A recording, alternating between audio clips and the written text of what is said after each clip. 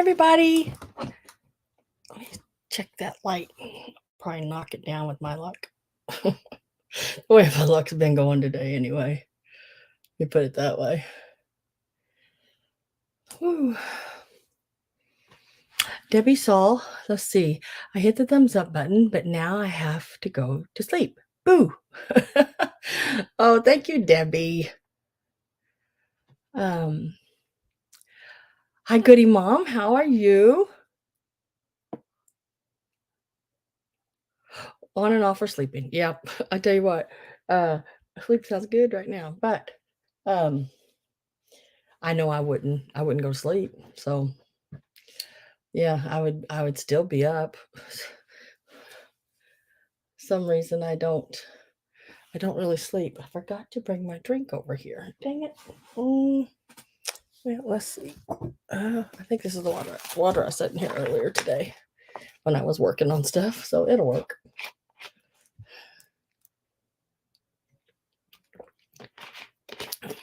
Still cold because the husband keeps the house so cold that you don't have to worry about it. It's still cold.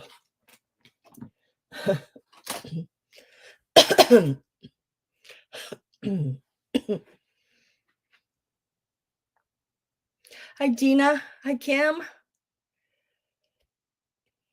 We have got, if you are into sewing, quilting, crafts, if you need some zippers, you need some old, some trim, ribbon, hankies, patterns. They're not like clothes patterns, but like quilting patterns.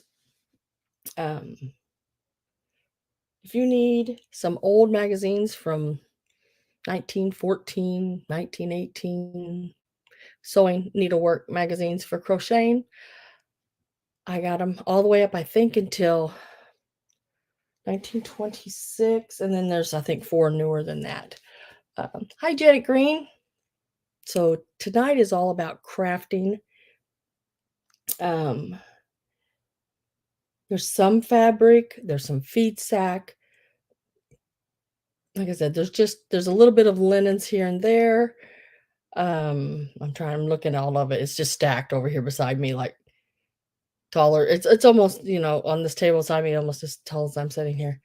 And then back here on the bed, there's Christmas, there's some fall, some older, some newer, some maybe 90s fabric. But then there's 1930s. So it's just all over the place. Boo! Hello, D Rose. Patricia! Hello. Susie with you? Susie, if you're there, say hi, please.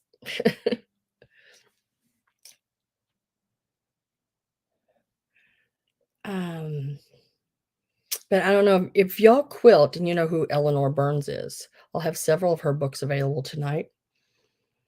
I have, like I said, just I even have the old feed sack, just the cream color, like this.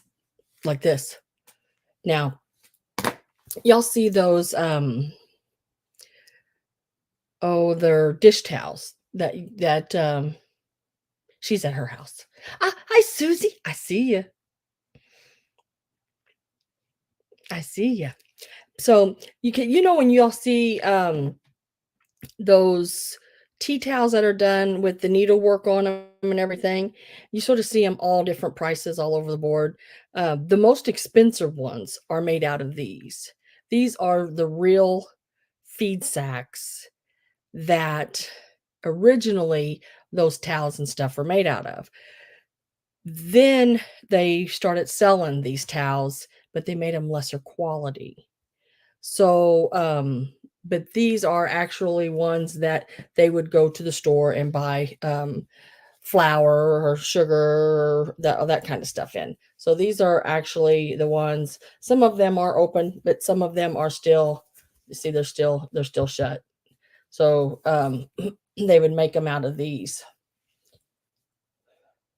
There could be some writing on some of them still. I don't know. I just pulled the stack out of a container and set it on the table here. There's several of them. Those will be available. That's why when you see those dish towels, and some of them are a set is like 65 or $75 and up, it's because they're made out of the real stuff. Um, when you see some, like the little set I had, that were the Halloween set that I had not on a show here a few weeks ago, those were not made out of these. That's why I offered them at $40. They are made out of still good fabric, but it's not this old stuff. Okay, there's the difference when you see prices different. I had another thing. I got a book here I want y'all to see real quick. Um, I had someone email me and wanted to know just how I knew um, the age of fabric. Did I go to school for that? Those are the real McCoys, yes.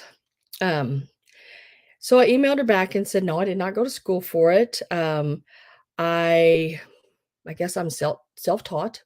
Basically, I've been sewing for quite a while, and I do a lot of reading. Now, this is a really, really good book I'm gonna show you. It's not for sale because I still use it today, when I have a piece of fabric I'm not real sure about. There's certain characteristics on different fabrics that they didn't have, say, pre-1930s or pre-1910. So this is a book right here. It's called Dating Fabrics, The Color Guide 1800s to 1960s. This is one of the best books to date fabrics. It's it was, I think I gave $25 for it. It's not a real big book, but it has, hi Diane, it has some of the best examples. It gives you examples of the fabrics. You know, it's just a picture. You don't get to touch it, but you can, it shows all the way down where you can see the fiber and the weave and everything of the fabric. Um, really, really cool book. Gives you the dates and everything at the top.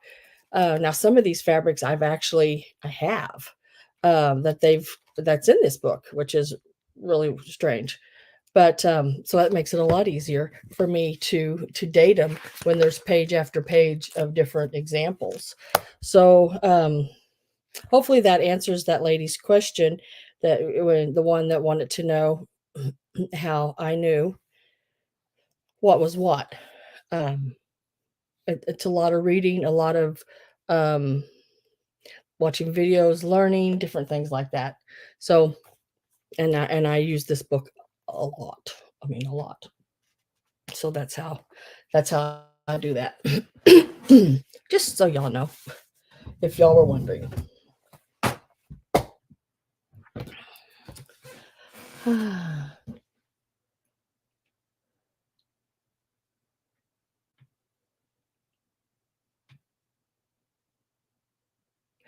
No. Let me, oh, where is that?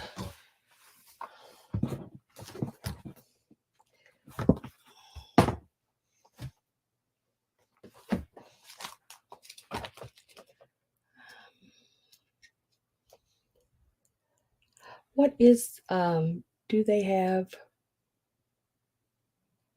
for trowel in there? I don't know what for trowel. I deal mostly in cottons. What is that, D Rose? What kind is that a kind of fabric that I don't know anything about? Which, you know. Hi Dana.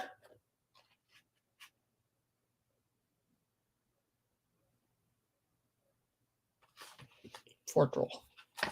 I don't know.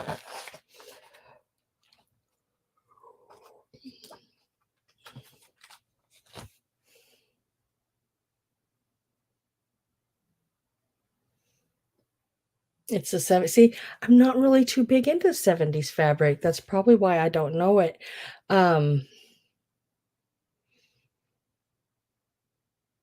I really like 1900, late 1800s, 1900, early 1900s, all the way up until about the 50s.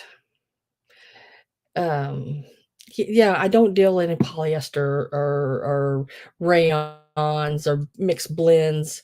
Um, sometimes some of my fabric may be a, cotton poly blend. Some of the newer stuff is. But hi, Toot. What did Tooter say? Yeah, it's a polyester. Um, but no, I don't deal a lot in polyester. So, uh, really don't have any. I might have some scraps pieces of it, but I don't. There's nothing like that in this book.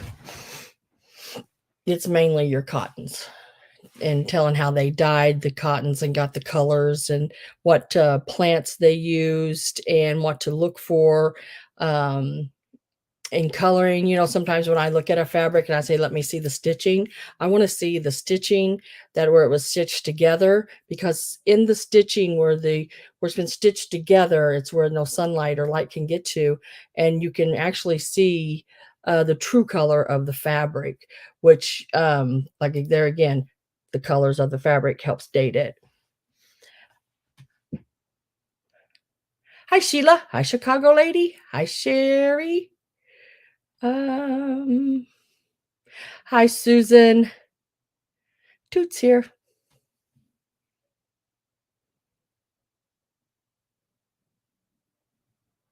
Peter must be really old to know that fabric. Double knit like a polyester, yeah. What did I do with that one piece? I might have laid it back in there. I had a piece, and I think the only reason I had it out a while ago. I think the only reason I kept it. Let me see if I laid it over here real quick, because the only reason I kept it is because it was those big flowers and everything, but it's not cotton. Um,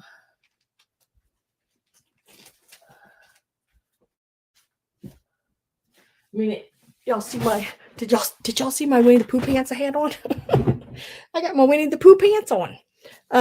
It's cotton, but it is also a blend.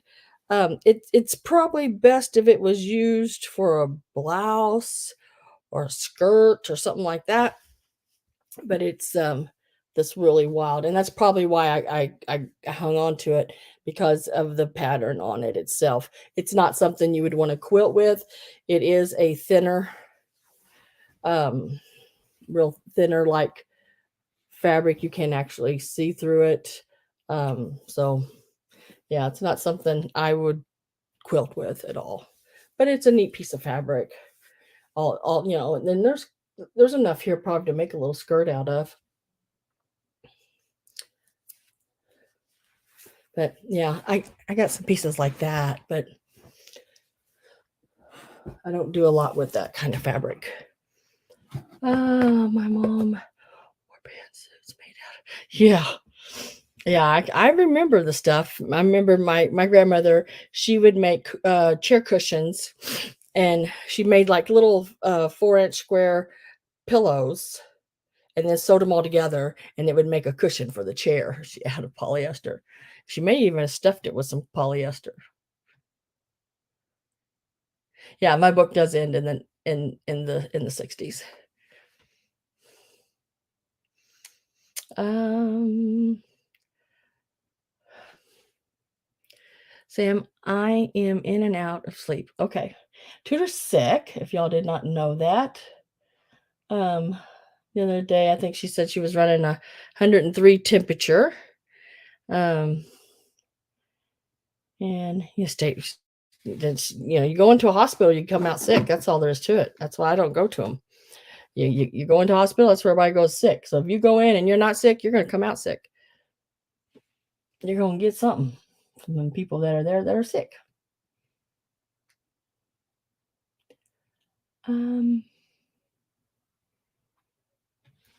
Does everybody? Oh, I did. I gave myself a thumbs up. I gave myself a thumbs up. Oh, nylons and stockings. Yeah. Yeah. You just never knew when you open up one of those, old stuffed pillows or something like that, what was actually going to be in there. Totally.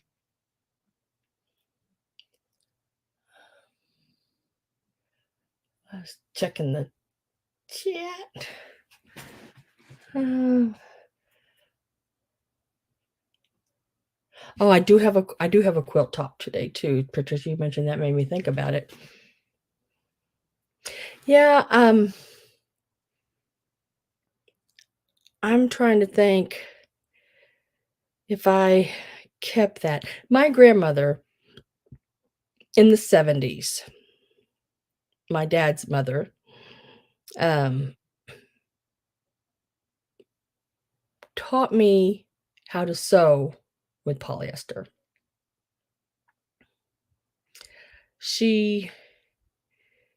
I think my first project was making yo-yos, hand sewing them. And she made me some, nice big circles to go around so I could gather them all and make yo-yos. I still have all of that. I never did finish it. I was only 6. So, hi, Linda. I was 6 years old, so 7 years old. So it's like I never finished it because my attention span didn't, I guess, stay on it that long. But um, I'm glad she showed me that. So let's get started. Looks like we have about 28 people here. If you haven't said hello, just say hi so I can see everybody. If you're not blue, that means I don't have your info or you've never bought from me before. I do ship from Missouri. Most everybody in here, I think, is blue and they know all this jazz. Everything is an offer up. Unless otherwise I say this is just I'm gonna give it a number and it's this much and this is the number. Otherwise, I'll say the starting price and then give a number. Make sure you're in before last call. If not, then you can't come in after last call. Hi, Carol.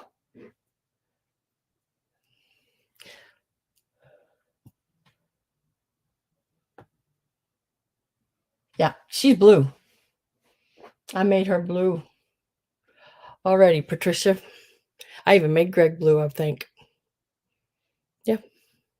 I don't have his info, but that's okay. I know I can get it from you. Just in case he ever popped in. So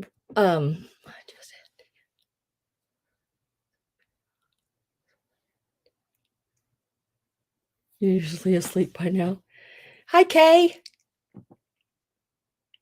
Okay, now I do have some trim tonight.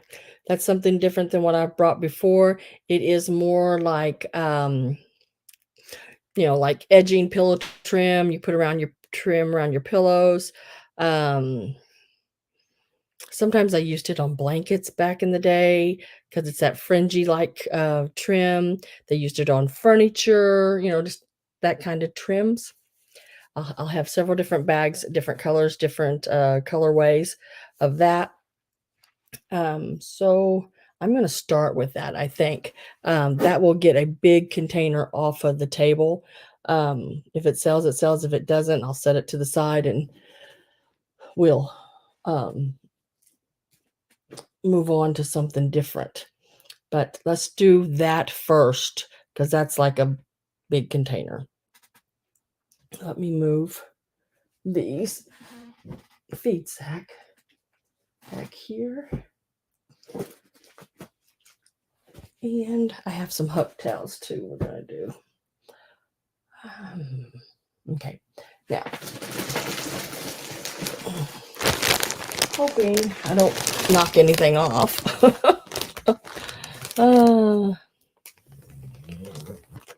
Now this is some of the trim. Now this whole bag is going all together. There is 20 yards. So there is plenty of trim to do with whatever you want. I'm going to show you what it looks like. So it's one piece. Now it is sort of your golds, your greens, your I'd call that burgundy gold and sort of a sage green. It's probably going to show up a lot more green, but Yeah, it's showing up a lot more green maybe. Let me look here at my other screen. Yeah, yeah, it's really pretty. Now, this is the one where this is the top actually right here, and then you tear away this bottom, the little take the string out of it, and it opens up, and it is a fringe, like this. I did tie this together so it won't ravel any further. But then you have this fringe that goes around whatever you want to put it on. There, there is 18 continuous yards, and then I have this little two yard piece of it. It's all together. We're going to start it at $20. There's enough here to do quite a bit. I don't know. I think this would, even if you did the dolls, um, like the what do you call them?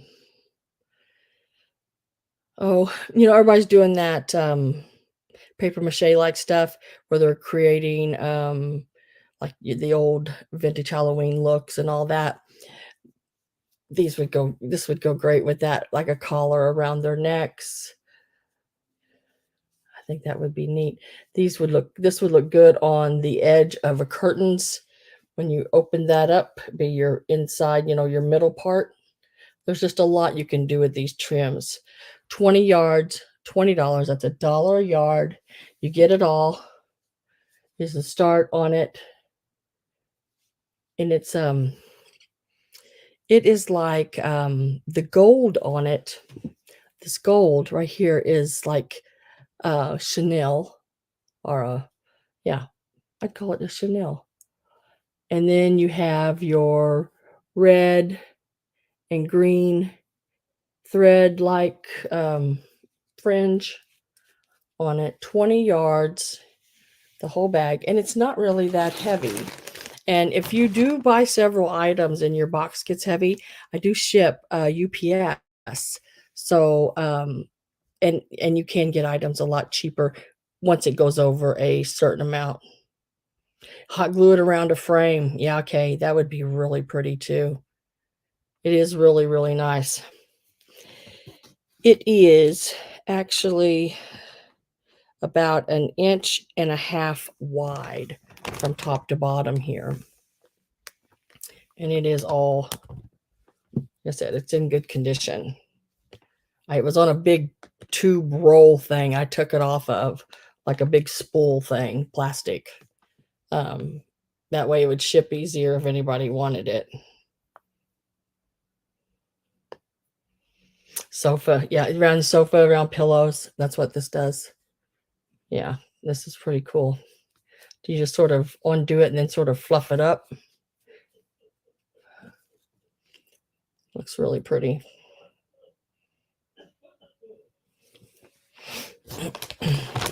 It is available.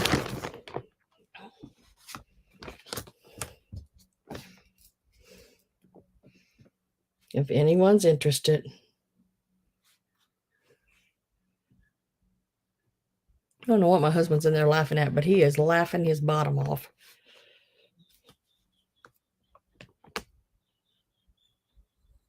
I don't know what he's laughing at, but I don't know what he's laughing at. Oh my goodness. He is laughing at something. Let's see, 20 yards trim.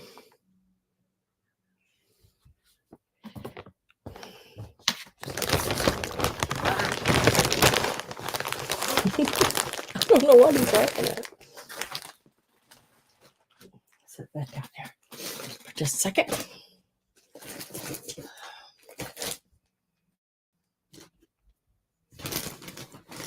And then I have another bag, and it's all trim. I did not measure every one of these pieces. It would have taken me forever. Just know that there's several. There's quite a few yards. Now this is the edging, that this part you would sew into your seam, and it would give you that rope edge around whatever you were making, a pillow, curtains, border on your couch or furniture, whatever. I put it all together like this. It would have took me days to measure all of it. I did measure that because there was so much. And then there's this blue here. Let me find a piece of it where I can bring it out and show you. I did band it all up. Did I not leave me an opening? But it is a light blue, and it is this trim like this. It has that flat topped edge like this. That's the back. This would be the part where you would either tack it around your chair cushions or the bottom of your couch, or where you would sew it into your pillow. And then it also has like the little pink roses on the top, little pink and burgundy roses going around the top of it. You get those, both of those. And then I wish I would have left myself an end. I don't know what I was thinking. I guess I was thinking tuck it all in so I don't fall out. Then there's this trim. And this is like, there again, it is your little fringe edge. It's got the top part here where you would connect it. And you'll get all of that in there as well. So you're going to get this piece I just showed you, the big thing of blue, which I bet you there's 5 or 6 yards of that there. And the white roping. $8 is the start. I forgot to tell you that. Shoot, sorry.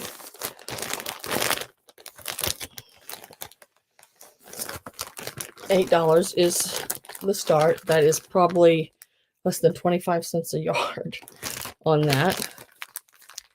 You will get all of it. And it can be attached to whatever you want to attach it to. Like Kay said, would be really cool around picture frames. Hi, Mary Dugan.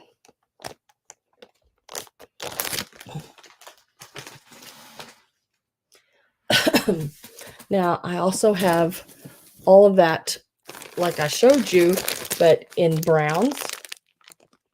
So it's browns and burgundies, more fall colors. There's real pretty greens.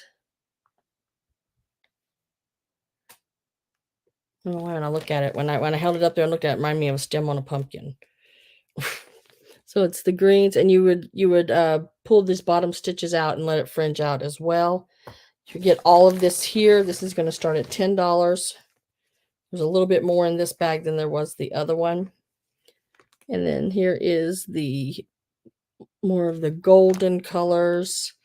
Let me get this out of the way.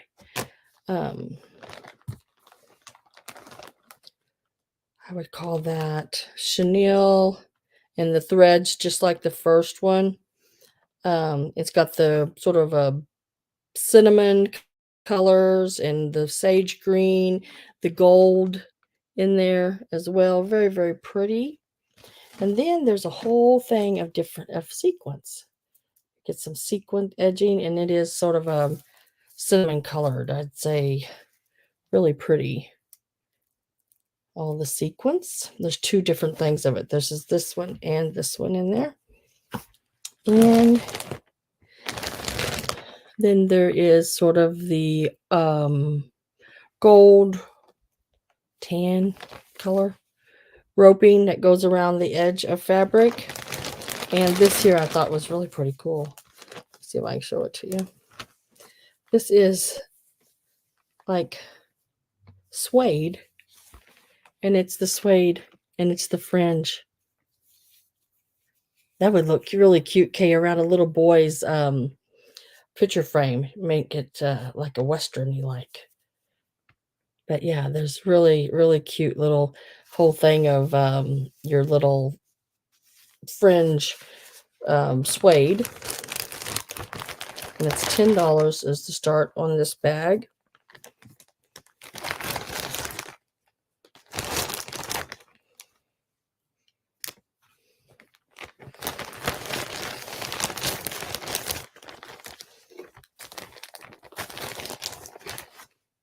How did I get all that to fit in that bag? I'm trying to figure it out right now.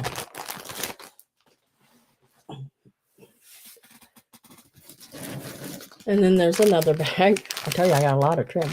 This one here is your creams and greens and golds and everything like that. Got a lot of different yardage in there as well.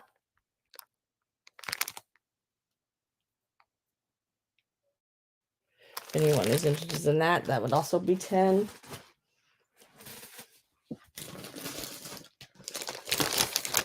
And then now this here is yarn, I guess you would call it. Is yarn. But it is that real fuzzy, hairy, like yarn. I don't know. I don't understand it. Why somebody would need some fuzzy, hairy yarn. But there again, would look really, really cool around the necks, around. I guess they crocheted with it. This is what it says. It says yarn bee.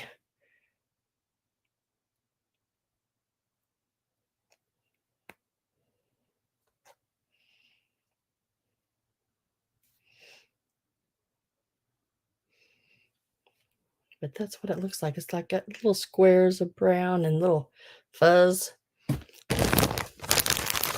And then here is this sparkly blue.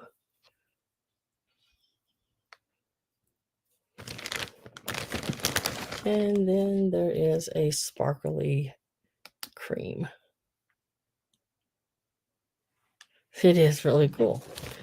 I don't know. I thought it was pretty neat looking. You know, when you're doing a craft and you just need some like little wad of something to put in a place to make it look fluffy, you know, this kind of stuff is really cool to use. So say there's a cream color, a brown, and then this sort of aqua peacock color blue. This bag is starting at $7 if anyone's interested in it.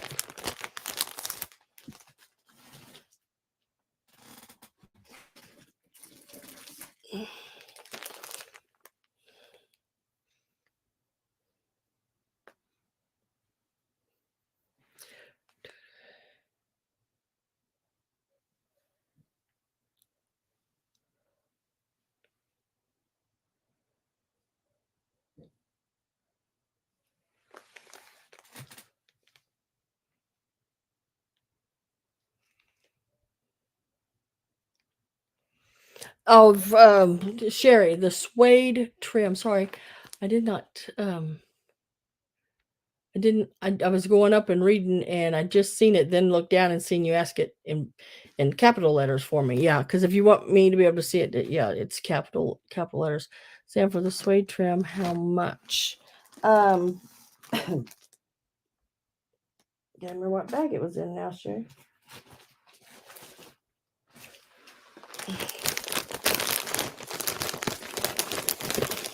Well, the whole bag is $10. You're just wanting the suede out of it, out of a bag.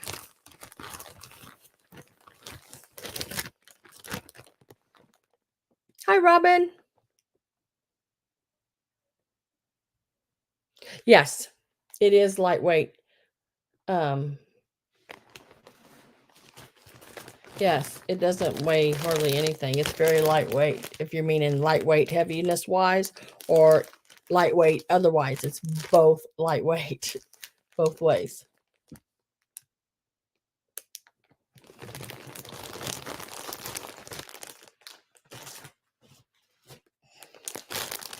Well, I wanted to sell it all in one group, but there's a lot of suede here.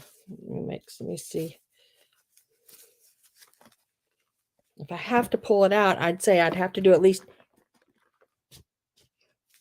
half what I was asking to pull out things. So 5. Yes, it would make good packing. And I'm working on your box right now, D Rose.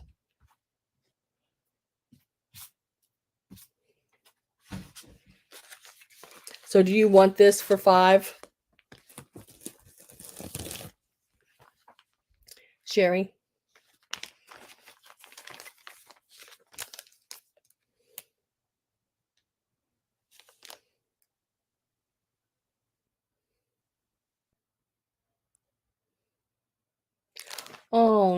Oh, Diane.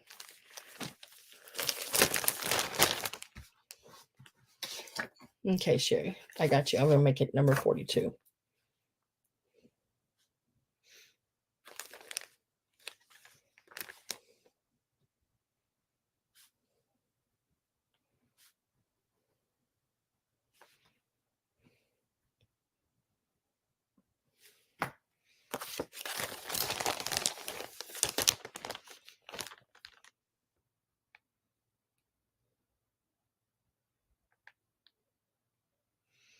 That's horrible. I got you for the hairy stuff, D Rose.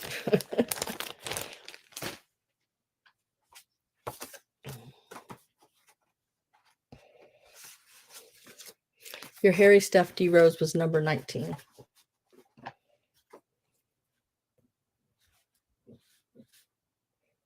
No, I'm going to write hairy stuff, so I know exactly what it is.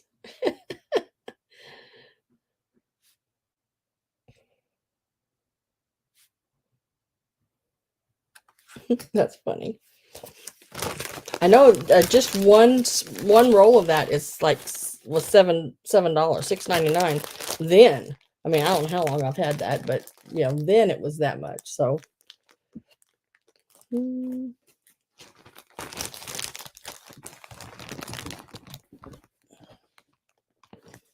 now I'm going to move this drawer over here. Trying to keep everything separated. Now, there's 2 more things of trim, and I'm selling them just on the roll like it is. I have no idea how many yards there is, but there's a lot of it. This would probably been like a skirting around a chair or a couch. I mean, something that's set lower to the floor, or even along the edge of a basket. Oh, you're welcome, Sherry. You're welcome very much. All of this is $10. It is that sage green in color. I'm going to leave it on the cardboard the way it is.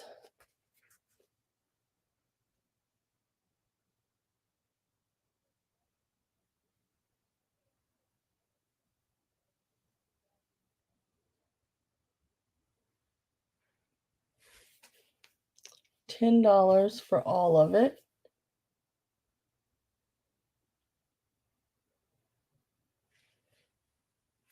I have some of it, Dee. I kept a little bit of everything, or it came in 2 pieces or something like that. I have Janine Anderson. my husband, camera shy. Oh, he's in the other room. I'm in my bedroom. I come back here and do my lives on Wednesday nights because he has certain shows he likes to watch on television. And then Sundays I might be back here anyway because he's got Sundays because football. So I have Janine Anderson at 10 on this piece. I wish I could tell you what how many is there. I can tell you there's a lot. A lot there.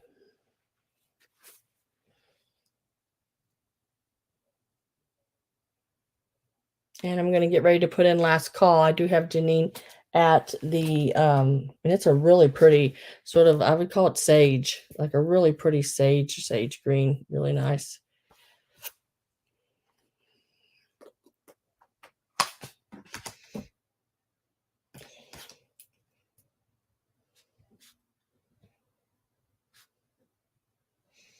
Last call is in. Yeah, football starts tomorrow. Just my luck. And it is sold for $10 to Janine Anderson. Thank you, Janine.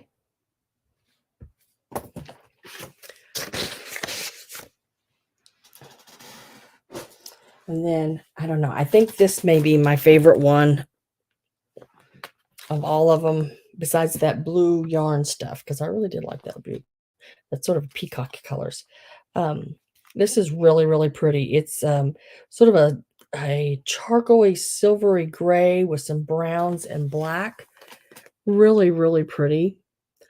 There again, not sure of how many yards. There is several. You get all of it on this spindle. I will take it off this spindle because this will weigh some. This will have some weight to it unless you want it. It would be less in shipping because it, will weigh less without it. But really, really nice. That silvery with black and that brown. This is going to be $8 start on it. $8 start. And if I had to guess, I'd say there's probably 5 or 6 yards. That other one, there was probably 10. I don't, you know.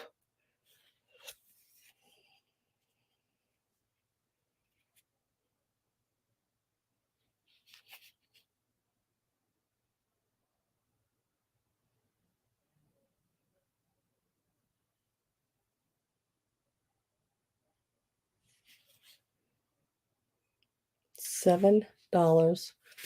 And I would say it's a good, probably, 3-inch, probably a good 3 inches, because from here all the way down to here.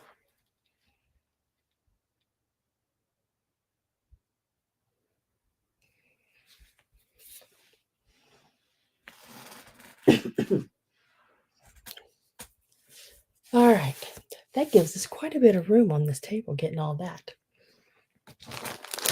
Next lot I'm going to do, now this is a lot of linens.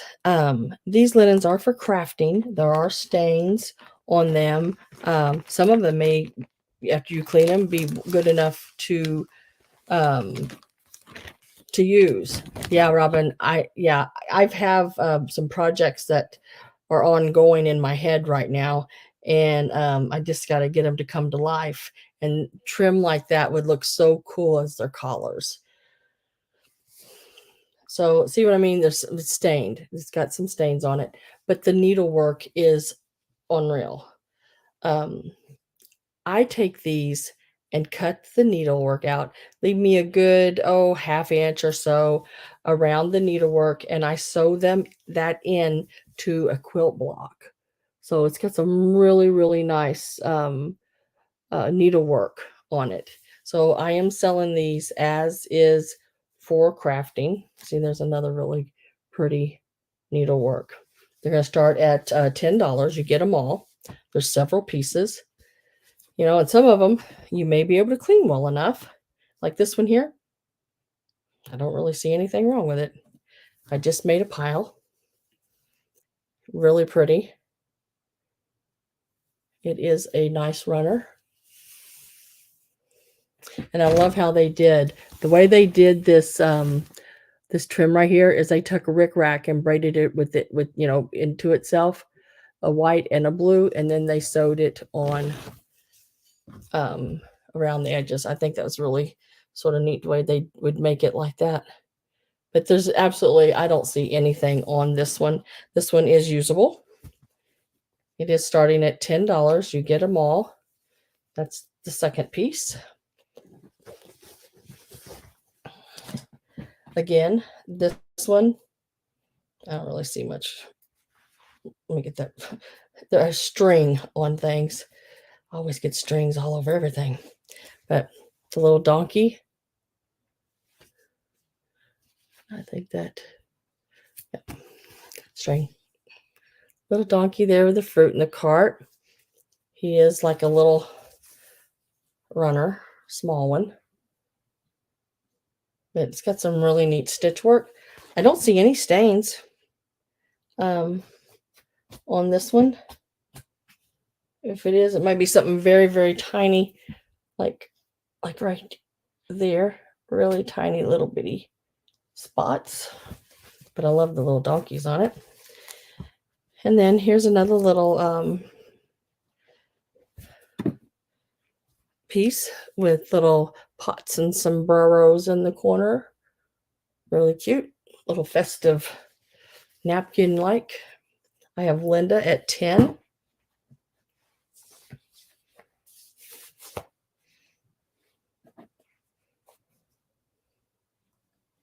That's all right, Patricia. If you ever need some, you know where to find it. Because that's just some of it. I went to this estate sale and bought it all. Real cute. Another little piece here. Said I see this little place right there. Really, sometimes, you know what? In the camera, it makes it look so much darker than what it is. And these have not been cleaned. So that could be something that may come out. Again, the big roses, another runner. You're getting all of these. I do have Linda at $10. Same thing on the other side. This is a continuous long runner. There again, don't see a whole lot of anything wrong with it. It is usable. Don't see any holes or really any stains that are major of any kind.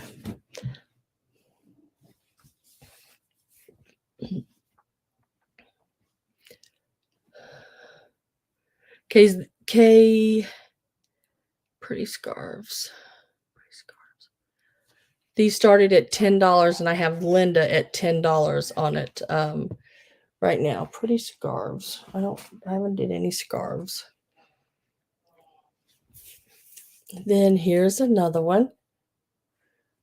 Now you can see some yellowing on it. It is an old kitchen towel. Not really the like the feed sack. It's not that fabric, but they took a yellow and a brown there, put a little red French knot on it. That's on that side. And then there's, says baby deer. And it's got some little cherubs right there. There again, just a little yellowing that may come out.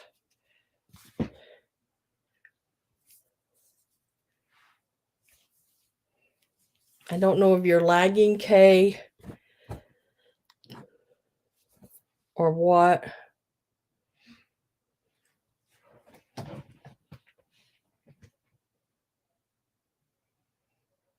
Did they use patterns to make those?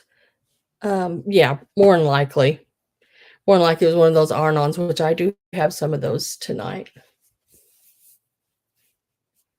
Okay. And then there again, this one does have quite a bit of staining on it, but I wanted it just for like the little duck in the corners, those little ducks, and then there's a little rooster. I said I would cut that rooster out and make it the center of a crazy quilt block. You could add it to anything. So there's that one. And then this one here is a very long, really pretty with this lace, hand done. Now it's just on the front. This, I believe, is what they would have called like a mantle or shelf, I think, or even a dresser where it fit up against the wall. Now it does have holes, as you can see, but I'm selling it for the lace around the handwork around the piece. There are holes in this one, but not the lace. The crocheted lace is great.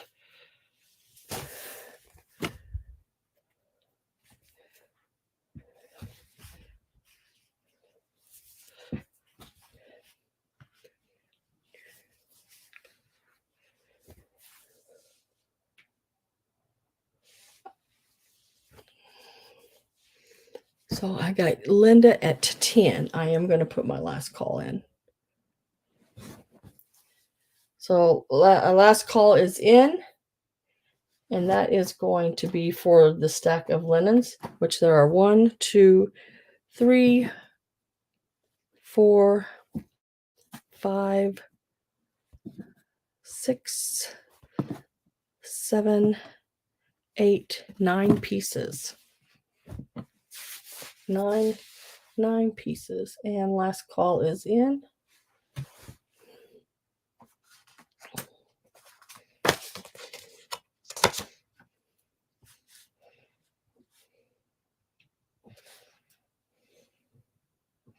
So that lot of linens will be sold to Kay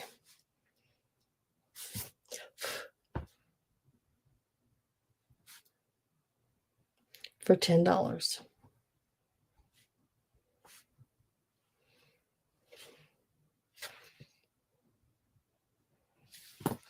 And let me get them out of my bag.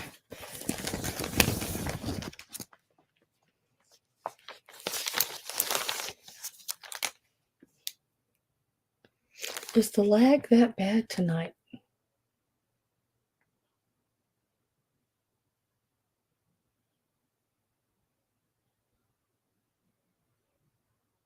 Not Kay. I'm sorry, Linda. I'm so sorry. I said Kay. I believe it is Linda. Linda for 10.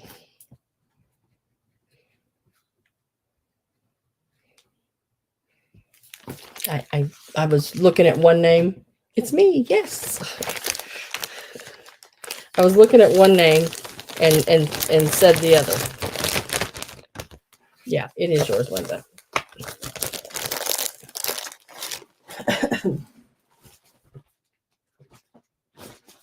Okay.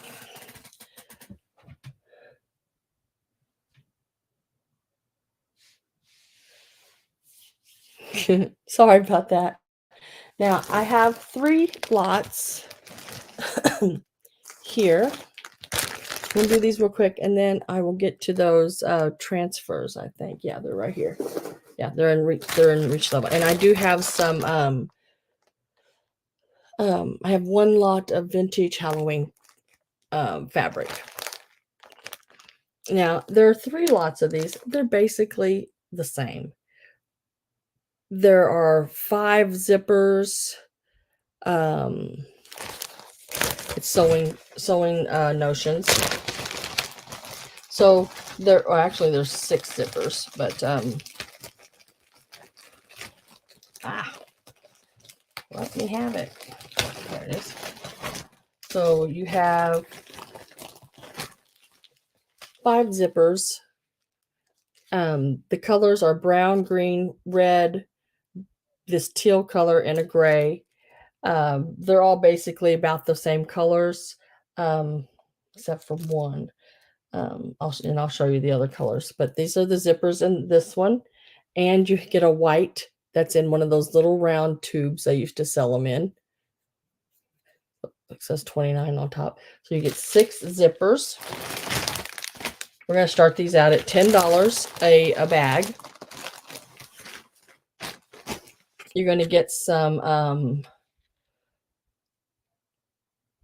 like covered buttons, halo buttons, and then the other ones are covered buttons and so on, like that.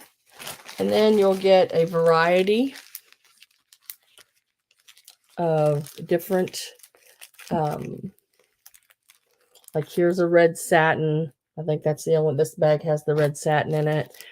There is bias tape in various colors throughout the bags. And then here's a red, white, and blue ribbon. In this bag, a green and whites in ribbon in there. There's some scroll braid trim, and then there's some pink rickrack. So you'll get all of that in this bag. We'll call that bag number 1. We'll just call that bag number 1 so I can show you. Let me get that back in there. I don't want to forget that zipper.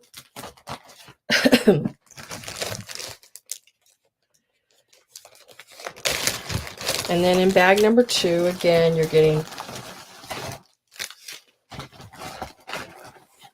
5 zippers like this.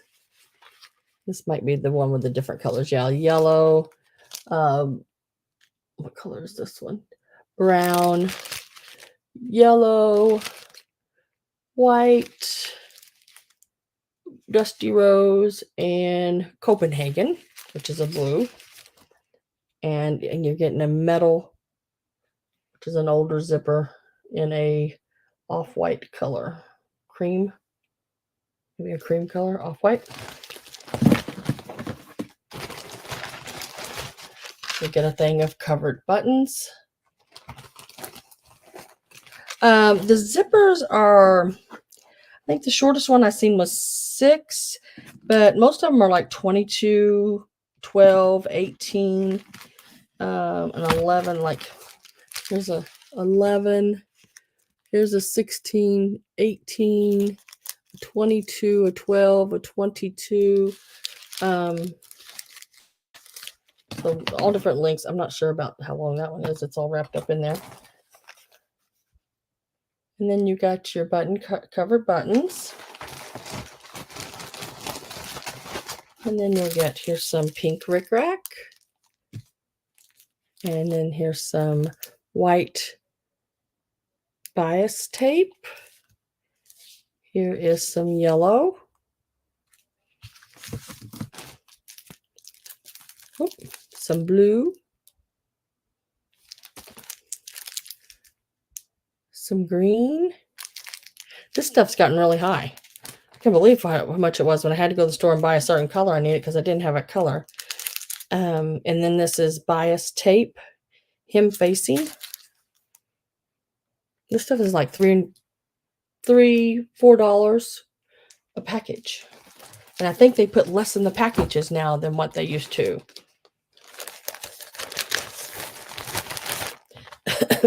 So you get all of that for $10.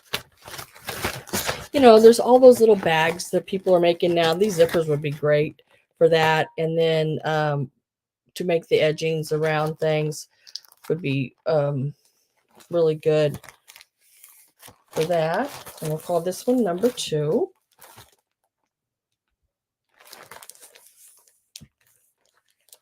And what did I do with the other one? Oh, there the other one is. And these are starting at $10. You get everything in each bag that I'm showing you for $10 on the start of that. That's 2 of the bags I've showed. And this is the last bag I have available. Basically the same, just a little different in some of the colors. But just in case, I want to make sure you see the colors.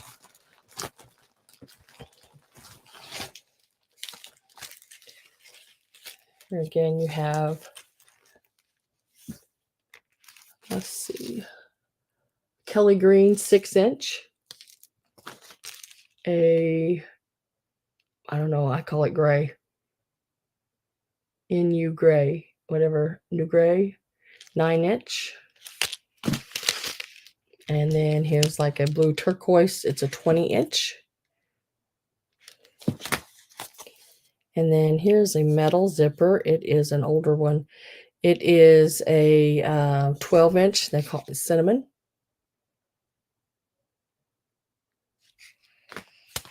And then this one here is a barberry red, which is sort of a burgundy color. 22-inch. And you'll get this pretty blue metal zipper here.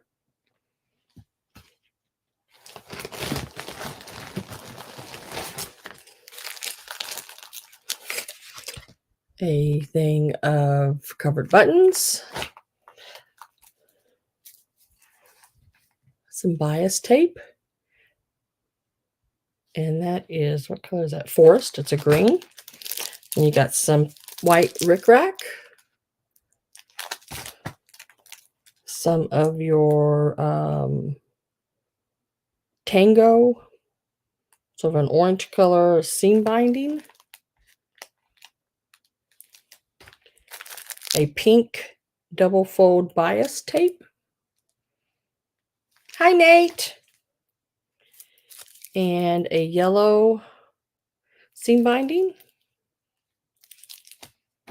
And a plum bias tape.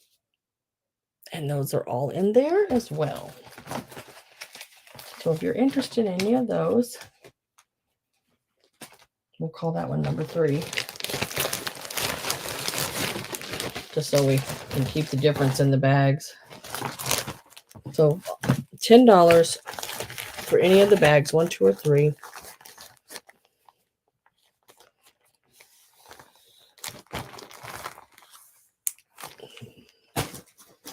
And we'll lay those where they don't fall off the table. Right there.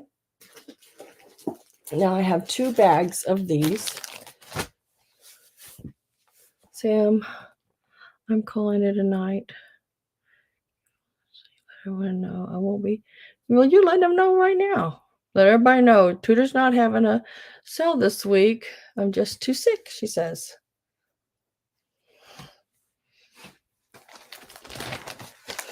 So I've got 2 lots here.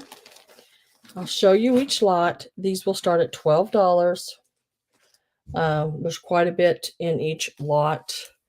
You have your anthropomorphic little what do you call them? Transfers. Couldn't get it. Right there in this package. And then there is a whole stack of all different kinds of transfers. There's everything from, oh, that I didn't even know that one was in there. That's nice. This one has edgings. It has different like little clumps of flowers.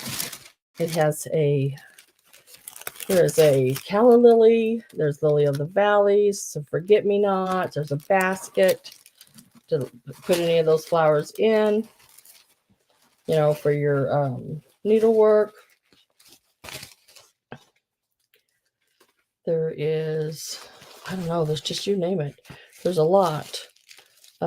Here's more flowers. These are tulips. Like, I don't know how to show it because, I mean, it's hard to see. There's roses, flowers, all your different designs there. $12.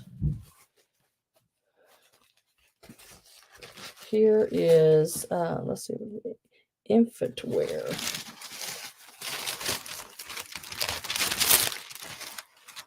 This is a whole pattern for a like a little infant bed jacket like thing they would have on. Really cute. Got all the little work you would do around the bottom edges and everything on it.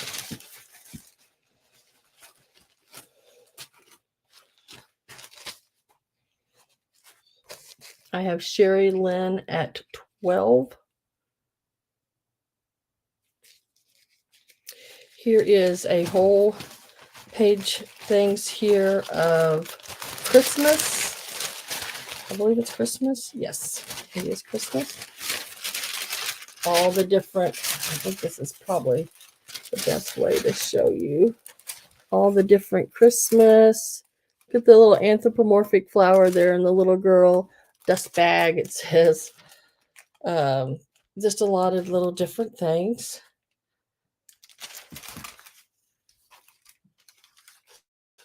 That one up there, what does that say? Handkerchiefs, like you would do on top of a handkerchief box. Really cute. These are some old ones, guys, really old ones. Then we have Sherry Lynn at, Sherry Lynn, I have you at 12 first. You are at 12 first, Sherry. And then Carol came in. So Carol needs to go higher if she wants to stay in. And then I have different like initials to do like your monograms.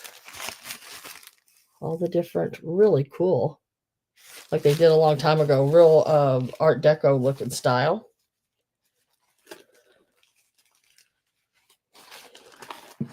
Oh, these are cute. Look at the teapots and stuff. This is sort of oriental, like the teapots and things to put on your tea towels. It's embroidery patterns, yeah.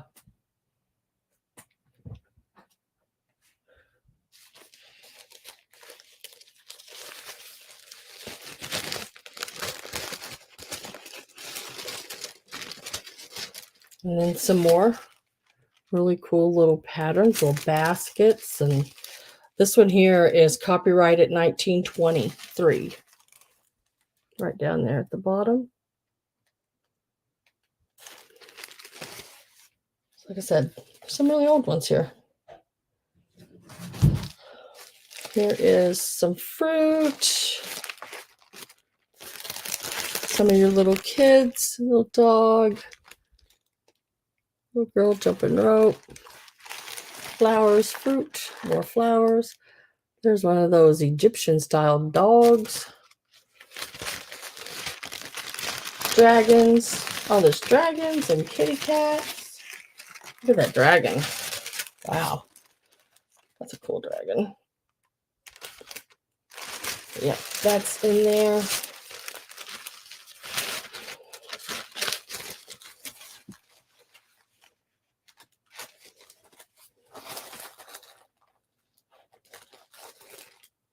Just trying to see if that one was dated. I don't see a date on that one.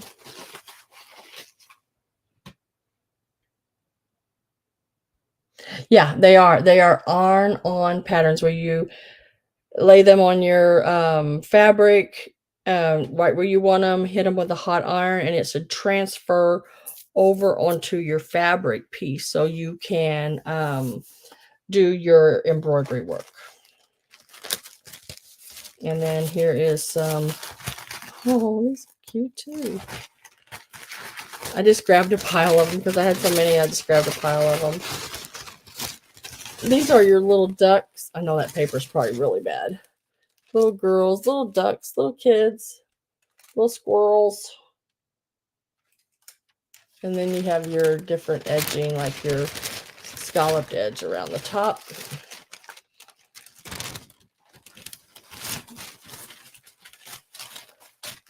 Sherry Lynn, Carol, let's see, Carol came back in at 13. Sherry Lynn came back in at 14. And that is everything in that one. That's a lot. So it's this whole stack here. And these. I like the anthropomorphic radishes and everything. Really cool.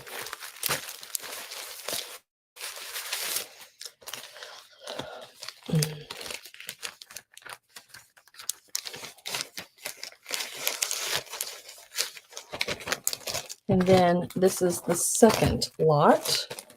On the second lot, I have two of these.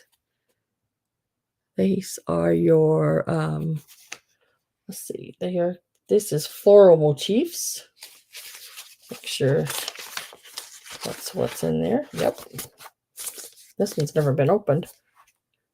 And it is your, another, looks like lotus flowers to me. Let's see what they're calling it. It doesn't say. Water lilies.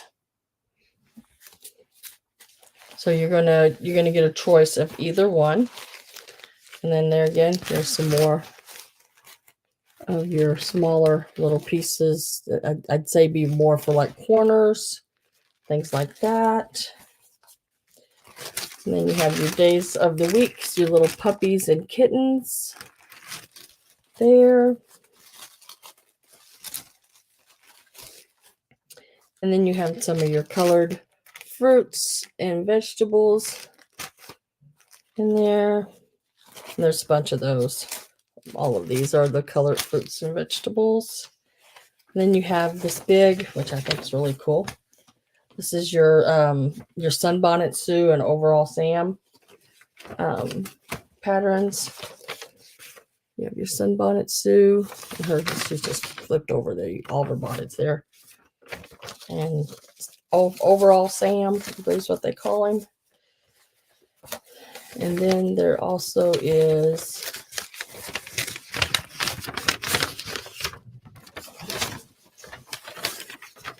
this little girl is in there.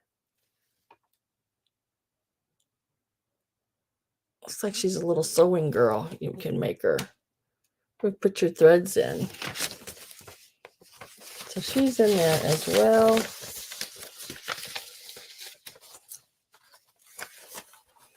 Ooh, gotta figure out how to fold it back because we want to fold it back right. Just like that.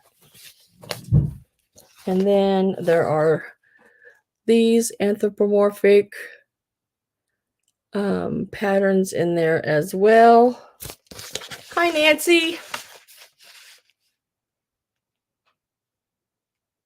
No, they are not. They are hand painted. They're on a canvas. They're hand painted on a canvas. A friend of my sister, tutor at Tutor's Treasures, she had a woman make them for me. And then here are your anthropomorphic little peoples that come in that package. Really cute. So you can choose either set, or the high bidder can take them both. I know it takes a while to show all of that. So I am going to, let's see, I have Sherry Lynn at 14 right now. I am going to put my last call in.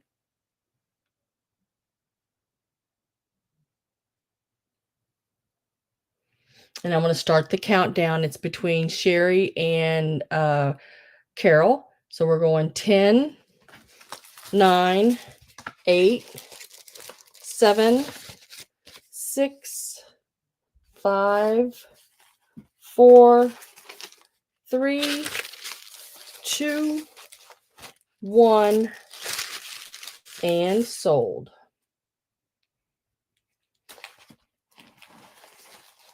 And we will see where we're at. Did I freeze?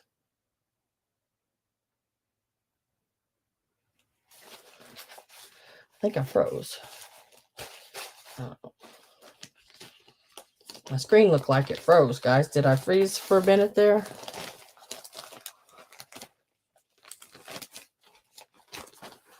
Yes, exactly. Susan, that's exactly right.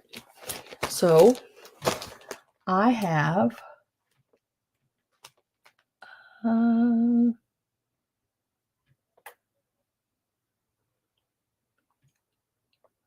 Sherry at 14 is what I see.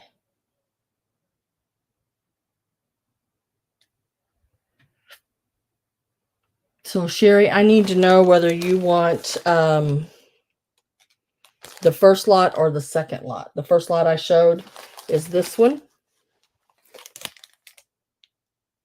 And then the second lot I showed was this one.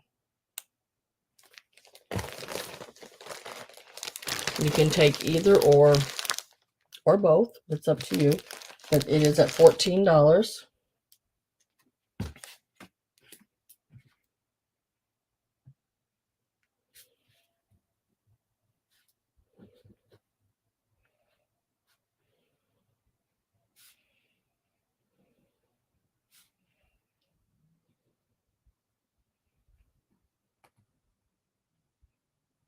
The first one. All right, we're going to call that number 45.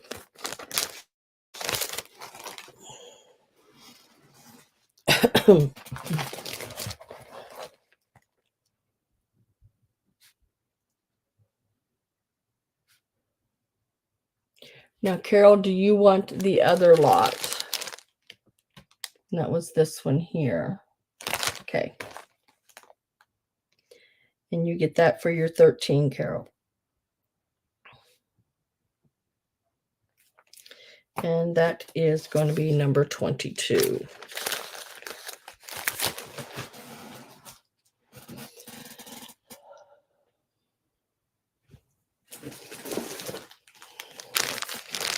Okay, now this is the lot of Halloween. Now it's scrap pieces, Halloween, but nice size scrap pieces, okay? Thank you both very much.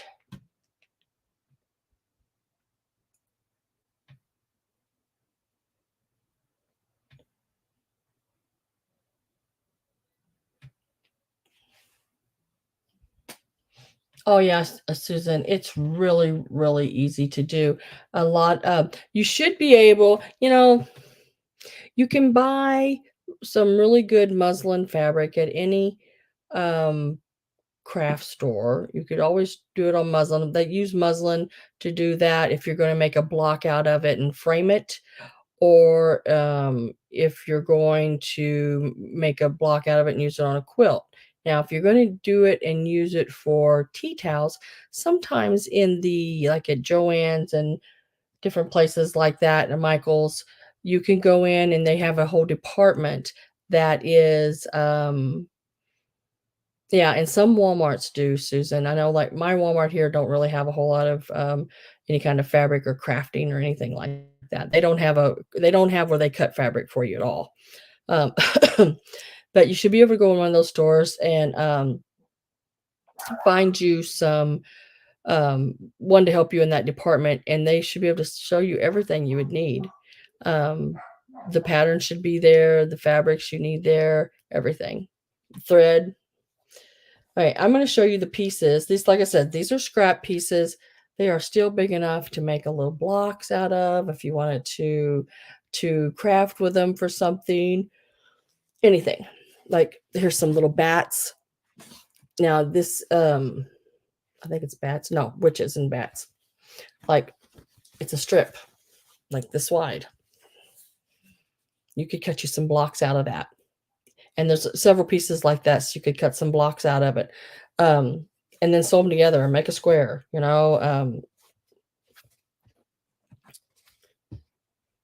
make it into get you like I got some pattern books here that I'll show you. You could make you a table runner, a Halloween table runner with all these pieces. um there is like right here, these are, how big are these, because there's several of these squares. um these are like an 8-inch square. There's your what do you call them, candy corn, and they do glow, guys. Let me see if I can, some of your Halloween fabrics will glow. The candy corn glows if you hit it with a black light, just so you know.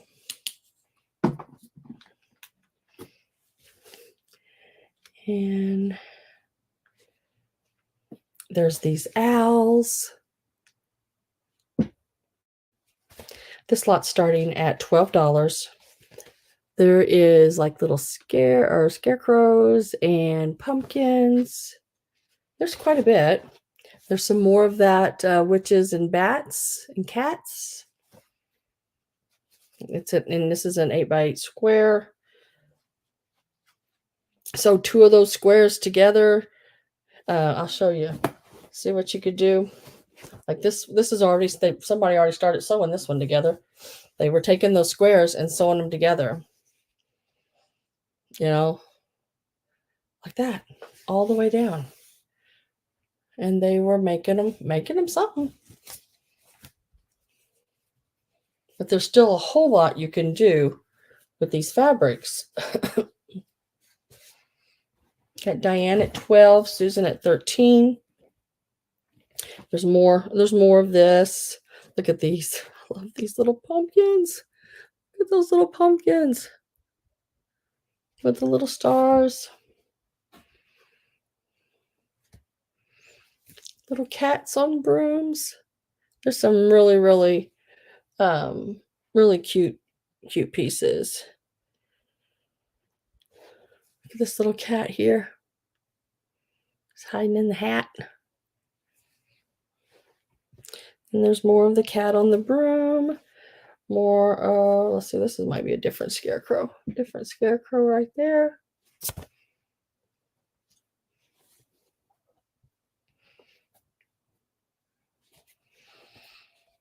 Here's some more of the pumpkins. Let's see, there's several squares.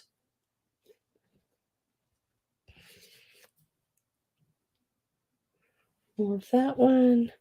Then there's some more of the candy corn. More of the bats and witches. More of the pumpkins. Let's see, what's this one? And then there's this little cat. He's in there somewhere, right there. So you got all that, plus, I said there's quite a bit of it here. Plus, there's a little bit bigger piece of the what do you call them? Owls. Yeah.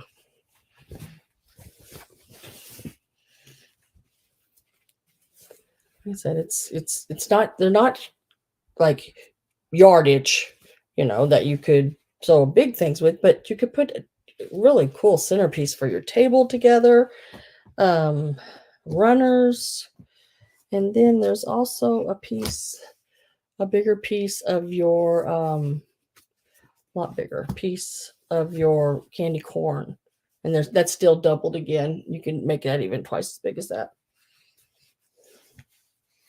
I have Susan Roach at 16. So you would get all of this scraps pieces of fabric for Halloween, and it's all Halloween. Really neat patterns of Halloween. I am going to put my last call in. I love the owls. Yeah, that is really awesome.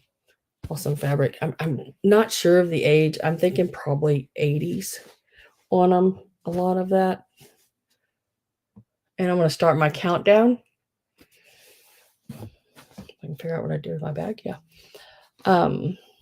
Going 10, 9, 8, 7, 6, 5, 4, 3, 2, 1, and sold.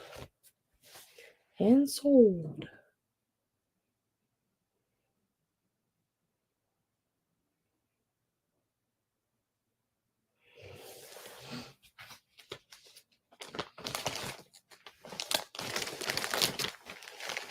It looks like Susan Roach, you got that for the $16.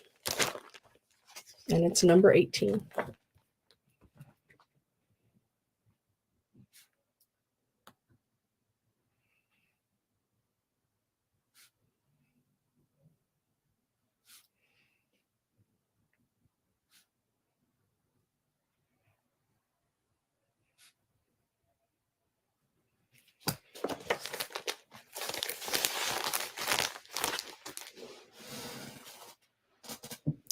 Now, I don't know if anyone is into making their own curtains, but I am going to make me some out of this fabric because I have enough for everybody.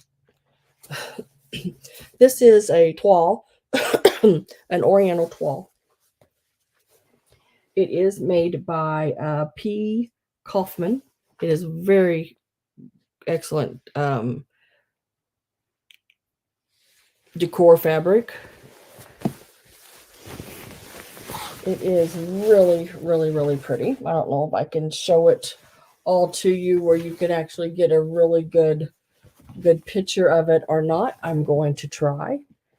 It has a cream colored background. I'm actually gonna make this fabric, and I'm gonna make curtains for my living room out of it. It has all the little peoples, tells a story. Not sure what the story is. I'm sure it's a good one, but usually most toiles tell a story.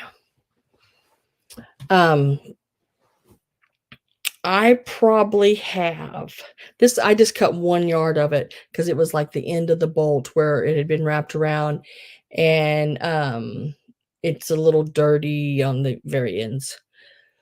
But it's still in really good condition. I think you could wash it and all that would come out.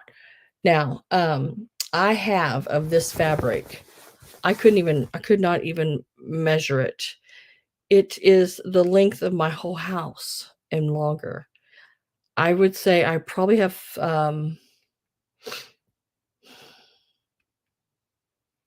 25 yards, probably easy, of this fabric. This is rather expensive fabric. I did find it online, um, and 2 yards of it sold for $65.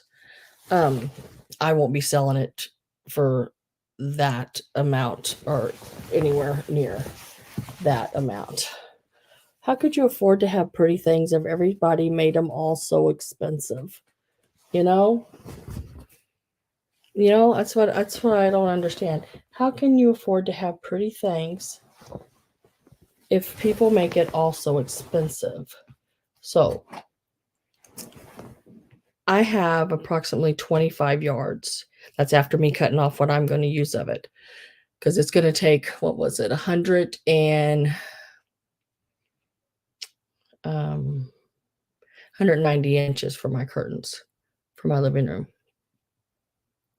So after I cut that off, I still have about 25 yards. So we're going to make it $8 a yard, set price. You don't have to bid on it. And I'm going to give it a number, and the first person to come in with that number, it's just $8 a yard, and I can sell basically 25 yards of it. So it is going to be $8 a yard instead of 30 some dollars a yard, and it is number 14. And all you have to do is let me know if you would like any of it, how many yards.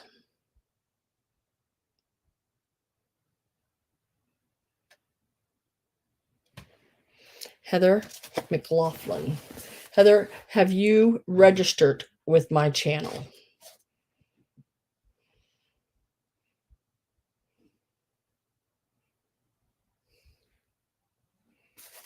And all you have to do is right here, just give me your information.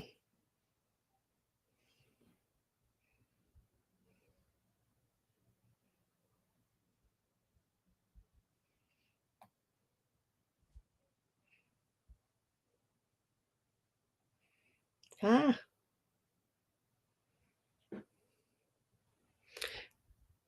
I'm looking to see, Heather, if I have your info. I don't see it. Are you able to send me your information? And if you are, I can accept your number 14, and then all you'd have to do is tell me how many yards you need. See, when I measure for my curtains, this is the way I do. I allow, I measure the length of curtain I need, which was 85. And then I gave myself 10 inches. So I could make at least a 4-inch hem on the bottom. Plus, I want to turn that under about an inch. Same on the top. I'm going to need at least 5 inches to make a casing and everything for the top of my curtains. Because those mine just fit on a rod and slide back and forth. Really simple ones to make. Sam, she is my sister. Oh, okay.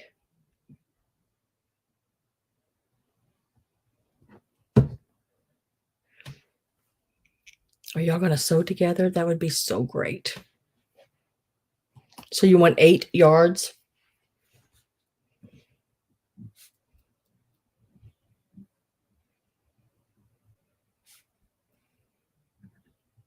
And I'm calling it the Oriental Toile. Toile, Toile. Oriental Toile at $8 a yard. That is going to Heather. Gotta spell your last name right. Laughlin, so that is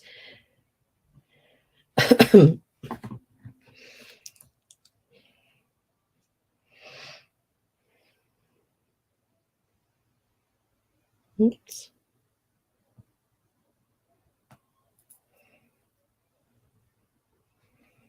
Okay, so that would be $64, and it is number 14. If anyone else would like some, it's $8 a yard. Very, very good. I mean, if you go online and you look up this name right here, P. Kaufman. I don't know if I'm holding that where you can see it. Hopefully, that fabric is unbelievable. Pretty expensive all the way across the board. Even if you go into fabric stores, you know, like Joann's or something like that, they carry your more of your decor type fabrics. You're going to give $30 or more a yard for this. So basically, what they had online was pretty darn close to what you would pay for it at some place like that as well. It is very, very pretty. I cannot wait to get mine done because my carpet in my living room is sort of a cream color. And then I love the mustards and the greens and everything that's in here because my curtains in my living room are sort of a sage colored green. And it is going to match with that. And it's, I mean, the colors are just absolutely beautiful on it. Really, really, really pretty. It is a very beautiful fabric. And I will make sure you get 8 yards of that.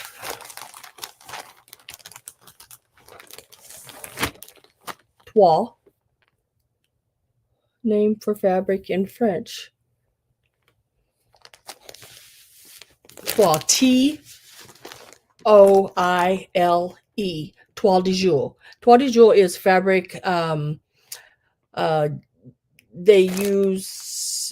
they tell a story. The pictures tell a story, and a lot of times you'll see it all in pinks, all in blues. My last video I did, the background, all that blue scenery like fabric behind it, that's a toile. Yeah, it is very, very, very pretty. And I've got some eyeing it online, like from the 1700s. But they went like $5,000 for it. And I can't afford it, but I can still go in and look at it and dream. Right?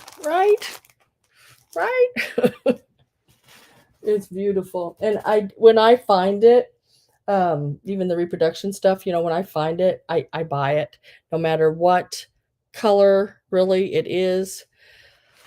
Because to me, it can just all go together. It all works.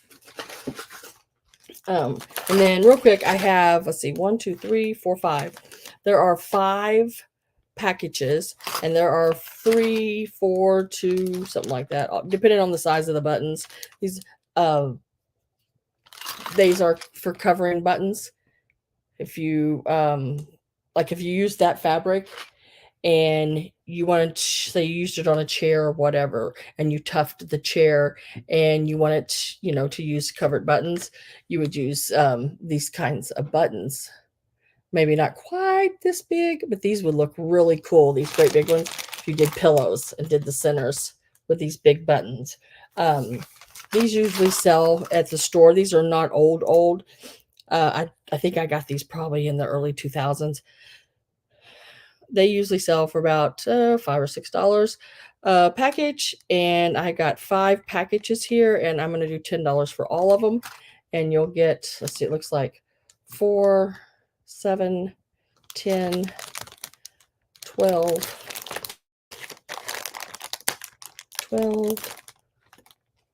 12. You'll get 16 buttons, different sizes. Let's see.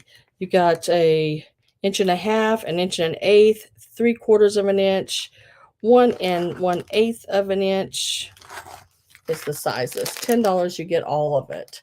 There's all 5 packages.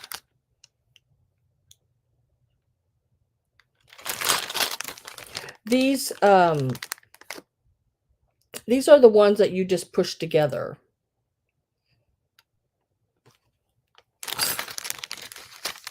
See here on the back, it shows you that back part with the shank on it just snaps into place. I've made these before, and I didn't have to use one of those. Oh, I know what you're talking about. One of those things where you hit it with a hammer. No, I didn't use that. This just has the piece that, yeah, that goes in. That's the back. You would lay that and then put that piece on. Yeah, the little teeth around it, the edge grabs the fabric. I don't think you have to have. Let me read on them.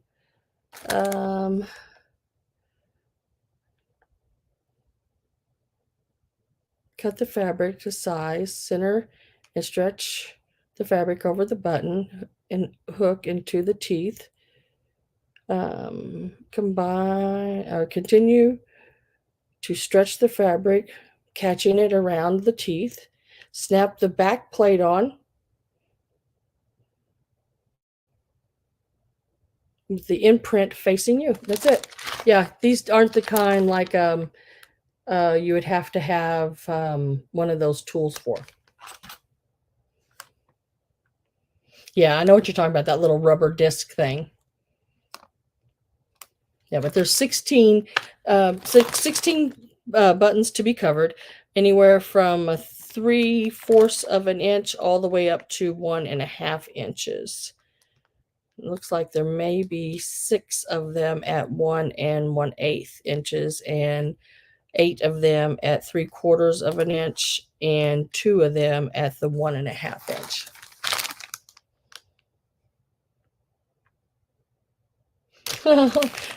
I don't know enough to do that, Susan.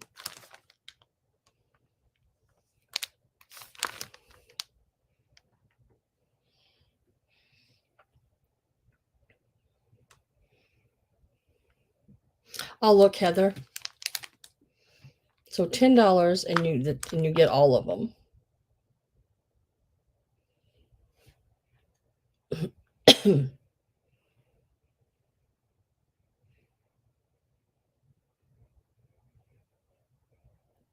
Okay, Heather, you should be blue now. If you'll just say hi or whatever, just or yes or something, so I know you got your blue, so I can see it. And you're gonna absolutely love that fabric, because I'm telling you, that fabric is gorgeous. It's absolutely gorgeous. If no one's interested in these, I'm going to set them to the side. We can always come back if we need to.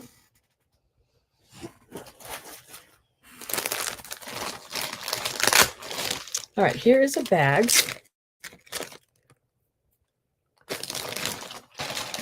of, now this is not old. I don't even know what the year is on it. There is a warning on it. Warning. But it is this trim right here, and I think it's so pretty. This would look cool around a lamp shade. It would look neat. Just anything you wanted to edge with it. There are all these little beads. Now they are plastic. Little seed beads and little beads that look like little UFOs. But they're really cute. It is a trim. There is quite a bit of it here. This is a partial piece. This is a brand new one. See how they did it around like the edge of a purse. They did it on the edge of a pillow. My lampshade actually, they're sort of a cream color. They're sort of a antique cream color. My lampshade that I gave probably $40 just for the lampshade. It has them in pink trimmed down around it, but they're a little bigger than this. I knocked that lamp off today. I'm surprised. Well, the shade ain't real straight on it right now because I knocked it over earlier today, and I was just glad I didn't break it anywhere. 1920 dress, yeah. But so you'd get a whole brand new one, a partial one, and all of this here as well. Plus, with it, I'm going to throw in, because it sort of matches it, and it'll be cool on each corner of the pillows. And they're starting at $10 for all of it. You will get 4 tassels. One of them does not still have the plastic wrap around it, but at least you can see what it looks like. Needs a little brushing. It's just been thrown in a bag. I would probably wet it, straighten it out, but yeah, I want to sell them all of it together. We're starting it at $10, all of it. And these tassels are really nice. They're sort of a gold color, which look really, really cool. Look really, really cool with this as well. So all of it starts at $10. It says there's 2 yards in the new package. Says 2 yards total. I would say with this and this, you probably got another over 2 yards with all of that. Apparently there was 3 packages at one point, maybe, or they cut off of that one or something like that.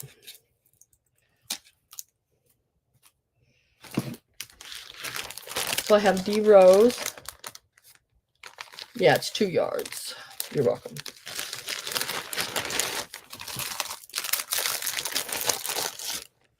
And then the tassels. Tassels are expensive. How much were these tassels? Does it even say? Doesn't say. I know tassels are high.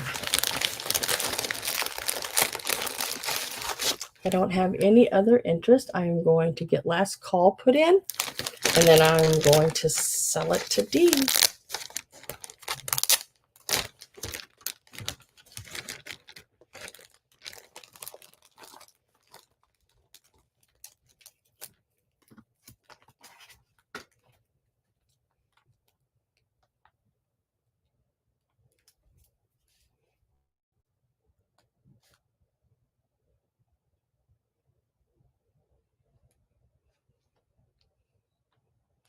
All right.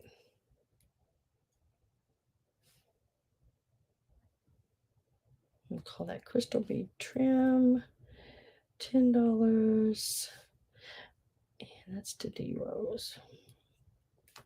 And D Rose, that's number 9.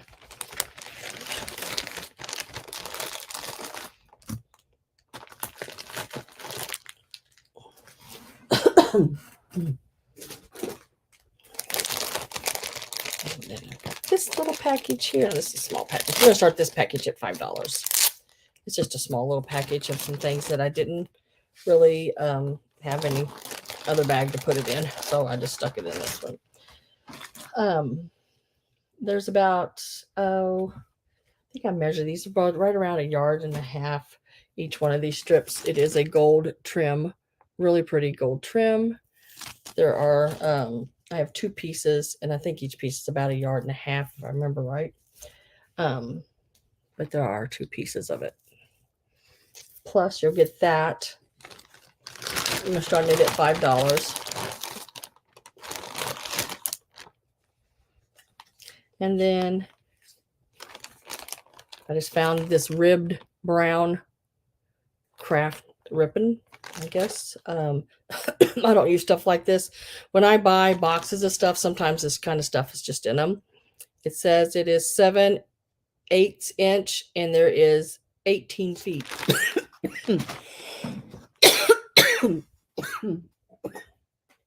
Sorry, guys. Ow. I gotta get a drink. Oh, I didn't mean to do that. It just happened. Sorry. So it's 7/8 inches wide. It is the ribbed brown.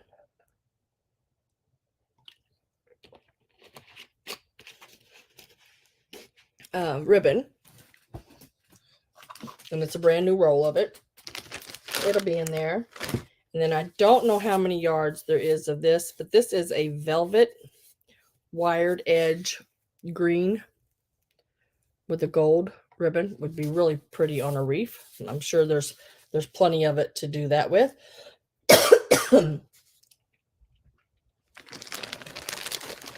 So all of that is $5 in this bag if you would like it.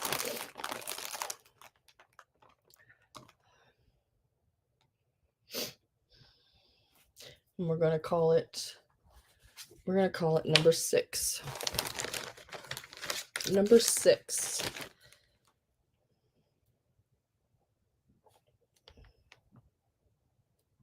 And it's $5. Gold, green, and brown.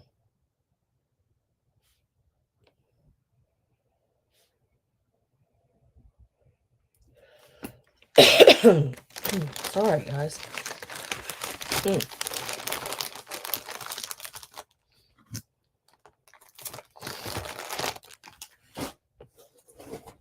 Now, I know this is way off in left field from what we're actually selling today, but I found it in with my fabric.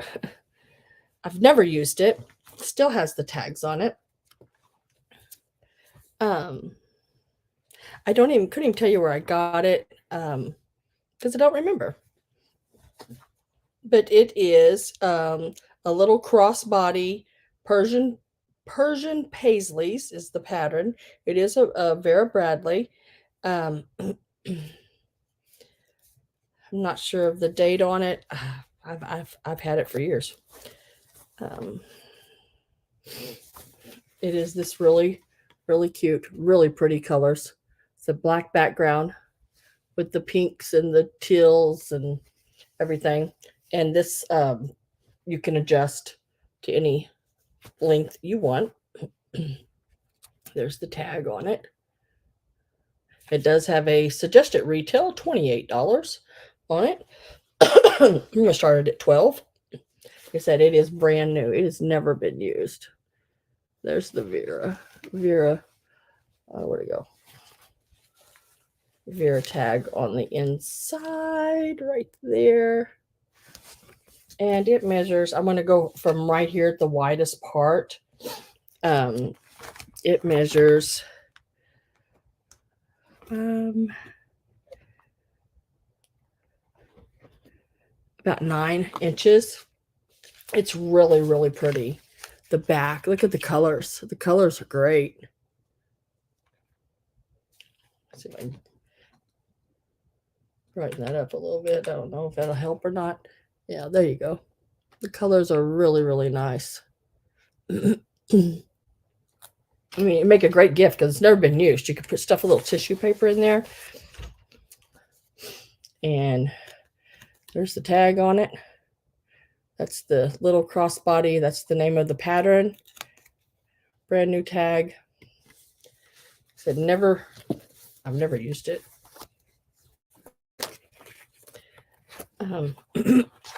I do have Sherry Lynn at 12. It is very pretty, yeah. It was in with my fabric, just laying in there. I could not really tell you where I got it. Because I don't remember. It's been too long ago, probably. I'm getting the string. The string, they put it right on the zipper. The tag string. Get that out of my way, and it slips right up. And it still has the plastic covering the emblem there as well. And then it is about excuse me, 6 inches. Yeah, about 6 inches.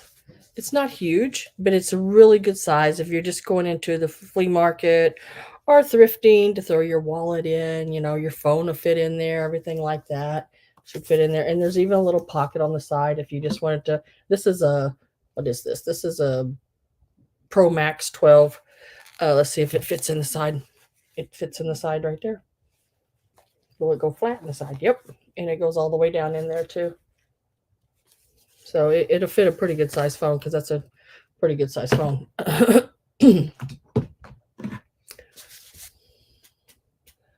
So I am going to put my last call in. I do have Sherry at 12. I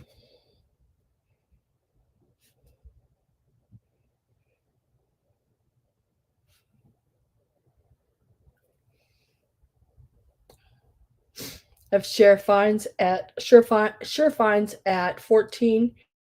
Sherry is at 15. Last call is in. And I'll start my count. We're going 10, 9, 8, 7, 6, 5, 4, 3, 2, 1, and sold. And we will wait for that sold to pop up and see where we are at. Do a little refresh. And I have Sherry Lynn at 17.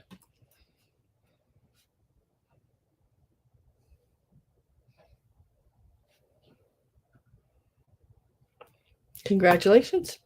And thank you both for bidding. I appreciate it. Let me get that in a little bag so it doesn't get anything on it. And we will give her its number.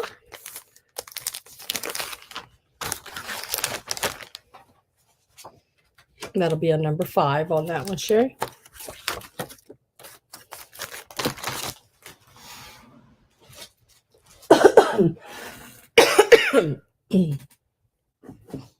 Okay, another box bit the dust. Yay. Now, is anybody interested in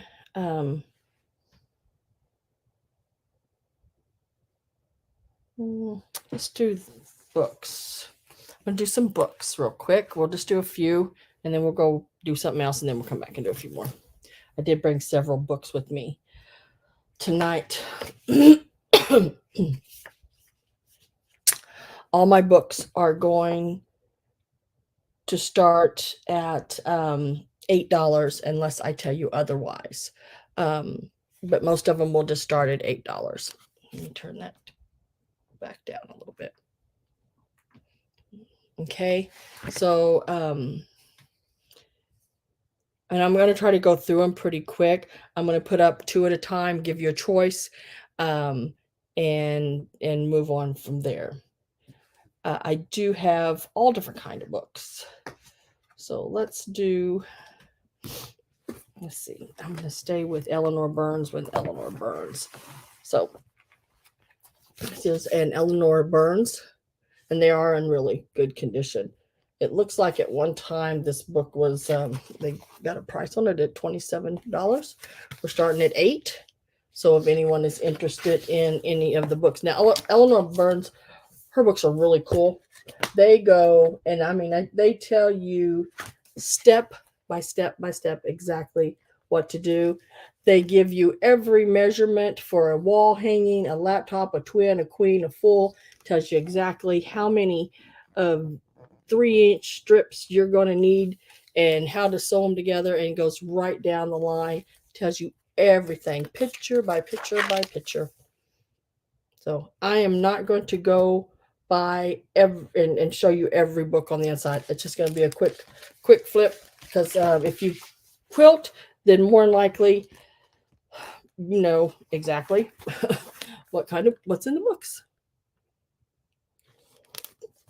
or what kind of stuff to expect in the books. This is and then in the very back it does still have all of the applique, big circles and everything you'll need for your borders and your appliques on your like that cornucopia I just showed you. That's the appliques for it, and all the fruit or vegetables that goes in it. Really cool yardage. Tells you exactly how many yards you'll need for everything. Okay, so that is this one. That is your quilt through the seasons. And then I have the Lover's Knot quilt. Start is $8.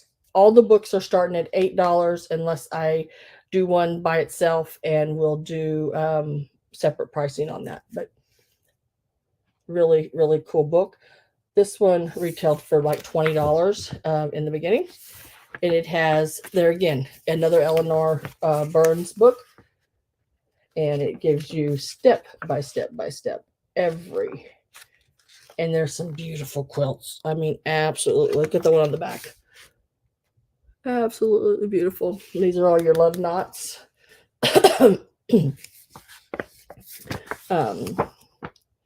So you have both of these. You have choice of either one. $8 is the start on that. I'm just trying to see if there was anything any different. Here's some more of the quilts that's in there. These are really, really pretty. And you know, they even gives you the measurements on a runners. See, and that looks so hard to do, but if you really break it down the way she does in the book, it's just strips sewed together, cut certain ways, and then laid certain ways. And she tells you exactly how to do it. It reminds me a lot of just a log cabin type quilt. And then just how you turn the block each time. I do have Patricia at 8. And if I can I'm going to get my last call ready. As soon as a bid comes in, I'm getting the last call going.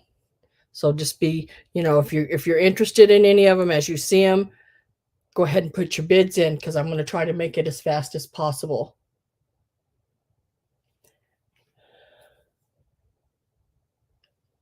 And I have a sold to Patricia. Patricia, which one would you like? Or would you like both? Totally up to you. They're both Eleanor Burns.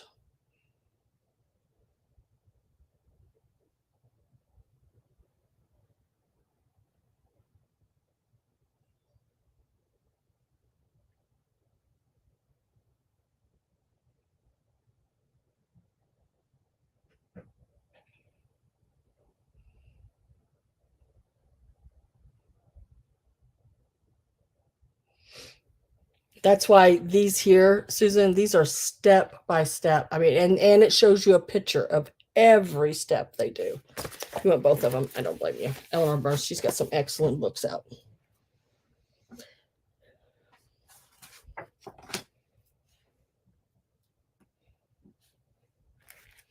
And this is the Love Knot.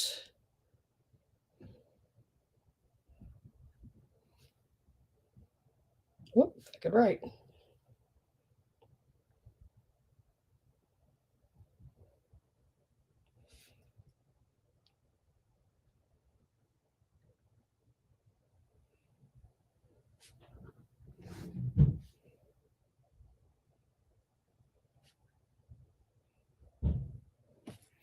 And we will give this, it's got pictures. Yeah. I'm going to give that a number 2 there for you, Pat, too. I would say she makes, Eleanor Burns does some of the most easiest patterns to go by, I think, because she does the pictures step by step, cutting and everything. She's really good.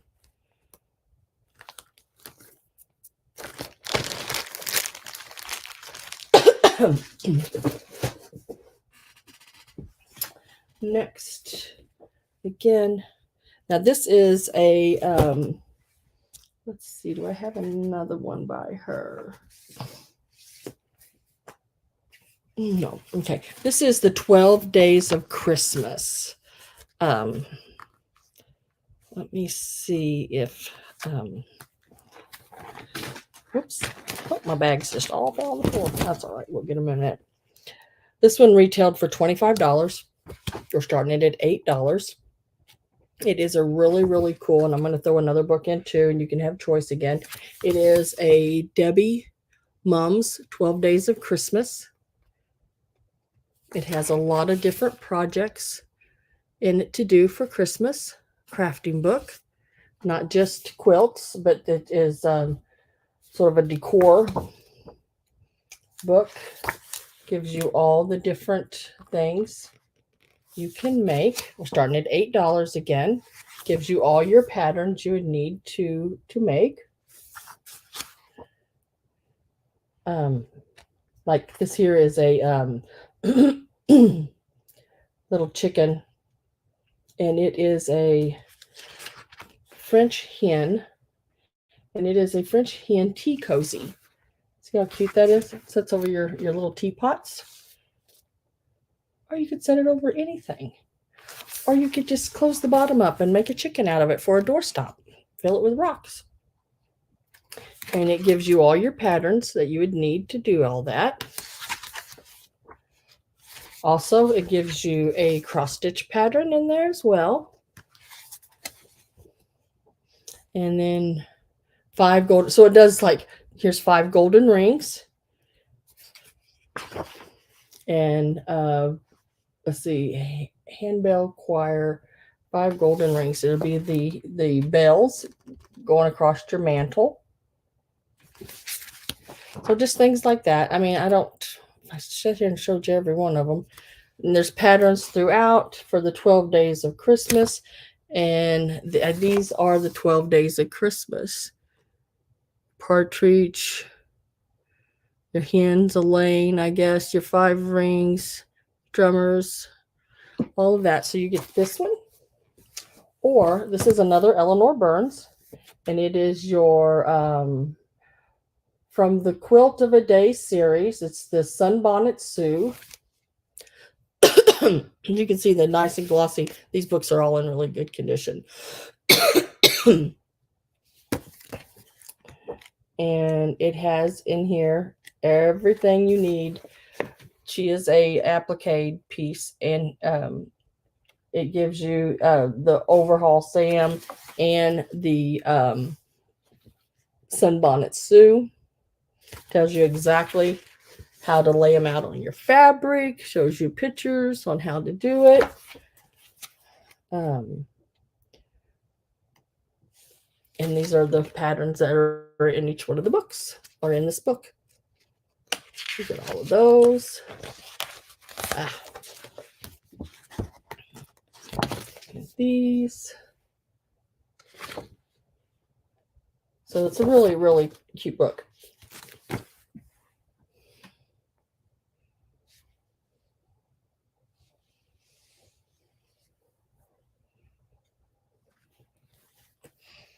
So if anybody's interested in these, just let me know.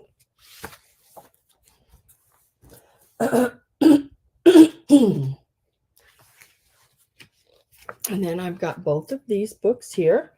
Cat's Meow. This is all different cat patterns that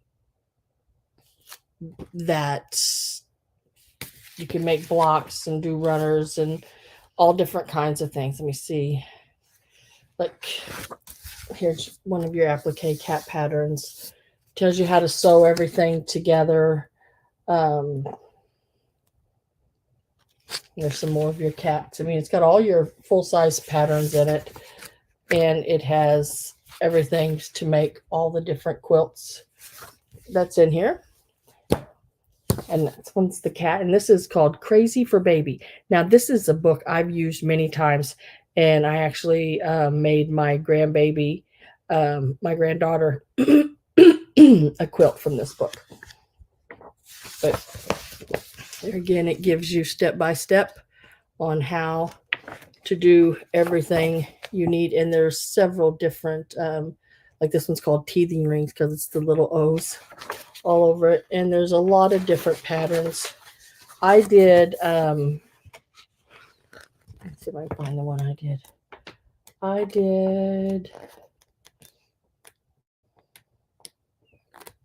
Where'd it go? I did a version of this one with the pinwheels. But I did the pinwheels. I took out the solid part in the center and did it all pinwheels all over it. So you can modify however you want to do it. So either one of these books here, $8. You can put cat or baby. $8, cat or baby.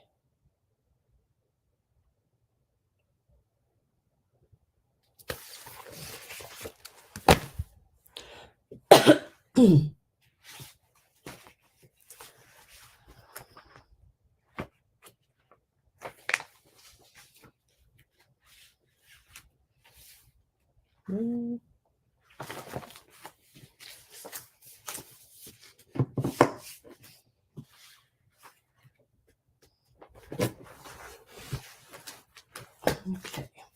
where's that other book at? Oh, there it is. I was like, where is that other book at? Okay, so you have a choice of these here. This is a older book. This is a Quilt in a Day, Eleanor Burns, a log cabin pattern. This is a copyright. It's a second edition, but it's copyright 1979. And it is this one here. There again, it shows you step by step by step and how to do it all. This is one of her first books, really. Not the first because it is a second edition, but she did these log cabins back in the 70s. She started her business in the basement, I believe, of her home. These are starting $8.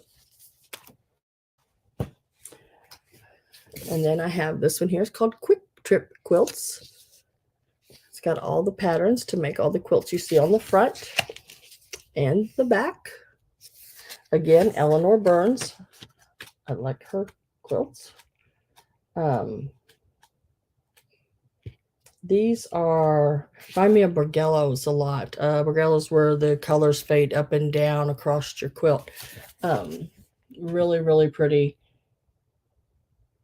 And all you're doing on these is sewing one color to another. And it's all in how you place it. It's really pretty cool. And she shows you, see, I mean, when I say by sewing, whoops, wrong way, one color to another. These are the colors you would start out with. They're different widths a little bit, each one of them. And then you cut them into strips. And then it's all on where you place each one of those strips on how you get that pattern. It's a really cool way, like a Borgello quilt. Like these are the same exact strips. All three of these are the same exact strips. You notice the screen here is the bottom of this here. They just cut that off, left it to where it would come up here on the next one. And it's just offset each one. Really simple. I mean, it's a pretty, I mean, that's, you know. So there's those. And then this will be a separate book. This one is $10. And this is a Scrap Saver Stitchery book. This is an older book. It does have a lot of different projects in it to make. It has all the patterns in it that you will need. And I just would take it and photocopy the patterns, or you can trace them. It is 1978, and it has all the patterns you will need to make everything you want to make out of this book. Really, really cool stuff, like the little hippo pillow that's on the back, the little monkeys. You put the measuring tape on it so you can see the growth chart.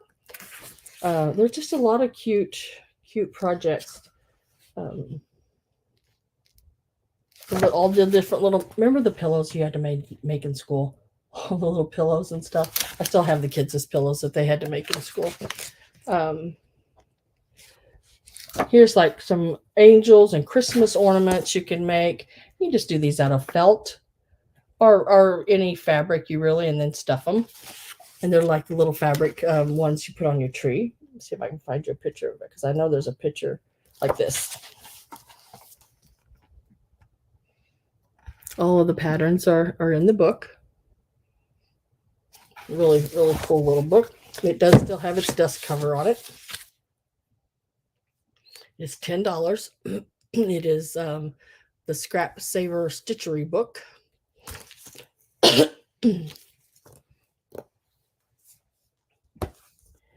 And then I have just several different like magazine styles. Let me show these because someone may be interested in these. These are all $8 each. And I'm just going to show the fronts of them real quick. You have one that are on felines, have all your different cats and stuff in there to make. So everything you see on there, all the little cats the patterns are in this book. And then I have Bowsers and Meowers. Meowsers. And there again, it's got dogs and cats. It is done by Deb Mum. It was $10, Susan. Here is a Sunbonnet Sue, which she's not just standing there, she's seasons. She does, I think there's January, February, March, April, those kind of things all in here.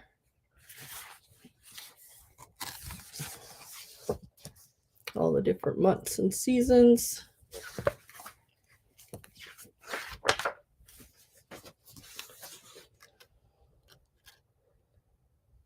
Let's make a real pretty quilt out of them like this on the back.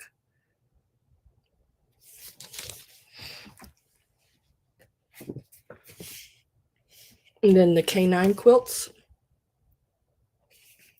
And it has all the different dogs here. It's like a beagle. Don't know the name of that. A corgi. A Dotsie, German Shepherd, Golden Lab, Chocolate Lab, Poodle, Rottweiler, Shih Tzu, and Yorkie are all patterns that are in this book. Yeah, I love Deb Mum stuff too.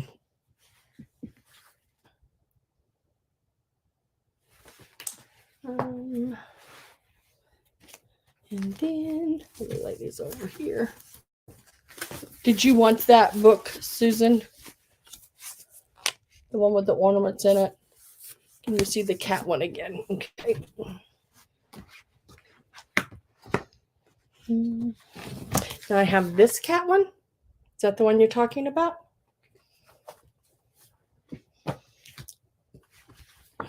Or this cat? Cat number 1. It's a lot of applique. And then this is a piecing.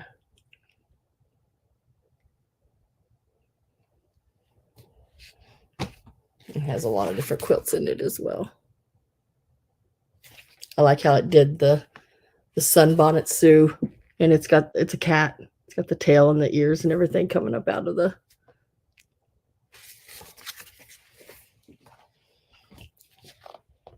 This is cat number 1. All right, I got you for that one.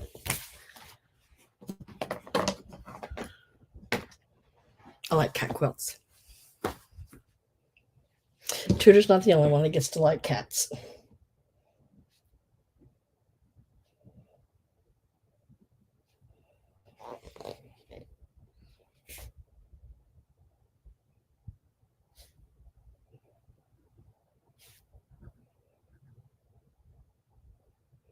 Then we're going to get into some fabric, I think. And that's number 12 hat. I got some fabric to go through too. I got a lot more books. And then I have some let me do this first before I do the fabric. Is anybody interested in patterns, say like these? Like here is, and these have like all your pattern and everything is inside, and instructions and everything you'll need. It's all on the inside. You just have to get the fabric. Yes, you can. You sure can. I can do that. I'm the boss tonight. I can do that. So it's called Cat Meow.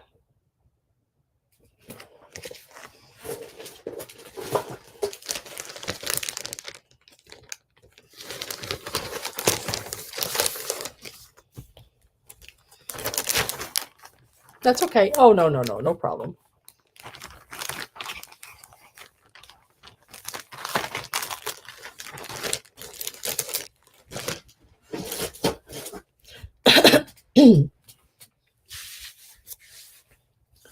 So I have patterns like these. I'm just going to hold them up. If somebody sees one, just say, like this one I'd call reindeer if you want it. They're $5 each. All the instructions are there. The patterns are all in every one of these. They're all $5 each. And we're going to call this one reindeer.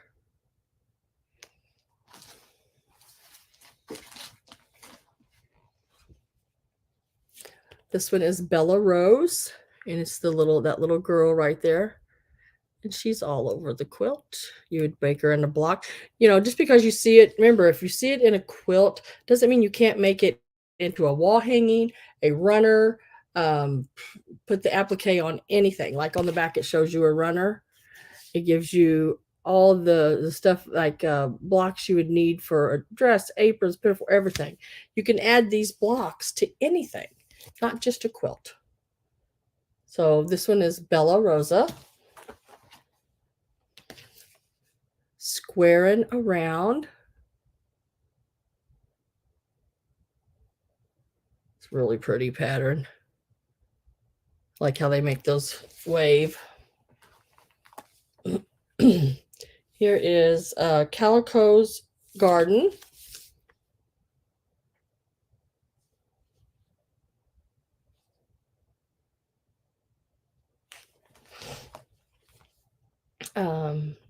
These are trucks and daisy patches.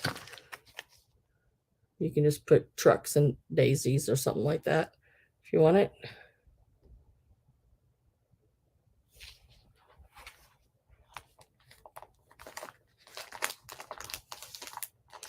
She's out there in the other room. She's out in the other room at night. I don't let her, she doesn't come in my bedroom. I don't let the cats in my bedroom because this is where I have my fabric and my sewing, and I don't want cat hair on everything. And then this one's called Christmas Apples. I love the little stars and the Christmas trees all the way around in the checkerboard center.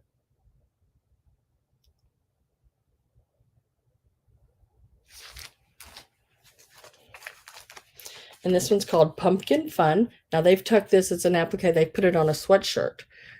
You can do that as well. You don't have to, but you can do that. And then I've already, at one time I used it and I made a cardboard pattern for the pumpkin. So that is already in there. Did I put the other ones in there? Yes. So there are already cardboard patterns in this one. I didn't put it on a sweatshirt. I put it on a corner of a quilt, but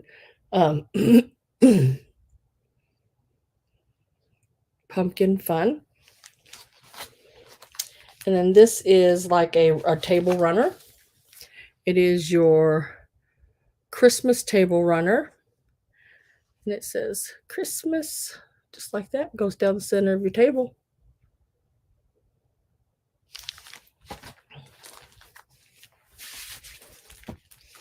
And then this one is Cock-a-Doodle, to make all of those roosters. Now these are just cutting out pieces and gluing them down to your fabric, or using your Wonder Under, or however you attach appliques to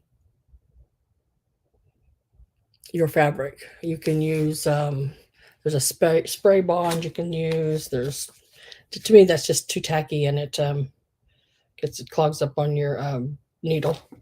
And then this is really cute. This is called Cheese and Crackers. The names they come up with.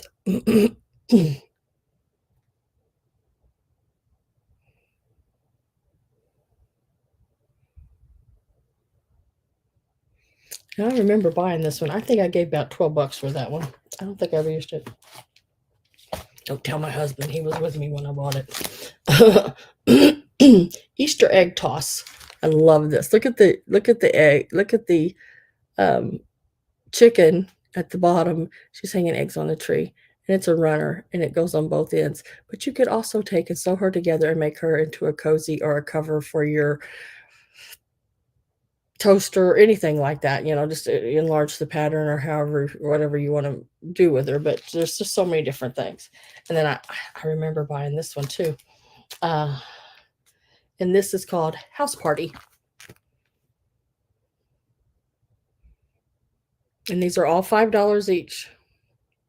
So if anybody sees this later, or they go back and watch it and want to, just email me and say, I want that pattern, the one that says House Party on it. It's $5. This is a real neat one too. Now this one will make a mantle.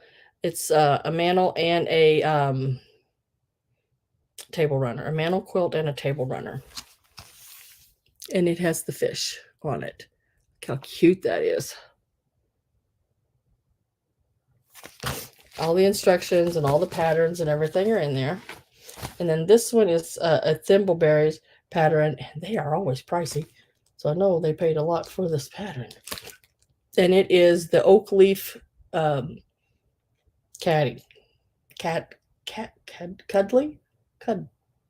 Hell, I can't read today.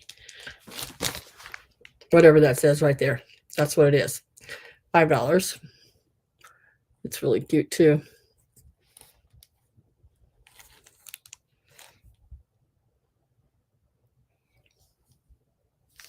So any of those, if anybody's interested in them, they can just either get a hold of me or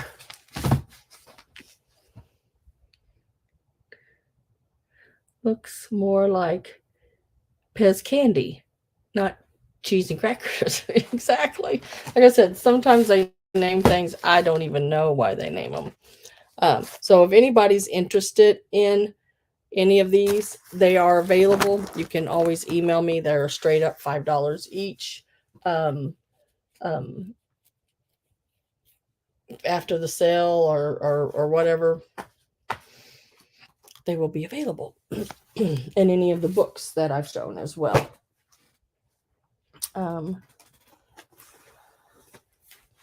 Here is one that is called Quilts for Mantles and More.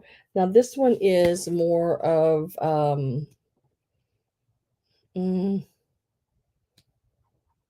like holiday. It's got Christmas. Look at this one.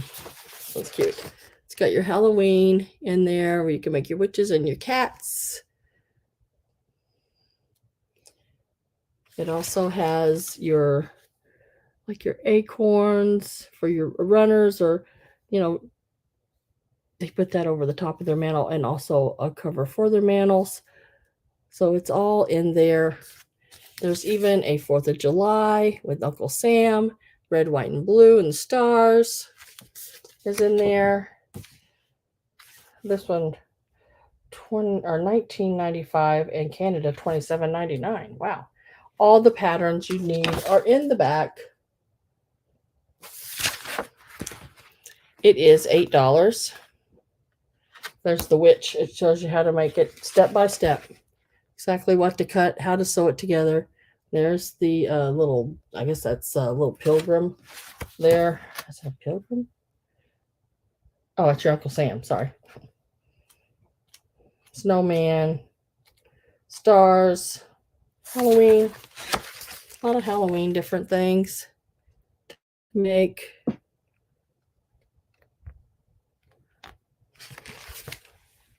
And then this one here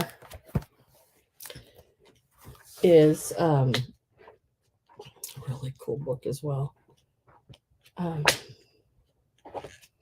didn't know about selling this one or not, but I will.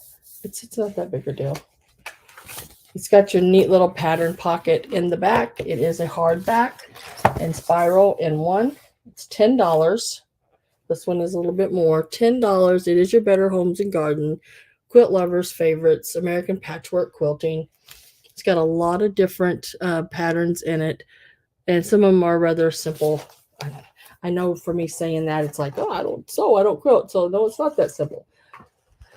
If you read the instructions, and it's like putting together a puzzle. I mean, quilting is just like putting together two pieces. It's like putting together a puzzle. It's got some really, really nice different, and it tells you exactly how to put it together as well. This one is 10. So now that we went through those and that, let's move to the fabric.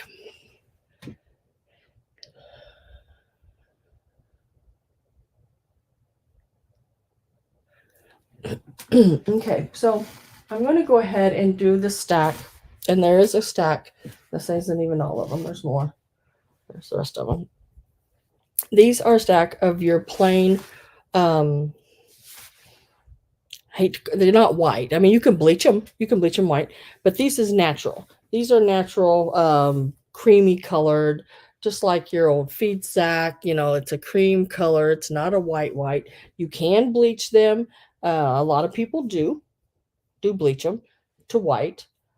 I like them the color they are, but you can bleach them. I mean, like I said, a lot of people do. I just never bleached these. There are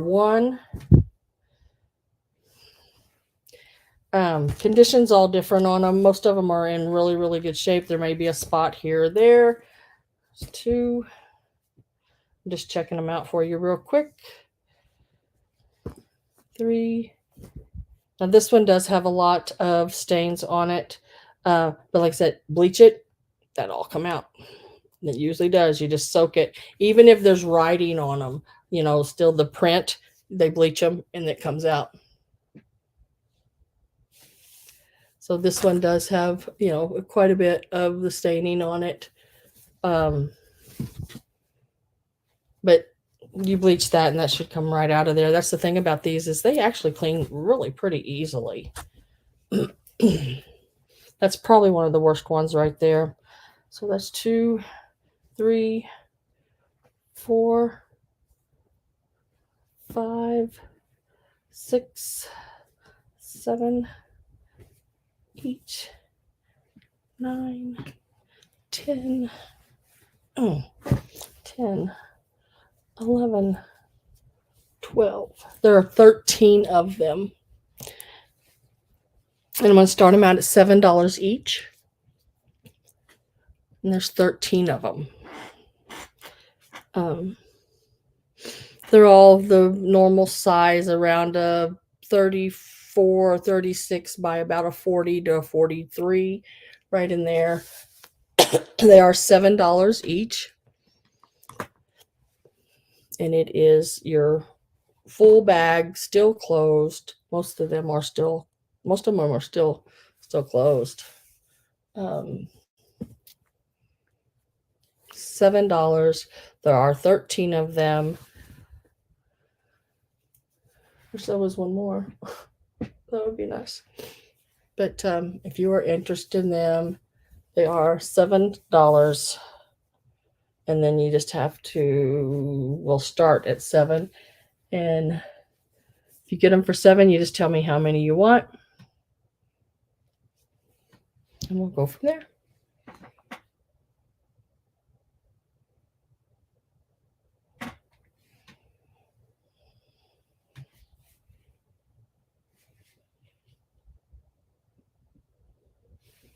I need to get another drink.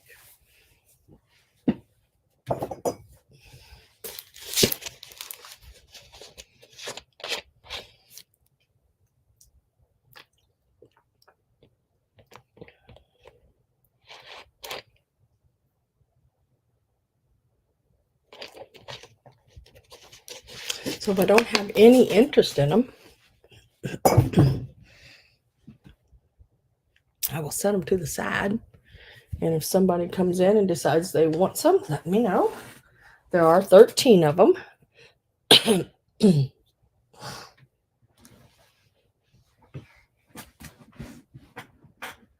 Okay.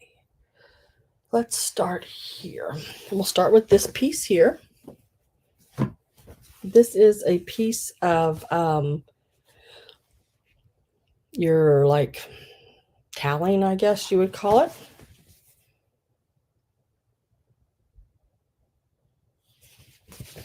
I've got so many threads and so many threads. But it is this right here. It has your oranges, your your your apples, your pears, plums, grapes, all on it. It is approximately, is about the best I can get you on measurements. You're looking at about 50 inches long.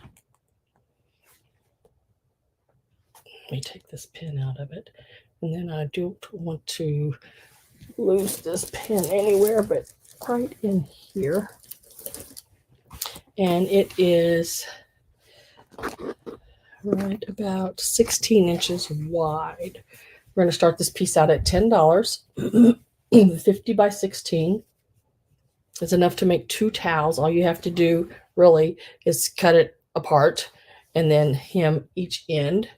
The one side has already been hemmed for you, and then the other side is your oh my gosh, I lost that word again, is your finished edge. We'll call it that. Really nice bright colors on this piece. It is in very good condition. $10 is the start on it. Even got blue. It's even got blue strawberries and blue and yellow cherries.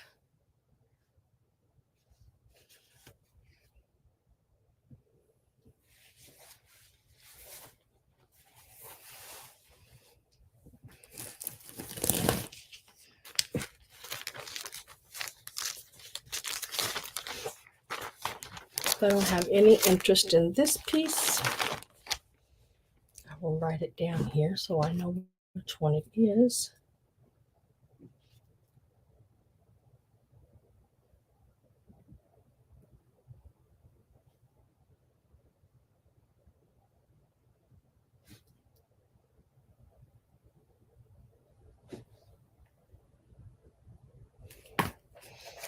We're going to give it number 29.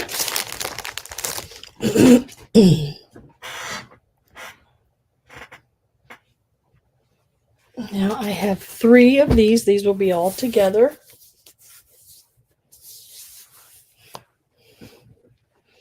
And they are your huck, H-U-C-K, huck towels.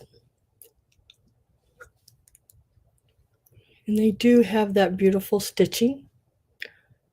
Someone has did some beautiful hand stitching. This is sort of a minty teal, not really teal, what would you call that? Sort of a, it's a bluish green. Really pretty. It's actually showing up the color it is, and it's got the red stitching in it.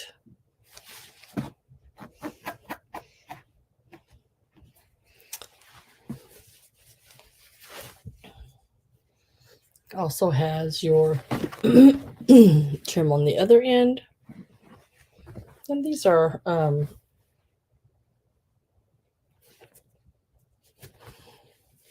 to start at $12. There are 3 of them.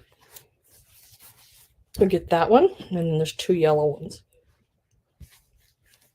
They are in really good condition. A couple spots here and there. I'll show you that. This yellow one is, that's why they're $12. It's got a spot on it, but I think that may come out. It's just like a little spill spot. And it has that tore-away edge on it there where they did that. Supposed to be like that. Yep. And then it has the pretty purple, green, and yellow stitching on it. Started them out at $12. You get all 3 of them. That makes them like, what, $4 a piece?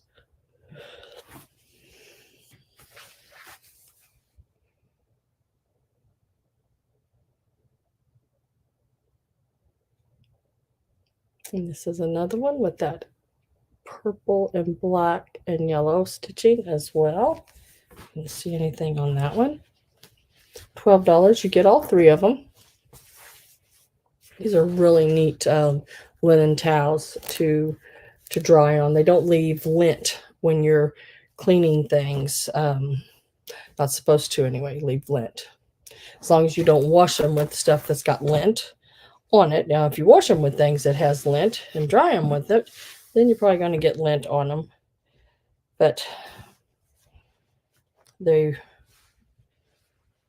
don't have their own like lint. Very, very nice pieces.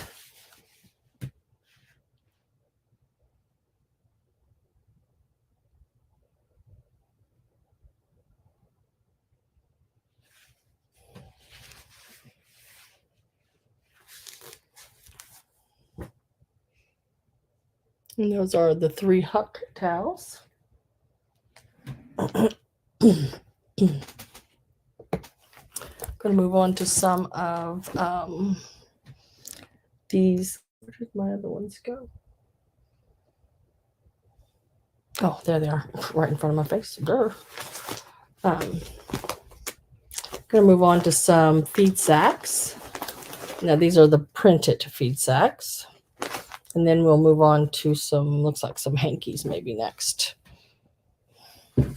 Most of these feed sacks are in really good condition. There's a couple that have some holes, but you know, these are really old. They might have a spot or two here and there, but most of them are in really pretty good condition. I'm going to start off with this one here now, and the first couple I think do have holes. I did check them out, but if you use it for quilting, there's a lot of fabric to use. Excuse me. To use for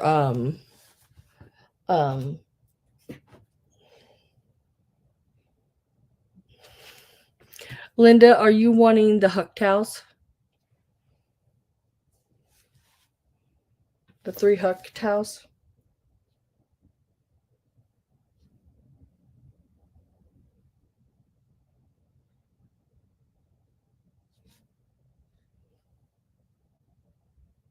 Yes, okay. They are yours. We'll just go ahead and make them yours.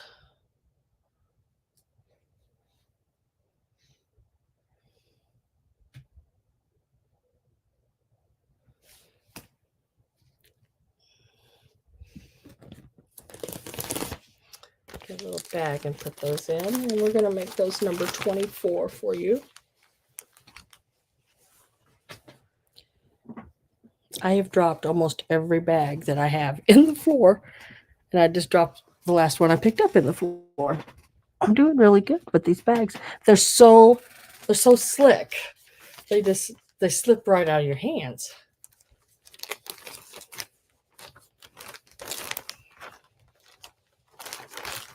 But I really like them because the weight on these bags are great. So that's number 24. Do you, Susan?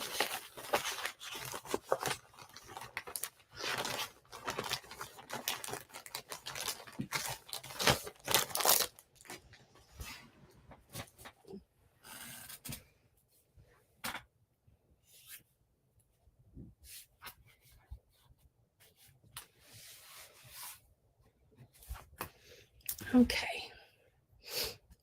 And it's this one here. This one will start out at $16. Now it does have holes. I want you to know. And the one in the top is where, or I guess the bottom, top, whichever way, it's where they tore the bag open. It is on, where is it at? I gotta find it. Well, did I just lose my mind? No, I see it right here. And it's a pretty good size one. You can actually get fingers through it, but it's along the edge right here. There's that one. And then about center, I guess, pretty close to center, there's another one, about that size there. So, it is still, I mean, there's still a lot of really good fabric there, guys, to piece and make quilts out of. We are going to start this one out at $14. It's got some really nice, it's a really pretty pink with the blue flowers. Now it is a pink background that they dyed, leaving the white flowers and putting a blue. So it is really like a two color feed sack. When you get into where in that book I was telling you about earlier, get into the colors. The less colors, the older the feed sack. Because if you even look at advertising, for example, back in like the 1900s, which I have some needle books over here, 1900s, it was all pretty well black and white. You started getting a little more into the early 1900s. I guess you started seeing a little red, and then some yellow, and then you started getting your other colors as they got older. This is still a really nice, I'm guessing probably right around your early 40s on this piece here. Like I said, it does have a couple holes. You know, if you're wanting to use it for a table cover, then this is not the one for you. But if you're just going to cut it up and sew with it, this is a good one to do that with.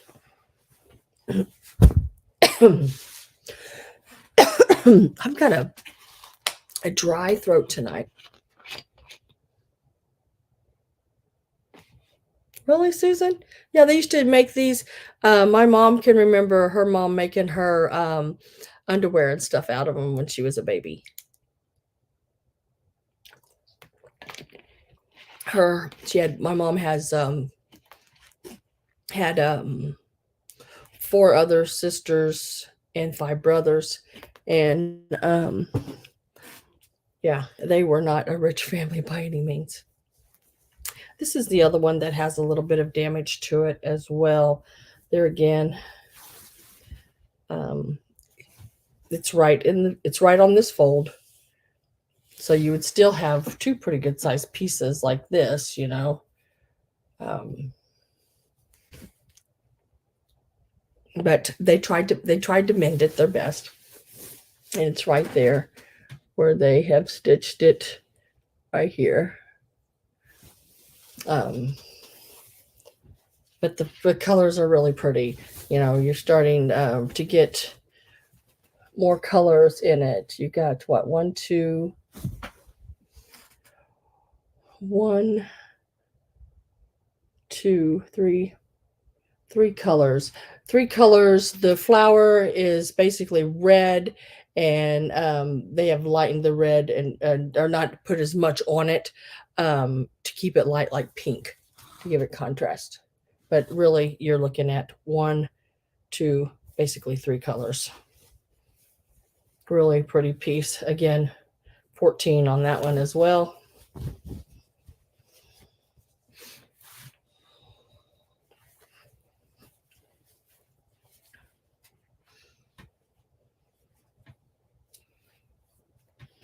Yeah.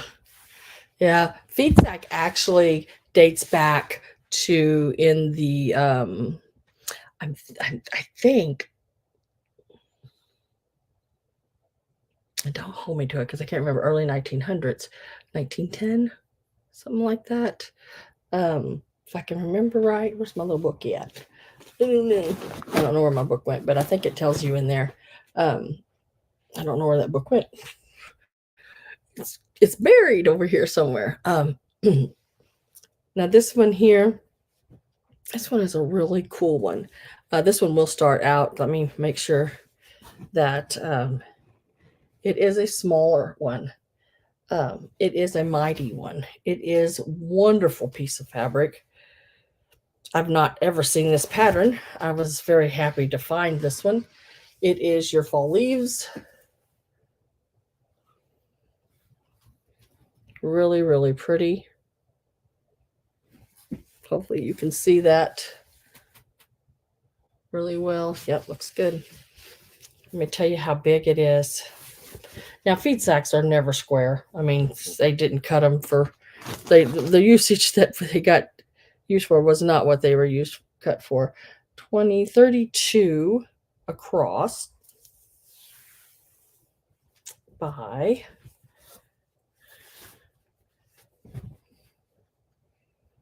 28. So this is a smaller one because, like I said, usually there's a little bit more, about 10 inches both directions. We're starting this one out at $20. You can still see the holes right along here, the little stitch holes where the feed sack string was. $20 is the start on this one. Which is really, really nice. That would be really cool on a table.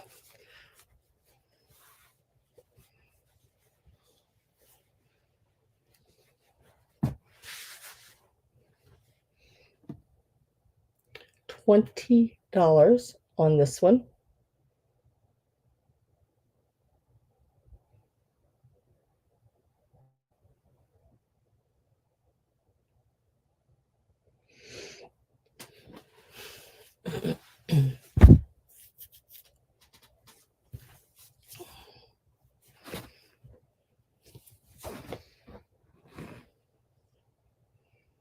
Now this one here is a bigger one. It is your blue on white flowers. Really, really nice. See if I can, how close I can get to show you the pattern.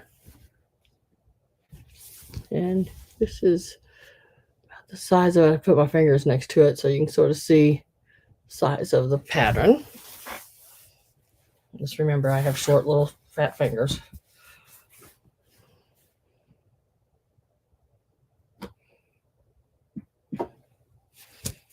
And it measures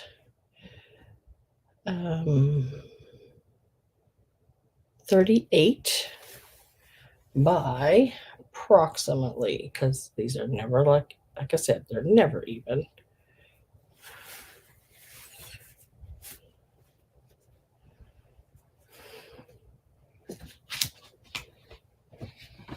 By 44.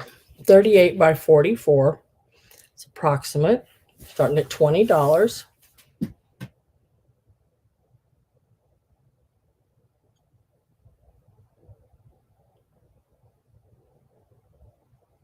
Oh, thank you, Linda.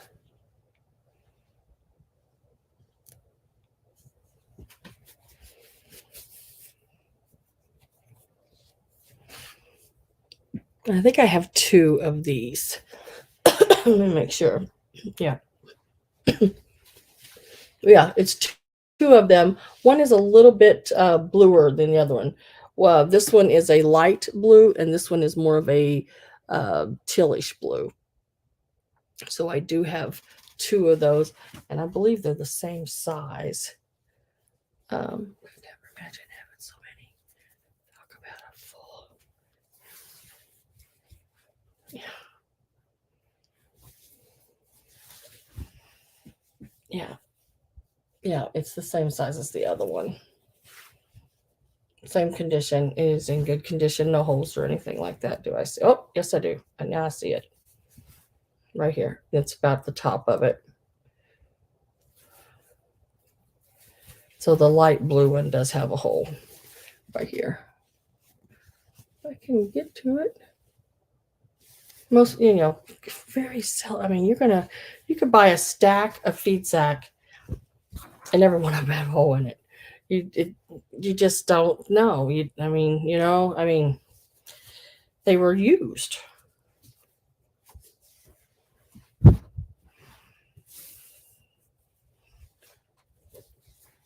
But they're 20 each. And I really like this one as well. Now this one's never been opened, so you would be the one taking the thread out of it. want to look and make sure. I try really hard, guys, to make sure that I see everything. But you know, sometimes things can get missed. Just like I almost missed that hole right there. If you get one and it's like that, I am so sorry. Let me know. And I can refund some of your money back to you or something like that if you decide to keep it. If not, you can return it. Um, that's totally up to you. You know, if it's you know, I don't mind giving people's money back if something gets broke when they get it. Of course I'm going to. That's just good business. But if you get it and you just don't like it because you just didn't really look at it when you were buying it, then shipping it return is you know, you'd have to return it on your own dollar. I guess I don't know how that even works.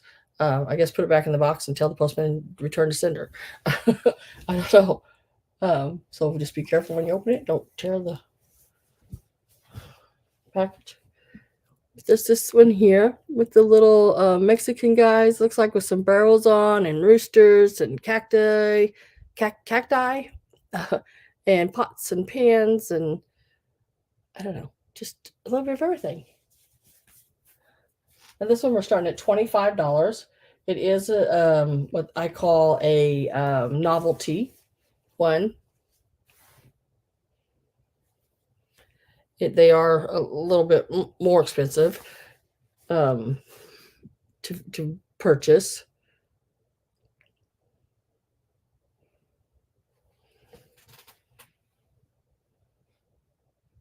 Goodness, 100 half cousins.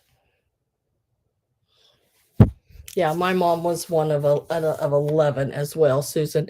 There was 10 total born. I think there was one stillborn. Um,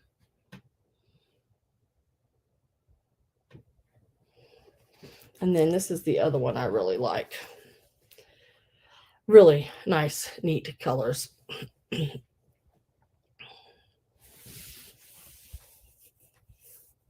And I don't, let's see, yeah, it's been opened too.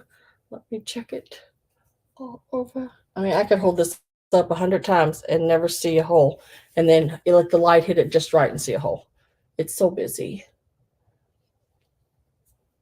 The only thing I see is a little knot in the fabric. Is it a little knot? Yeah, just with manufacturing. That little knot right there in the fabric. It's not a hole, though. But we'll start this one out at $20. And it measures basically about, well, this one's a big one. It is a big one. This one is measuring, let me make sure they got this folded correctly. Yep. This one is actually 52, which is on the bigger side, by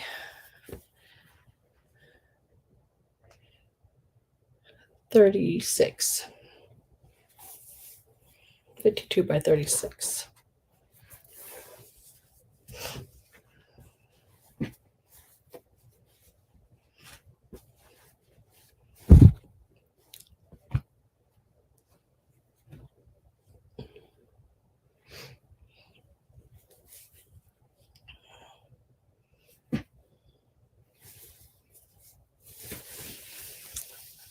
Check this one as well.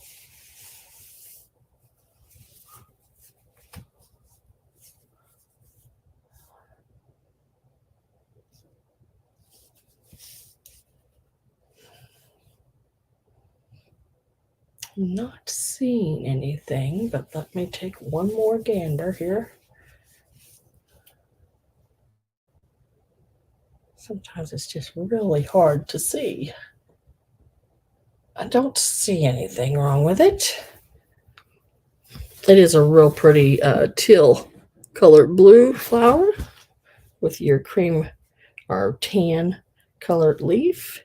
And you're looking at a 40 by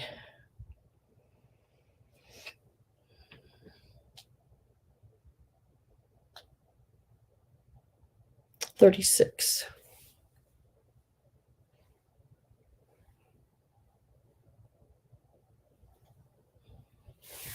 That's all right. Just write it down, Susan, and so you know which ones they are. And then when you can, just let me know.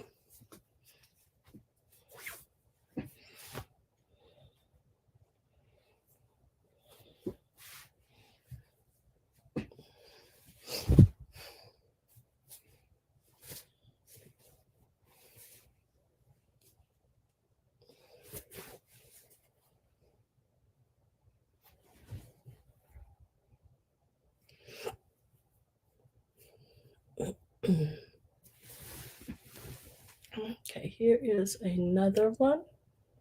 Now, this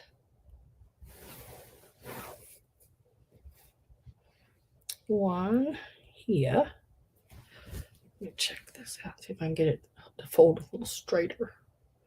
I think they might have just folded it sideways. It's this one here. Yeah, I don't think, I'm trying to look it over really close here. I don't think this is feed sack. I think this is just an old piece of vintage fabric. And you are looking at yeah, it's an old piece of vintage fabric. You are looking at 62 inches long.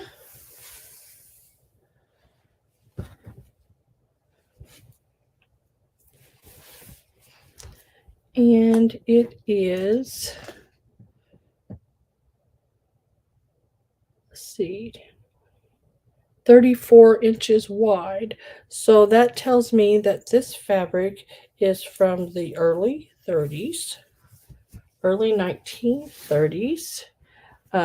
Even could be possible as old as your 1925. Even it can go back at least to there. I know it was pre 1921 for sure.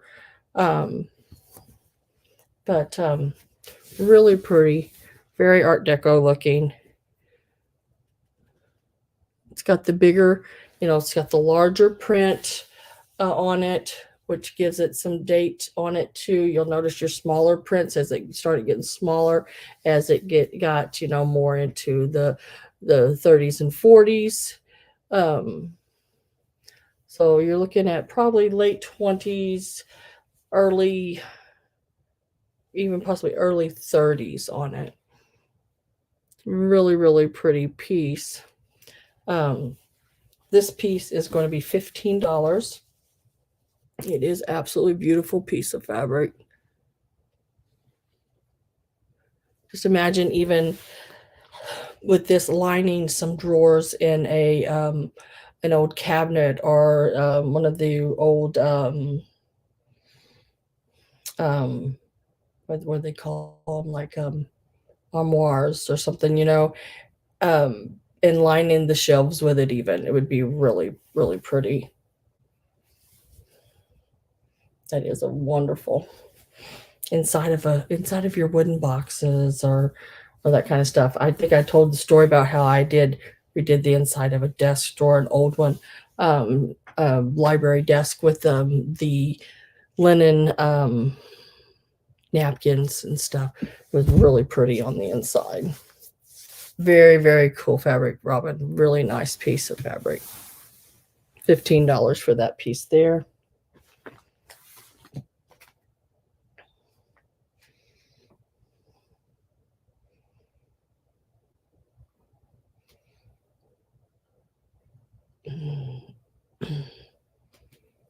Okay, I'm going to do some hankies. Carol Bloom, you want that piece of fabric? It's a really nice piece of fabric.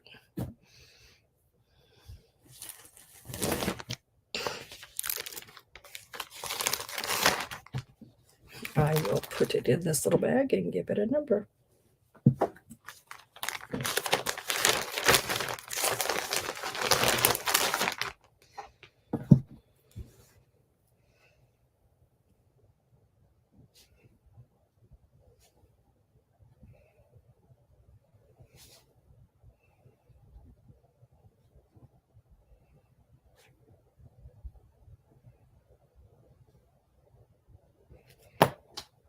That's number 33, Carol. Thank you very much.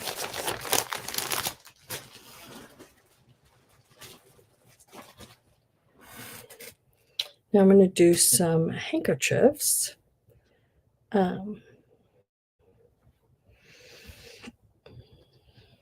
This is a set of 4. They're all identical except in color. So you have this one with the pink.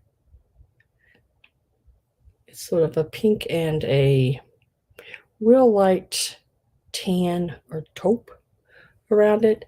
Even look at the white. You can see the white design going in between each one of the blocks, like a white on white, a tone on tone on that one.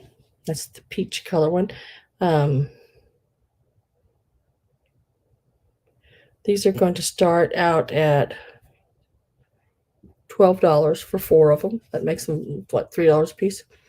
Here is a blue and a lime. That same really neat tone on tone white around the blocks. Now these are larger ones. And then you have sort of a grayish purple with the blue. Here you can see they all have the same pattern wise. They're just really pretty cool. And then you have sort of the mango colored or peachy. $12 makes them $3 a piece. They are larger. These would make great if you did if you got like a white and then laid these over and did pillows, because these actually are about 15-inch. Let me see if they're square. Yeah, they're about 15 inches. So if you put a color, even if you say on this one you found you a real chiffon peach color and laid behind it and made you a pillow cover, or even a doily for the top, just put a real light colored peach behind it, stitch it around the edges, and you could hand stitch it, whip stitch it around the edges pretty easily. You wouldn't even have to use the sewing machine. You could do that the same for all of them. It would be really cute. Or do a bunch of them pillows and put them on your bed. I think that would be so pretty. There's the blue and the peach colored one. And then here is the blue and the sort of a, I don't know, I'd call that sort of a kiwi green or something. It's really pretty.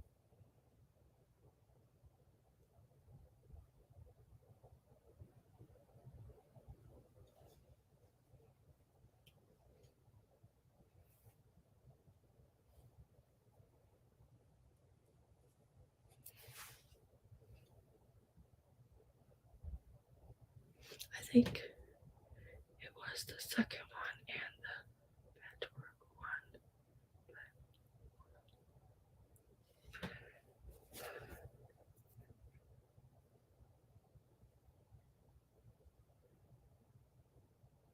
Oh, goodness. Don't fall asleep. Really, really pretty. So those for $12 on those 4 there. And then I just got like a little variety here. Really pretty ones. All different sizes. There's 4 of those as well. Looks like, yeah, 1, 2, 3, 4. I have this really pretty. These will be $12. You get all 4 of them. And look at this one. Look how cute that is.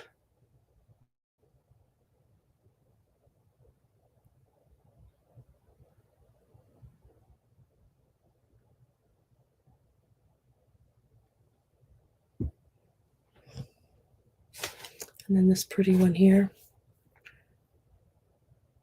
What are those, like, can't remember what the name of those flowers are, like a daylily or something like that. I can't remember. Trumpet somethings. Oh, I don't know.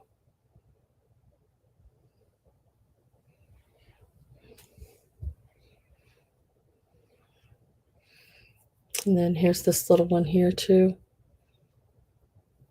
Really cute. $12. You get all 4 of them.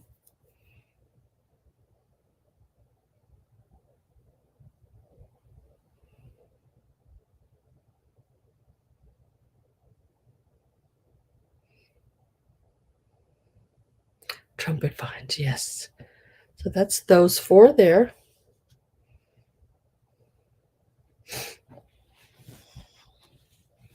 They are $12. That's the second batch. Just going to do another one, and then that'll be it on those.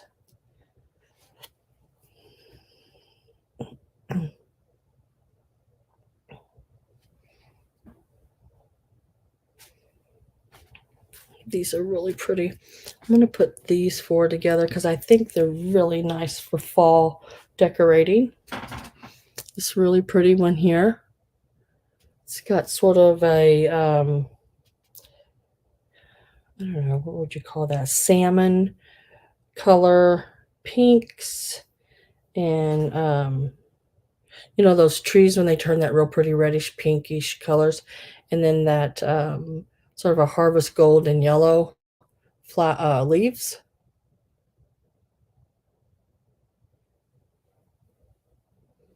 Show 4, side again. Sorry, missed a few. So this one here, it's like that on every corner. And then this one here has the little bow on the back. Really pretty. Got the bow in 2 corners and then the flowers. My air's blowing and it's blowing them forward. He's got that air conditioner rocking and rolling, I'm telling you. Oh, the first set?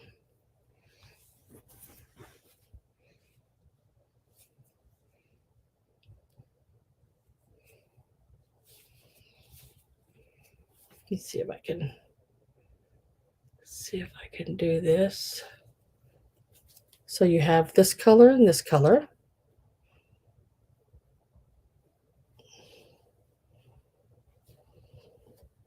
Ah, can't get a hold of it.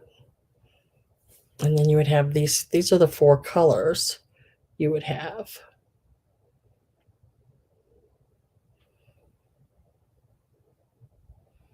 The blues, the pinks, the peaches. And they're like that all the way around. I think yeah, it's got the trim all the way around like that with the white center.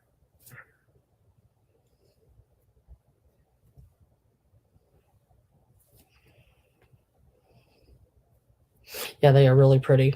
And these are the ones that are like 15 by 15. They're a nice size one too.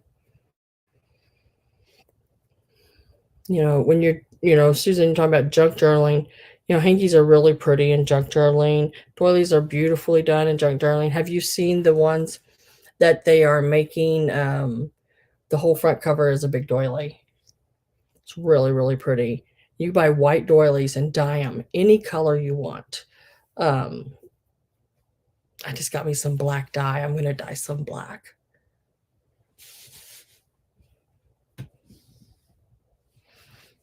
So this is the second. This was the first set, D-Rose, okay? This was set number 1 that I showed first. This was set number 1. Now, this is set number 2. This was the second set I showed.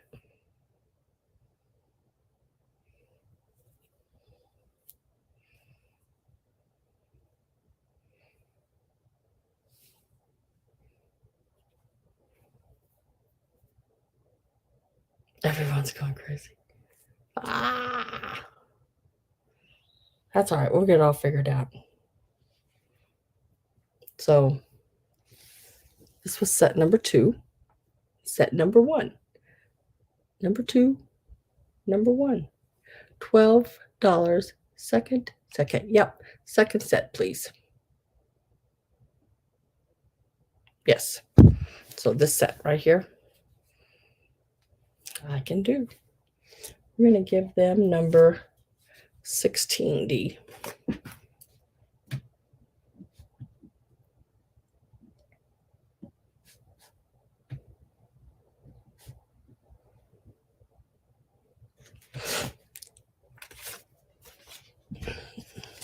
I still sell my hankies right at $3, usually right around there, $3 or $4, depending on, what I had to give for them, and you know, color and all that kind of stuff makes a difference. Because it right now where I live in the two, got it. Where I live in the antique malls right now, they're like $5 and $6 each, which I think is a little ridiculous. So as long as I have them for the ones that I have right now, I'm not going to pay $5 for to be able to resell it. There's just no way, because then I would have to charge you, $6 or $7 of each for them, and I can't do that. I can't do that. I wouldn't like myself. So no, I can't do that. So as long as I have them at the prices I was getting them for, if I can still find them like that, I'm still gonna sell them for that $2 to $4 or $3 to $4. And that way, even as a reseller, I know some of us are, you can still take them and put them in a booth and still double your money, because I mean, a lot of the places are going $5 and $6 for them. So, should still work out really good. So this is the third set, and it has the leaves like I showed a while ago. Plus, you'll get to this one here,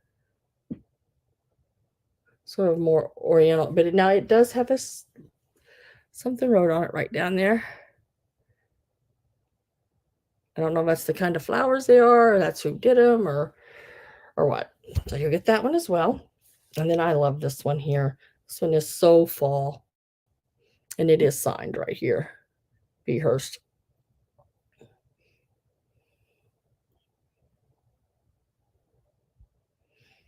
Looking at $12 again on these. And then this one is really pretty as well. But I thought they all sort of went together color-wise. Really, really pretty. I try to set them up that way, where you at least have some kind of color scheme. Now, sometimes I do a variety, like that one pack right there I just did before this one, sort of a variety of colors. But a lot of times I set them up to where, they will look nice together. I think they're really pretty, even tied to the handle of your purse, or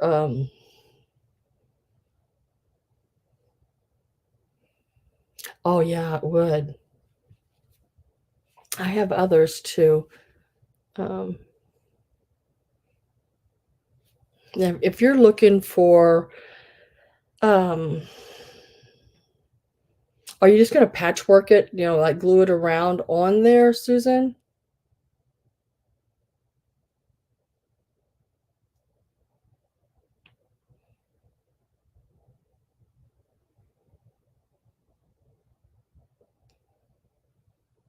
Because I have what I sell as scrap, scrap feed sacks, and it's pieces. Most of them, anywhere from a 2x2 square up to a 5x5 inch square. Sometimes they're bigger.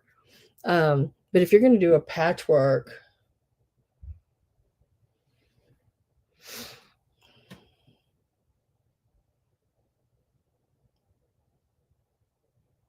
oh, you're going to cut it to fit the entire journal. Okay, so you're going to make it like a jacket to go over it. I see, Linda. How do these items get washed? I hand wash a lot of my older linens with a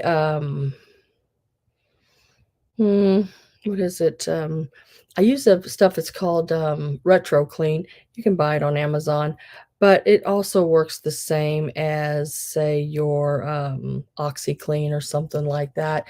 Letting it soak in there. I don't pull and scrub and put it in a wash machine that's gonna, agitate it or anything like that. I don't do that. Most of them are hand washed. And then I rinse it and then I hang it on my clothesline, hang it out to dry. I have one of those old retractable ones, those big round metals that has the hook and you just pull it out and put it over. I have my husband put a bungee cord on a tree and around it, and then I can just take that hook over and hook it to that bungee cord, and my clothesline is up and I can put my stuff on it.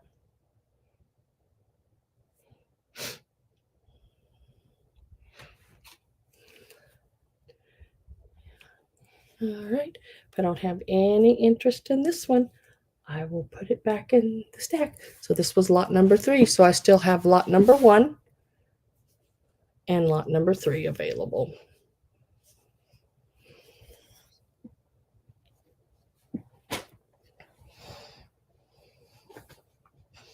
And then, whoop, let me get these out of the way. Let me see what I got laying here. Oh, that's a pretty one too.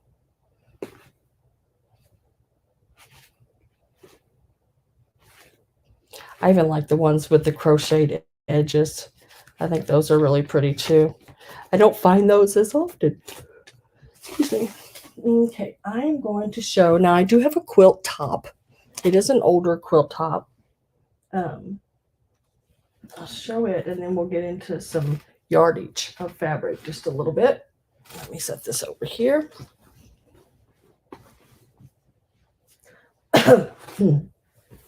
This quilt top is a 74 by 92.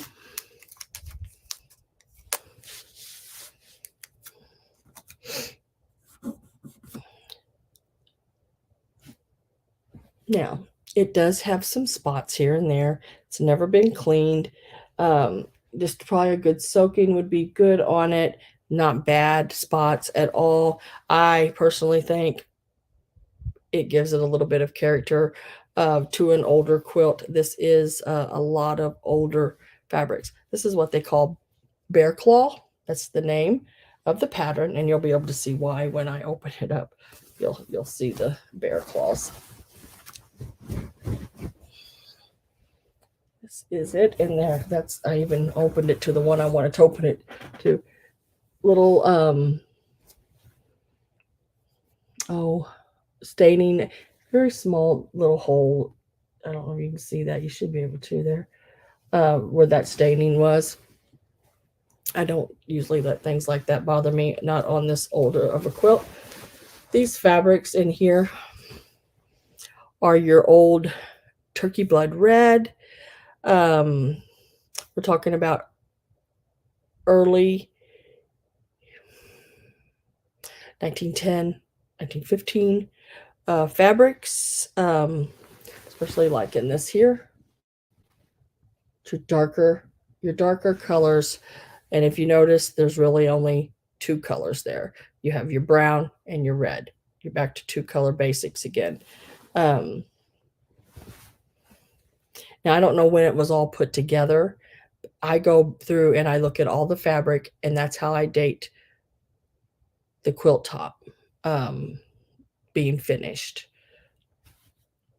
Because I also find some 1920s and 1930s pieces in this quilt top as well. So I'm going to say it's a 1930s quilt top because that's probably when it was finished or done. They could have had these fabrics for years, and then it'd be like me taking a bunch of my old feed sacks here and putting them all together now and finishing it out and making a quilt. I made it now, but the fabrics are from then, So you even have some really pretty indigo blues. No, it's probably showing up black, but that is a blue. I love this one. Look at that one. I just absolutely love that. I can't help it. It is really, really pretty. This quilt top is starting out at $65. It is a 74 by 92. $65. I love the fabrics in there. There's your 20s right here. This. So cool. It's got a lot of your sort of Egyptian looking patterns on it in those, in those blocks. It even has some of your old gingham. See, there's where my 30s start coming in. The old gingham. But then up here, you're back in the 20s, the turkey blood red. So yeah, it's a really, really, really neat quilt. It's really pretty cool.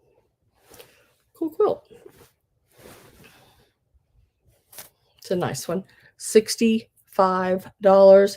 It is 74 by 92. So it is a pretty good size.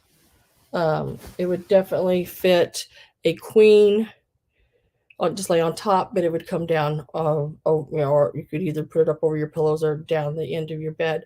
I think the one I have on right now is a 94 by 84, and it goes over the sides and down the bottom. So it's got the prairie points and everything, and it's the small little postage stamp. What do they call that? Jacob's ladder. So it's a pretty quilt, but it's pinks. Pinks, multicolored pastels and pinks.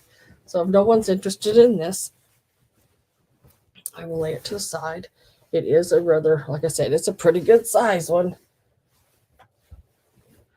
Whew. And I'm going to put that back on it because that tells me how big it is, so I don't forget. Now, let's do some fabric. I have some fabric. Are y'all wanting some fabric? I have some fabric. I do not.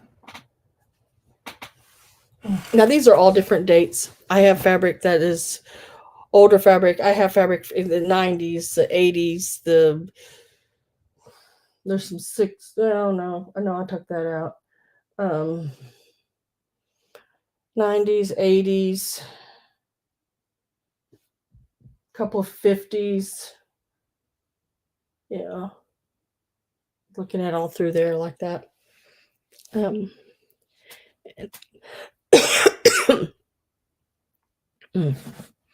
quit coughing. I don't know why my throat keeps getting so dry.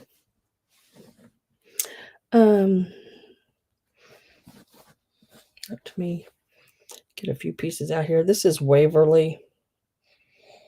It is a screen print. It is your red polka dot.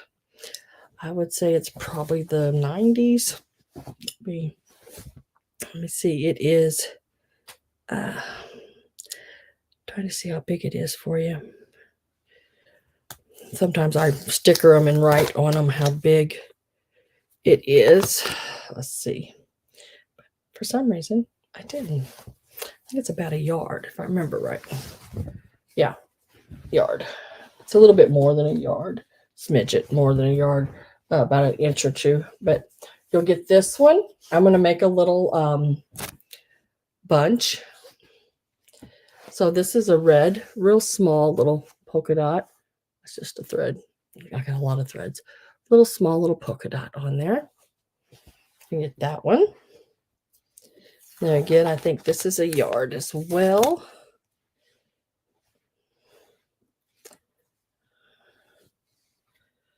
Copyright protected.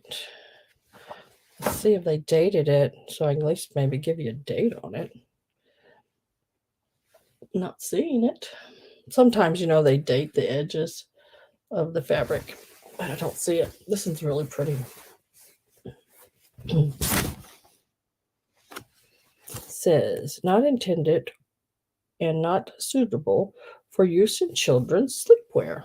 Well, I don't think I'd make my child a sleepwear out of this fabric, but okay. I think there's a little over a yard. About a yard and a half, maybe.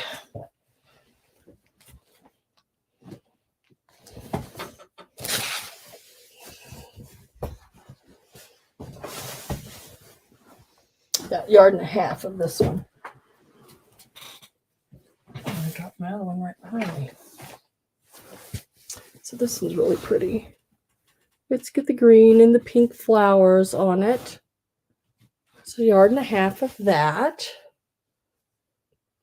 We're going to start this lot out at $15. So far we're up to those two pieces. You get both of them. This one here and the red polka dot. I know they really don't. Well, I guess you could put them together because actually they look really pretty good together. You know, with that red and that flower. Not bad. I don't know if I would actually do it, but not bad. So both of those pieces, you'd get those. Plus, and this is $15.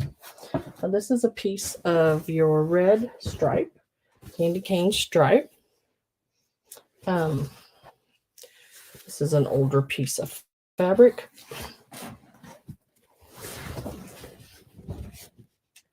There's quite a bit of it here.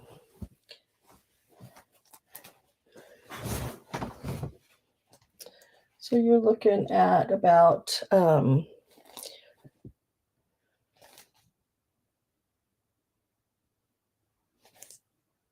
38 wide. So from what do you call it? Finished edge. I can't ever think of that word anymore.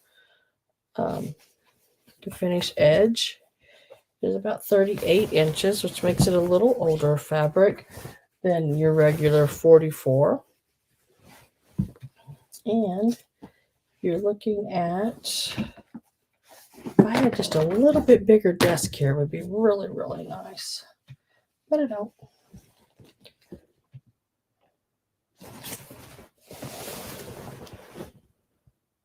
Looking at about almost 2.5 yards of this.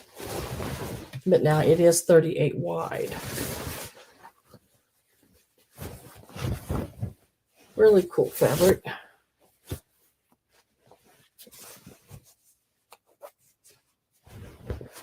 And they did fold it the wrong way, but I don't have enough room to fold it the correct way right now. I'll try to get it folded the correct way. Someone purchases it. So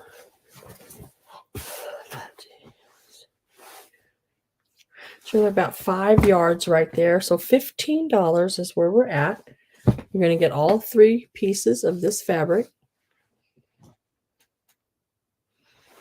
The red polka dot, the green with the reddish and pink and peach color flowers, and then the candy cane stripe, which is really good for Christmas.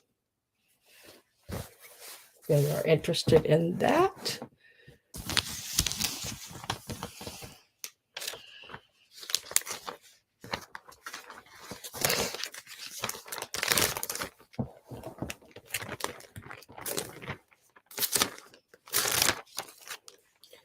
Sometimes bags just don't want to incorporate.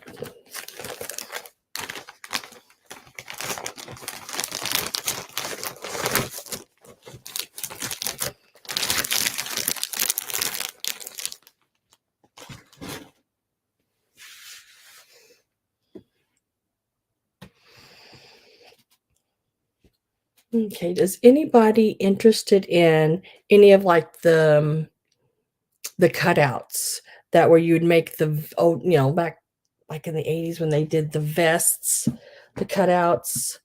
I have several different ones of those. This is an American Harbor, we're calling it American Harbor vest. And all you have to do is cut it out and sew it around the edges, basically, hem it, and you'd have a vest. This is the back, I believe, of the vest. it would look like this. And it was done. It'd have the lighthouse and everything on it. Real cute. You could line it if you want.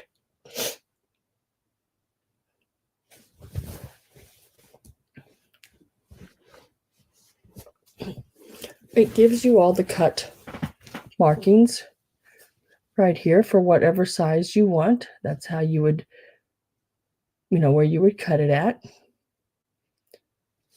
So it wouldn't be so long on you and the underarms and everything be so big.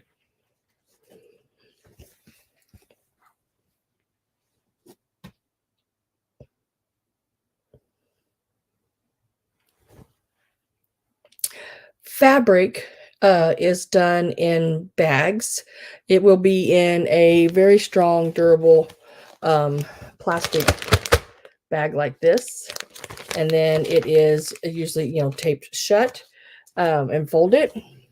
And then it will go into another plastic bag, more than likely one of my pink elephant bags.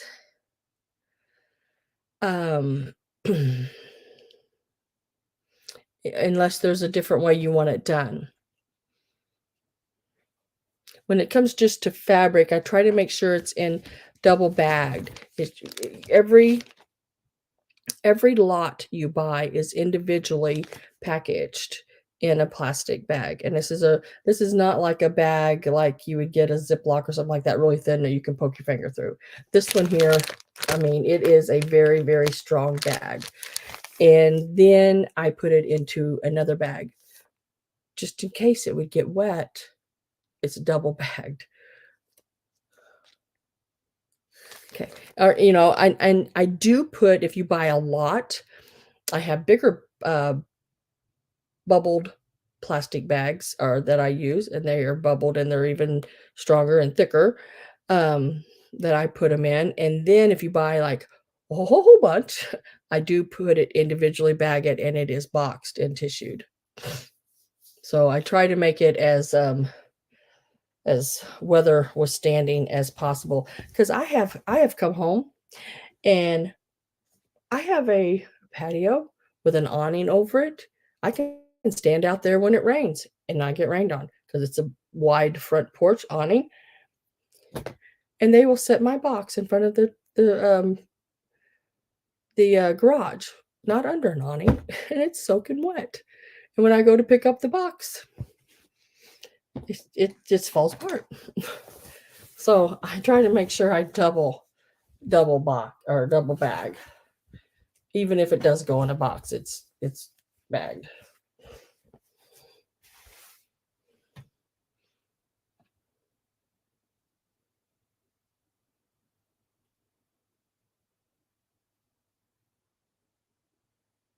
I have bags and bags of them. You just have to tell me how much you want. I have every color. I have now, there's where I have a lot of your 60s and 70s is in scrap pieces. I have a lot of your 60s and 70s there. None of the polyester. It is the cottons, and it's the wild zigzags and flowers and that kind of stuff. And then I have your feed sack in scrap bags. And the way I usually do it in scrap bags, I feel like a quart size bag. And depending on the fabrics, I sell it for so much a pound or so much half a pound or something like that, or just whatever I've got in there. Like if I do a whole bag of feed sack, it's going to be more expensive because those usually sell, and I'm not kidding you, a half a pound bag of feed sack sells for around $30. And that was the last time I looked. It might be more than that now. I don't know what the way prices have went. Of course, I don't charge those prices, but I'm just telling you, that's what I see online.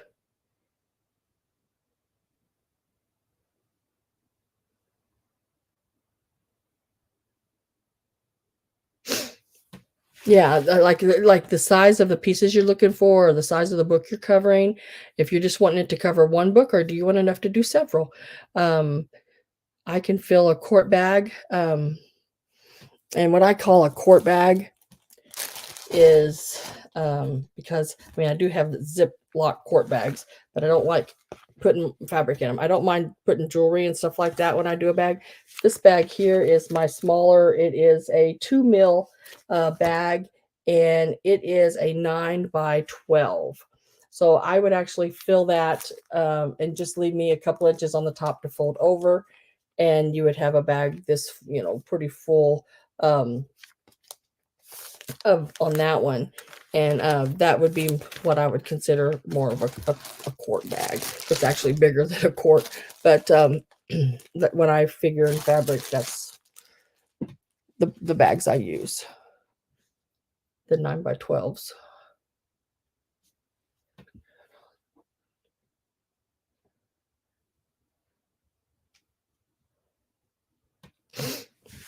What kind of fabrics are you wanting, Susan? I have, do you know what batiks are? Batiks are really, really pretty. Sort of marbling, hand-dyed fabrics. Don't think I have any out here right now. Hang on, let me go over here. Let me go over here real quick because I got a couple of those bags and I'll show you about what I'm talking about. I don't have the 60s fabric right here, but I do have some other. So let me get up from here and go over here, and I gotta step over this and I'll get a bag and sort of show you what I have available. But actually, I do have a bag of that other. I didn't realize I did. I just don't think I have the batiks. I don't think I have the batiks in here. Oh, yes, I do. There they are. Okay, let me show you these real quick. Let me set it down here so I can get through between my bed and my table here. It's not a very big part to get through here, but I make it.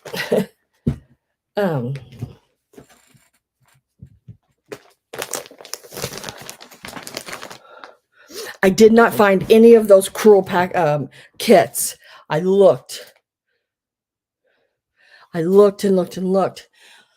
I'm if I find them, I will definitely put them on here. But I'm thinking I might have boxed them up and gave them all away. I had several hundred, and I'm not kidding you. A couple hundred, not several, a couple hundred, of different kits, and I sold, I don't know, I sold a lot of them. And there were some that I had on several times that I couldn't get rid of, so I just went ahead and boxed them up and let them go. Yeah, okay. So this is what a batik looks like. Really, really pretty. There's all different colors and different shades. So see how the marbling and everything is? These are batiks. There are different colors in batiks. I got different size pieces. See the marbling? Look, you can see like fossils looking stuff in them, which are really cool. Here's even a green with the leaves and the teals. Look at this one. This one is really cool. And these may be big enough. I don't know. I mean, this is folded again, you know, and it's still folded again. Some of them are bigger sizes like this. Some of them are smaller sizes. But really pretty batiks. Some of them may have butterflies on them. Some of them may have other, you know. Is that a butterfly? I say butterfly. I think there is a butterfly on that one right there. But, and then I have like, I have them in strips also. And so, I mean, I just got all different shapes and in strips and squares. And I don't know if this is the kind you're wanting. These are a little bit more these are a little bit more expensive, batiks are. But I can pull some. Tell me how many pieces you want in a bag, and we can definitely do it. And oh, this one's really pretty too. Look at that one, sort of the peacock. Imagine that on a cover of a book. How pretty would that be? And that's a pretty good sized piece. Not like the other. So I got pieces like this. I can make you a little bag and get a price set up for you. You say yay or nay. I can sort of lay it out, take a picture, and send it to you, email it to you, and see if that's sort of like what you're wanting. And all the pieces are different. I mean, this one is like way big. That's all. There's quite a bit of fabric on that one. I mean, every scrap piece is different. I went to an estate sale, and this woman had big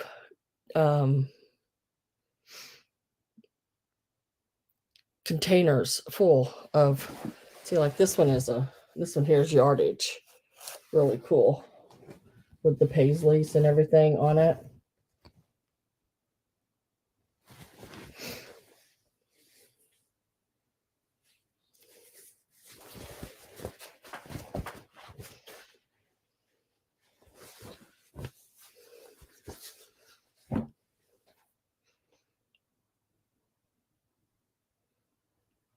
Yeah, this here is a very high end, very high end quilt fabric, a batik. Like I said, I've got it in strips, I've got it in pieces, I've got it however you want it. If you're wanting smaller pieces than I showed you, if you're just wanting to do a scrappy top, we can do that. But if you're interested in that kind of fabric, I can make you a little bag of it and sell it to you. Let me lay that back here right now.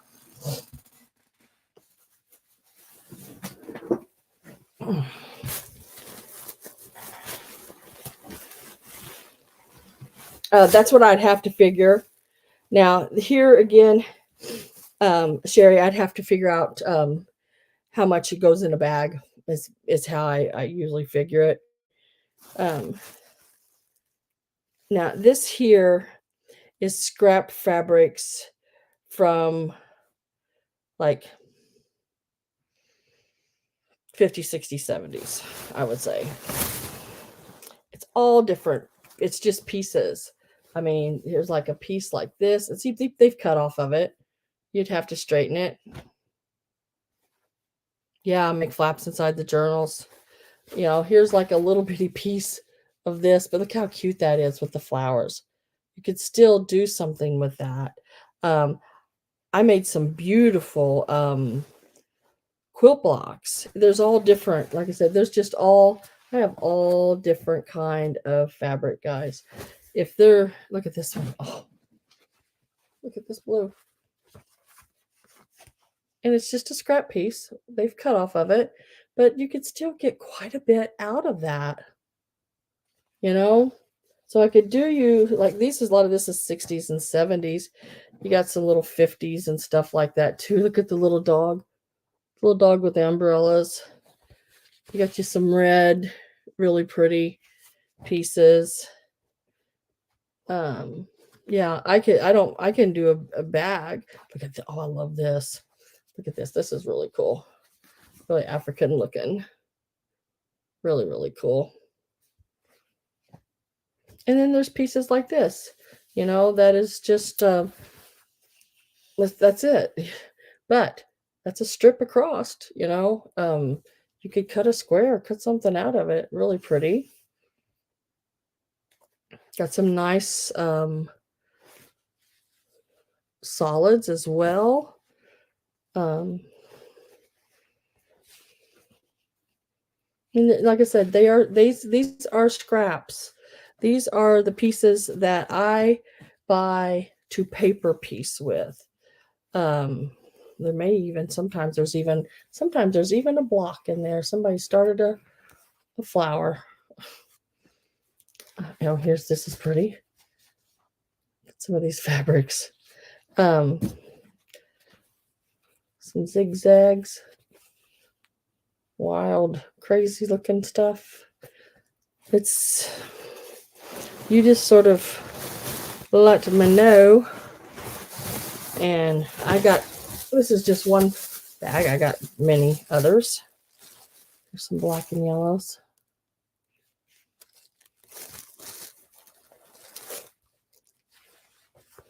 There's some neat pieces.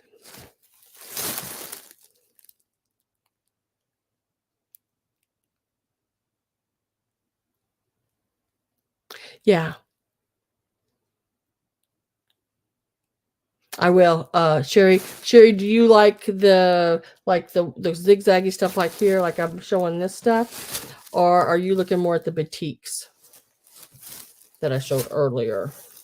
Like, look at this. It's a pretty good size scrap. And it's pretty. I mean, it's really pretty. It's got a brown background, which really makes those colors pop out of there. And like I said, it's got a spraggle on it because somebody, cut something out of it. So let me set this back over here. Oh, it's a little heavy.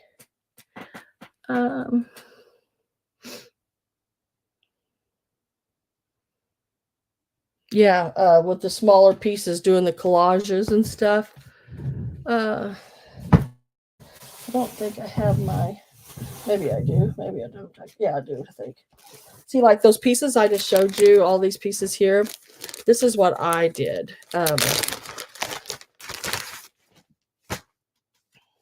I took those pieces, all those little bitty pieces, and I did this. This is called paper piecing. You don't have to have a really big. This is the pattern on the back. You start with your little square in the center, and then you sew each one of these, starting 1, and then you go to 2, and then to 3 and 4 and 5, and you just follow, and you just sew that piece on. And every time you get to, like, say here, you get to this next one, you fold it over back towards and you sew that piece again on this line over here. So on this 2 to 5 here, you would need a piece to do 6 big enough to sew on this line right here. It's a really cool way to do it. Now, a while ago, remember I told you that I cut out the needlework from pieces that aren't anymore good, the embroidery work. And like, this is one of them. I cut that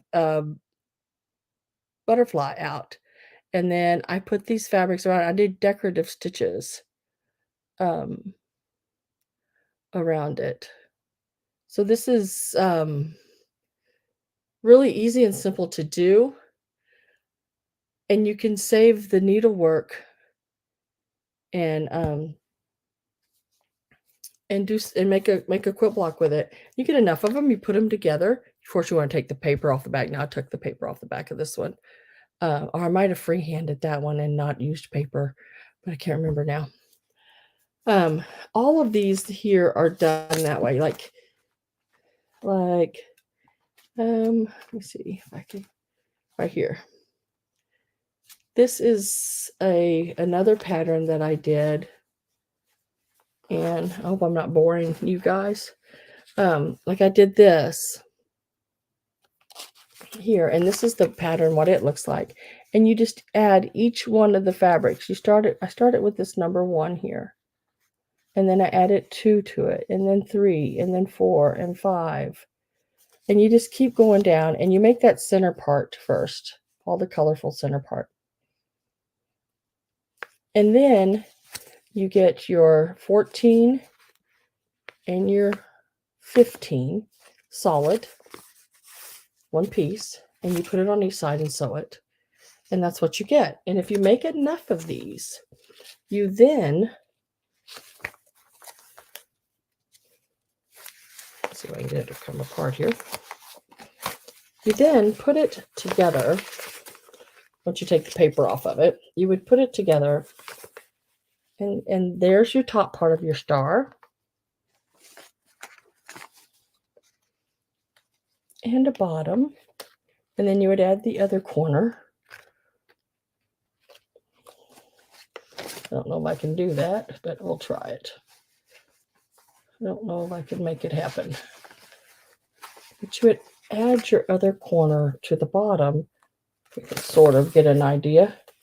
And you would get your star like this. And I don't know if y'all can really see that or not, but it doesn't take a very, I mean, look at that little bitty piece right here. That's all there is that little white with the pink on it. Very small piece. That's why I save all of these pieces. Because I know I can still make things with them. And you could piece all of that together and do a top, piece them together like this and do a whole top with that braided look, you know? It's really cute. I also have ones where I do hearts. And then I really like this pattern a lot, where it's sort of the crazy quilt.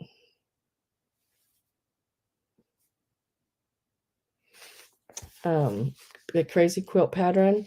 These were made out of very small pieces of fabric. And these are all the same pattern. All the same pattern.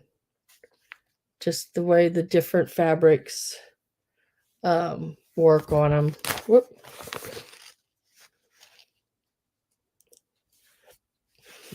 These are more St. Patrick's-y looking. I do greens. And then the same fabrics that I used in that first one I showed you, I used in this one. It just sort of, laid them different in there. Made them a little different. See where this big, or what, this, let me find it. Where'd it go? Right here. This blue right here is the big corner over here. Just switched places. Kept the same center. But I know if I can do that, anybody should do that. It's just laying a piece of paper on a piece of fabric on a piece of paper and sewing it to the other one. And the lines you go by are the lines right here. See how I sewed right on the lines? I mean, that's it. There's not...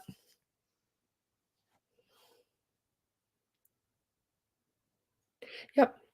One day I'll sew everything together and make a quilt with this pattern right here.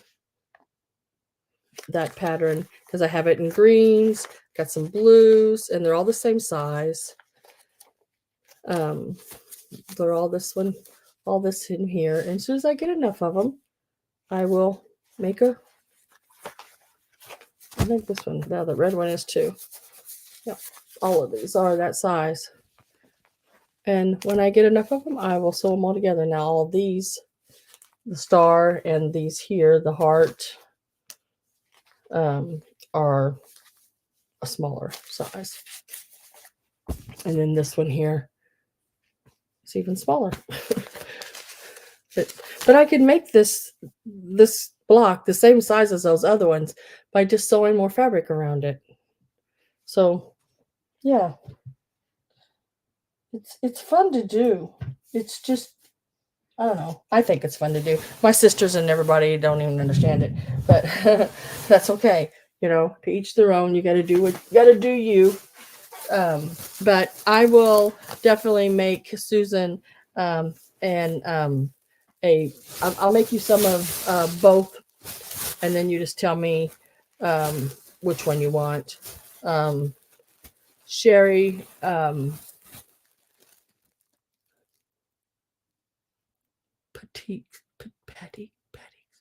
it's batiks. It begins with a B. But that's right, with a B. Oh, that's heavy. That is, fabric can be heavy. Let me tell you.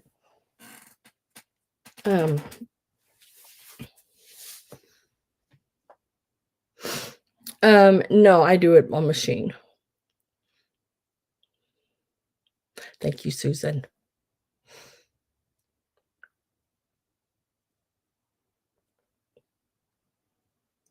Quite a bit. Sam, how much fabric out of that scrap bag would one get for $20? You'd get quite a bit. There would be an there would probably be enough for $20. I'm not sure what size Susan's books are.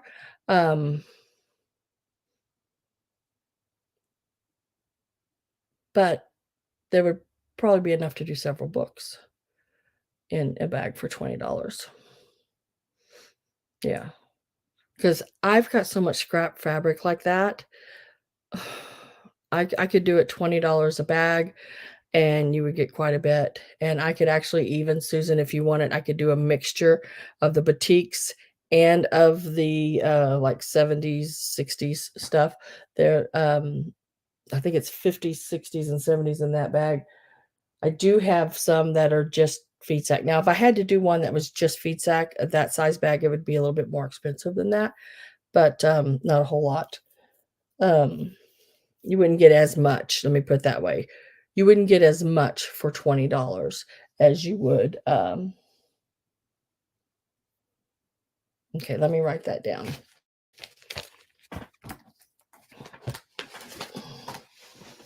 Because I can make those for you.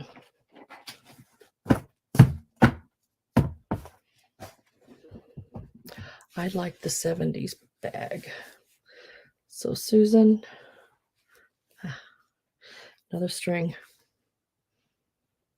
Susan wants a 70s bag for the $20, Susan. So you want a $20 bag of fabric? I say there'd be some nice pieces in there. You could make a few of those out of it for sure.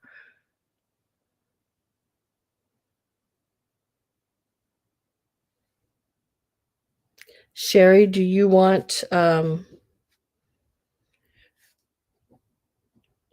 bag of the batiks, or do you want a bag of the 70s, 60s, 70s, 50s stuff? Or but Susan just wants 70s, and that's okay. I can pull 70s out of there. And there's plenty to make because I know I have another, I think that little white one of those drawers over here in that cabinet. And that goes back about, those drawers are a good 16 inches deep. Um,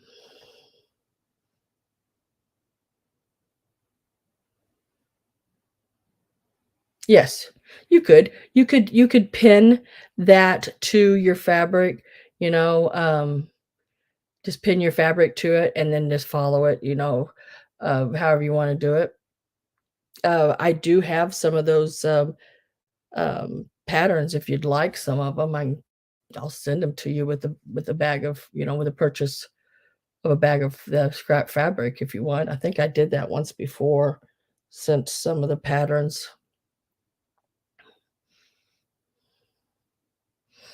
batiks.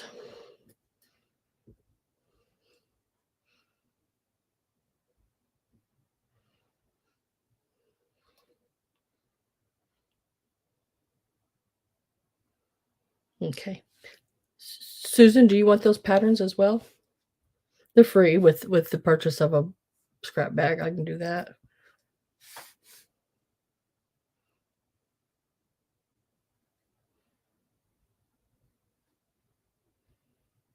And I mean, I'll be fair, I will. I will send you some good ones.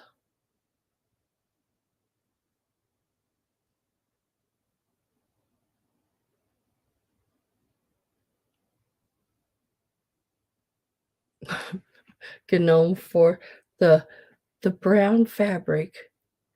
That's the batiks. Now, you said you wanted the 70s. You want the patterns too. But I can throw you some of those brown batiks in there.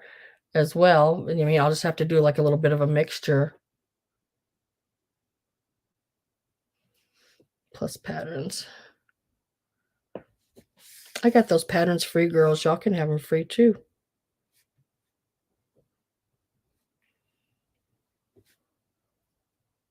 And those are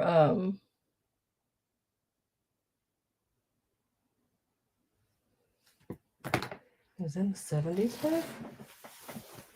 Oh, the one with the brown background with the pink flowers and stuff. This one here. This one, Susan.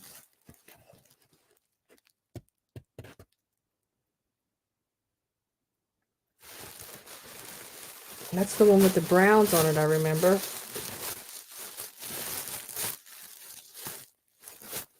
But yeah, I can definitely make sure that's in there. Or even this one. Okay. Yes, I will make sure you get some of that as well. Yes.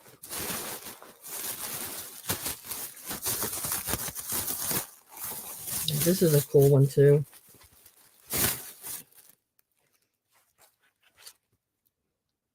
The big flowers on there.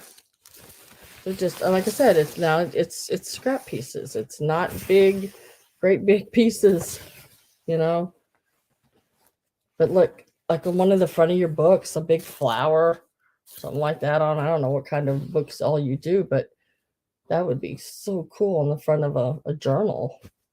Like this, these 3 flowers right here would look cool. And then that great big one on the back. I don't know. Here I am trying to design your books now for you. I'm sorry.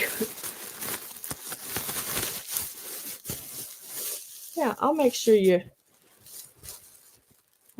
get some of these big flower things and zigzaggedy stuff and all of that in your bag. Yes, yes, yes. I'll make it nice. And if I have time, I will put out my ironing board and press them for you and everything. If I don't, then you'll get them wrinkled. But if I do, then you'll get them unwrinkled. But I will make sure I throw in, let's see, this. I'm trying to think what all patterns I have laying out there. I've already got them out. I'll make sure I throw in this pattern because this is a really neat pattern to do. You don't have to do the solids. You can do you can do a different colors. Like I did this one. You don't have to just do the solids. You can still do whatever colors around it, Sherry, on them.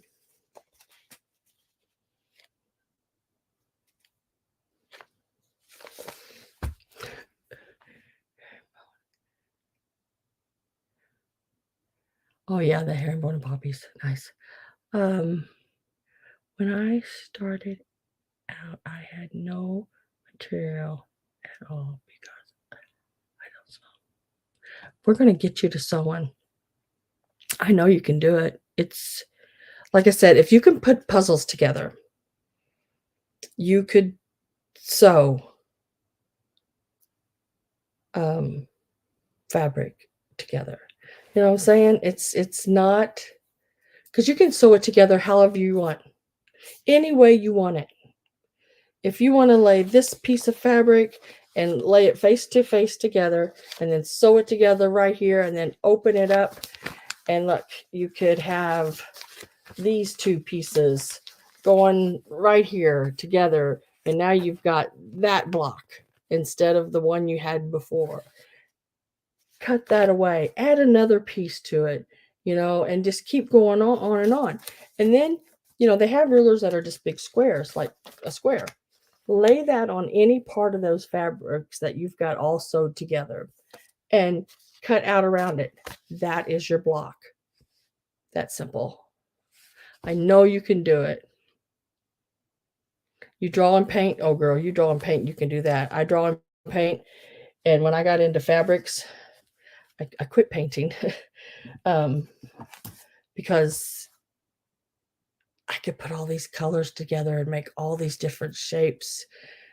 And if I wanted it to be curved, I just would cut it to where the fabric would give to where I could curve and sew. And yeah, then you get the variegated um, threads and stuff that you can sew with, and it's I don't know, it's just it's really I really get into it. Sorry. Sorry, I know, but like Tudor and my mom, they'll drop me off at a fabric store, and I'll just I'll just stay there, and they'll go do whatever. They clothes shop and all that I don't do any of that. I only go clothes shopping if I have to, and then I don't want to.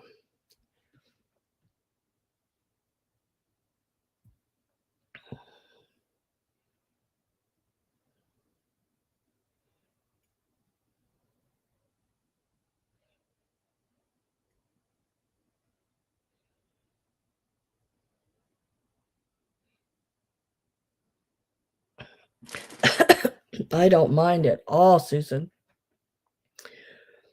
I don't mind at all. Anybody, you ain't taking up nobody's time, and we're all having a good time here. I come in on Thursday on Wednesdays to show fabric, to show it, to sell it, to talk about it.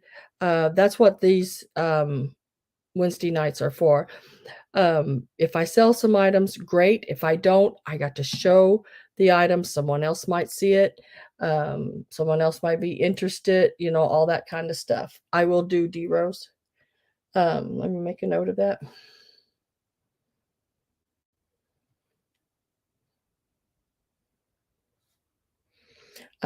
So that's all part of it. My sales are Sunday. Um, that's when I bring those items like that. Fabric, if I sell it, I'm okay with it. If I don't, I'm okay with it. I know my husband would like me to sell every bit of it, but um I don't wanna be clinched up in a corner either, because I would if I didn't have fabric. Because I love fabric. Like I said, I have one whole closet. I have 2 closets because this is my bedroom is the master, so there's 2 closets. One closet is nothing but fabric hanging.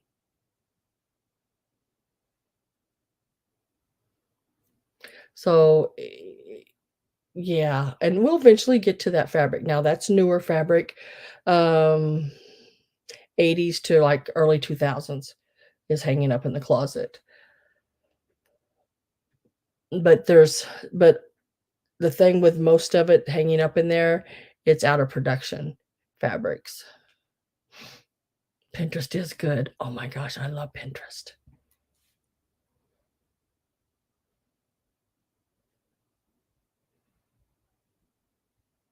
I love Pinterest.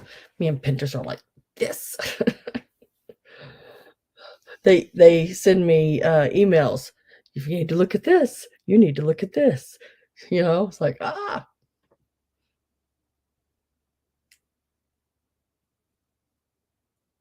Yeah.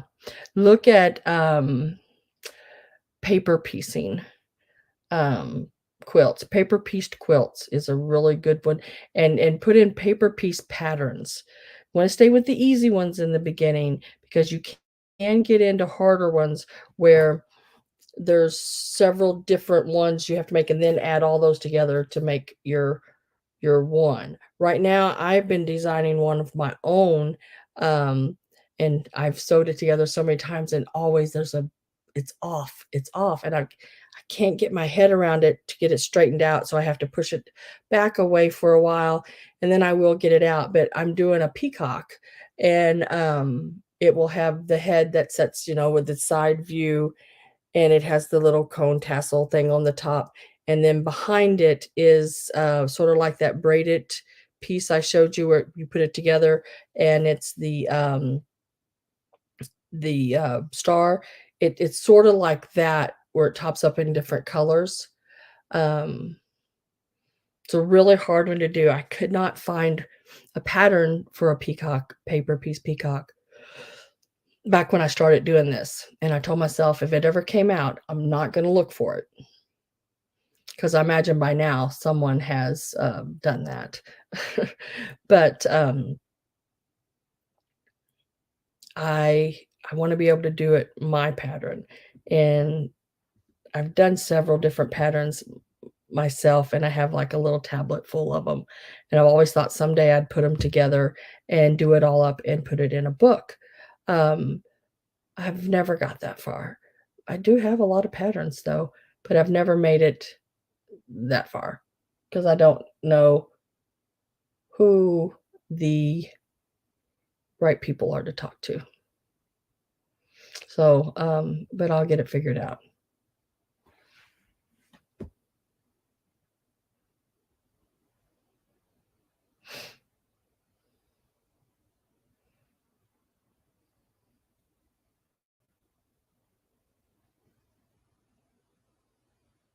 Yeah. I can usually pretty much now that I've, sewed for as long and making quilts is I can pretty much look at a quilt and study it long enough and tell you exactly what piece went into it first, all the way through. Know what block they had to make before they could add this piece, and know what 2 pieces they had to put together before they could add that piece. Once you know it, you can just look at it, and the only way of knowing it is just to sew a block. Sew a block and learn what piece goes first. What piece do I have to cut first to add what piece to it, to add another piece to it, to add another one to make the block. Um, it's very interesting to figure all that out.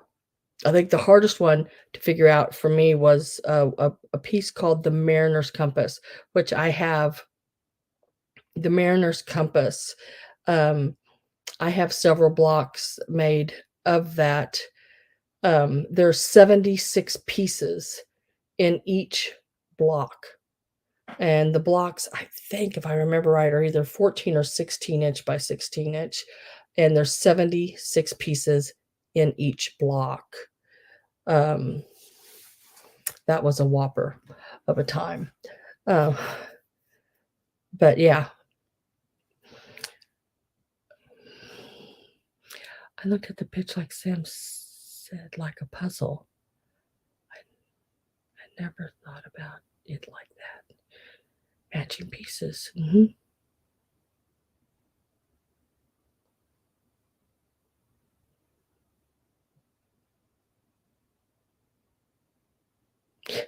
I've got all of that in trunks in the garage. Now I do have a 1800s quilt here in my room if you'd like to see it. It is silks. It's just laying back here behind me.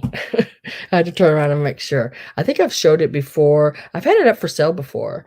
It did not sell. It was when I first started, and it is all silks, and it's really, really pretty. It's in the reds and everything. It's a really, really nice piece. My husband would kill me if he knew what I gave for it.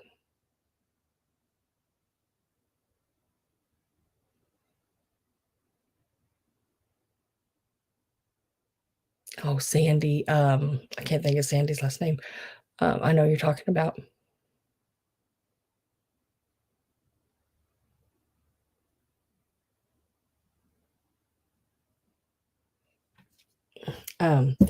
Is there anyone interested in any more fabric? I will show some more. Yes, I know who you're talking about. I couldn't think of it. I knew what it was looking like, and I couldn't come up with it in my head. Because I have this really cool piece of fabric. She can rewatch, yeah. Thank goodness she can rewatch. Yeah, because I let it go ahead and go right to. Now this is fabric, but it is a plastic coated fabric. I use this, and I used quite a bit of it. This is what I have left of it. But these make the greatest bowl covers. because they're plastic and they're cloth. Does that make sense? I know it's different. One side is cloth. See, here's your finished edge, like cloth, but the other side is your vinyl covered. If anybody's interested in that, I do have this as a bolt, because I made quite a bit. There's not quite a whole bolt anymore, but because I made quite a bit of stuff out of it. Really pretty, sort of. In these lights, it's just hard to tell. It's got pinks and sort of orange and pinks, and it's got butterflies and leaves and flowers. Really pretty. But see what I mean about it having, like, this is a fabric, the back of the fabric, but then the front is this shiny, and it's really nice to use on those bowl covers, no, it's not oilcloth. It is actually a vinyl front. It's where they've vinyled or laminated, I guess you could call it, the front of the fabric, and then the back is still the soft fabric itself. I use this to make those bowl covers where you take your bowl and set it down on it, turn your bowl upside down. You want the circumference of the round of the top, cut it about 2 inches bigger around than the bowl you're wanting to cover. And then you take and make you a pocket and run the elastic around through it, so you can pull it out and pop it over and cover your bowls to put in your refrigerator or take to picnics or whatever. Then you can just this helps, like if it's a cold dish, it helps hold the coldness in a lot. Also, it helps it stay cleaner, I think, because it wipes off. You can just wipe it off. Even the cloth side just wipes off, or you can just run it underwater or whatever. It cleans up really, really easily, and it looks really nice. So if anybody's interested in that, I can sell some of that if you are interested in it. There is a few yards here. Let me count and see if I can tell you.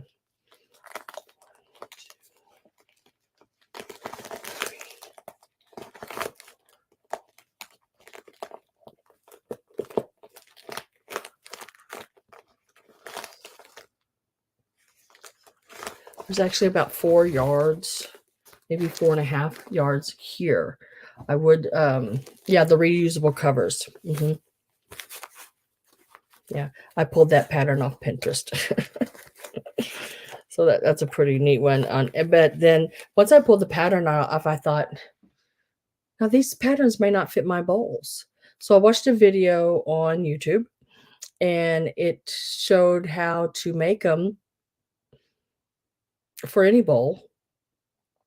And so then I made them for any bowl, just by doing that 2 inches, more around, and putting the elastic in there. And then I thought, I really like this fabric, but I wanted it in a different color, because this is the only pattern I could find of it locally around here. So I bought some laminating, sticky laminating stuff, and I laminated any fabric that I wanted to use. So I bought some really pretty fabrics with like bees on it, and some black and yellow flowers, to match my yellow confetti bowl, that Texas wear confetti, a real pretty mustard yellow color one. And I bought that to match that. And I just laminated one side with the laminating sheets, and made my own. So yeah, you can do that too. Which is pretty easy. But if anybody's interested in any of that, I do have some of that available as well.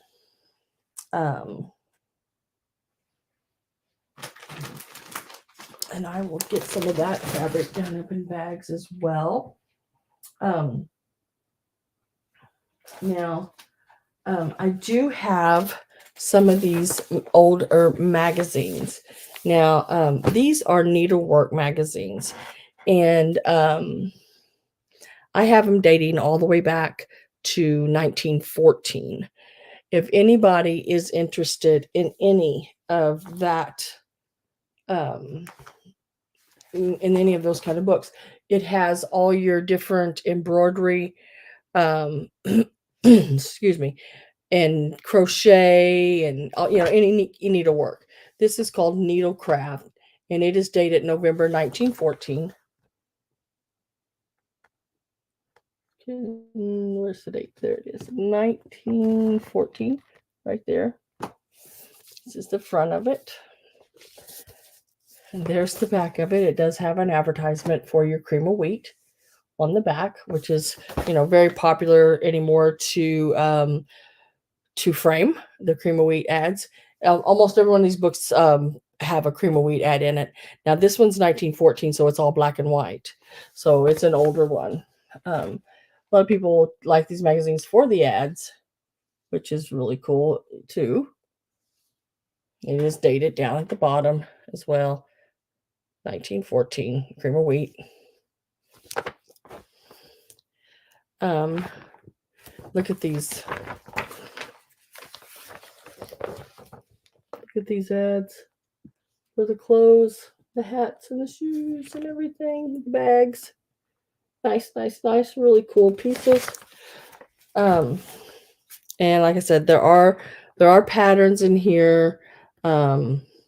Here is an 8-pointed star for a bedspread. All of these patterns there's patterns all in throughout the first few pages. And then there's advertising in them. All that good jazz is in there. But I love the old clothes. 1914. What is that? How many years is that? That's 100 and hell, who knows? 100 some years ago.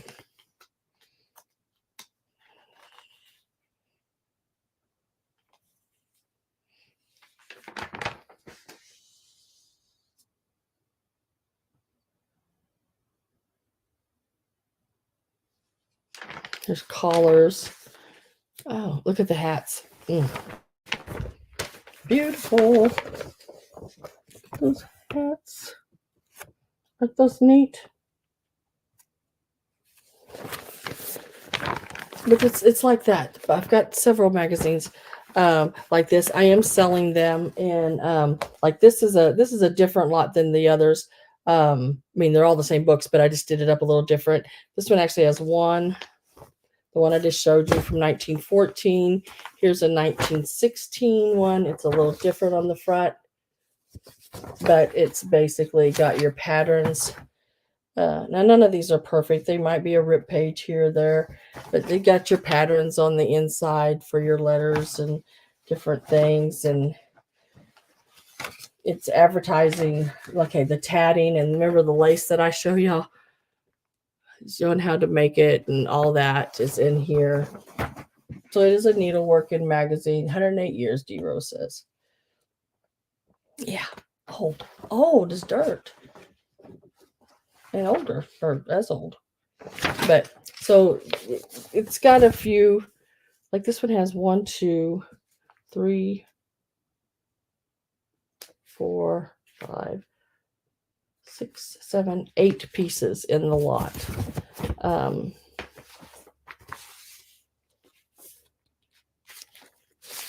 Look at the ad on the back of that one. That one is in color. Now that one is from, it's the 20s, 1921. So you're starting to get into the color. April. I was born in April, but I wasn't even thought of then. Neither was my mama. But it's got some really cute, there again, really cute ads in them and stuff. This lot will start at $10 if anybody's interested in it. There are, what did I say? Let's see, 1, 2, 3, 4, 5, 6, 7, 8, 9. 1, 2, 3.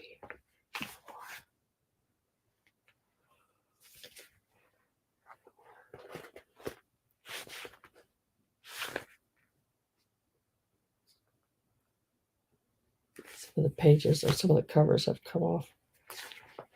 1916, 1917.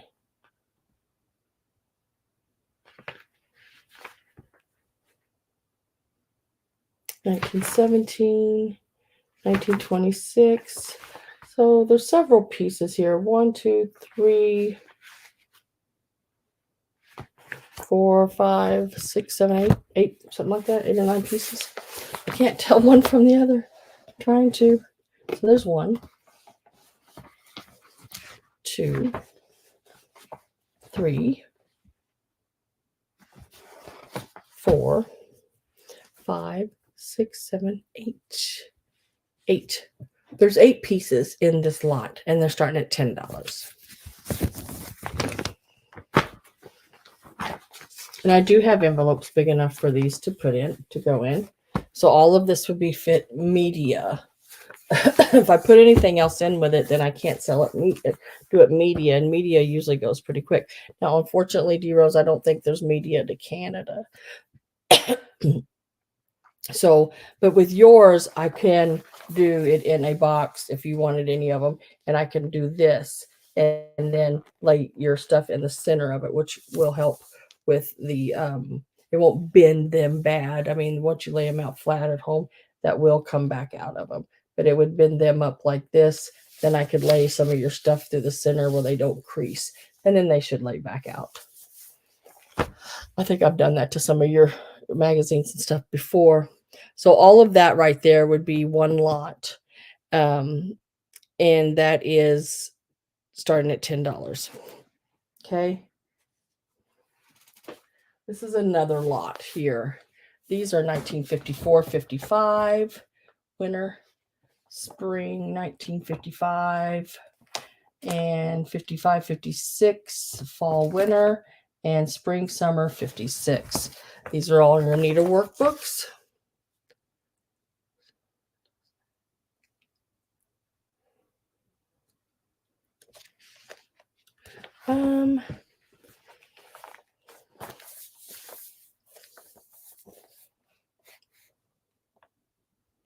Probably about 2, maybe not quite 2, right in there. I think the last box I sent to you weighed over 3, closer to 4. I usually try to keep it between 2 and 3 pounds. But what it was going to do was leave one item here. So I thought it's to get that one item, put another box because of the size of it. Not the last box, the one before. And like right now, a box I have for you, D, is right at, and it's not a very big box. It's just the jewelry and all that. It adds up. in the little cookbooks, it's like a little over 3 pounds, I think, or 3 pounds something right now. And I sort of want to leave that there or take out of it. You know what I mean? I don't want to add any more to it. So if you did another box, then we could, because I've already put everything in yours. I've got all your stuff together and I already put it in a box, and I weighed it before the tissue paper and everything in around it. So we're already right a little over 3 pounds. So time I get all the rest of it, we're going to be even a little bit more, packing in around it. But if you did some of these magazines, and I could put those, start another box and take some out of the one, you want to see, and sort of mix it all together. So we could save you on, as I know it sounds crazy to make you 2 boxes to save you money on shipping, but it really does work out that way, and that's sort of weird. And hopefully they're coming right on through to you. These are 1950s, 54, 55, 56. it has a lot of your patterns and everything in it. A lot of really cool pictures of, advertising, different items, that they sold, and even patterns. See, like right there, the little pig and the cat and all that kind of stuff. Patterns and some of the, remember the mail order stuff when you could order it? Look at the back. All the different mail order kits and stuff you could purchase. Look at that belt she's got on. Goodness gracious. And the purse. I've got one of these somewhere. But really cool. All the pieces that match.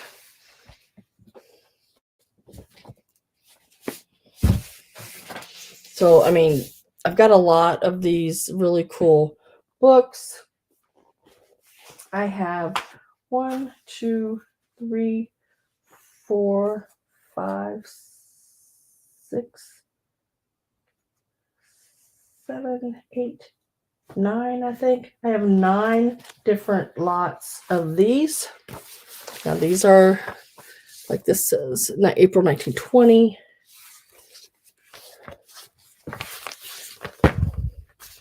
Here is a June 1920.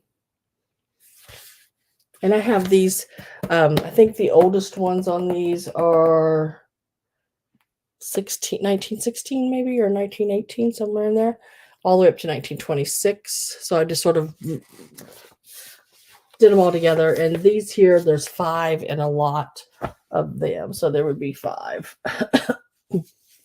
And 5 of them, you're back down to about £1 again. D on these 1920s. And another 19. That's October 1920. Let's see if it has any Halloween in it. Always look at, October. See if it's got any Halloween in it. Let's see, Halloween. Not yet.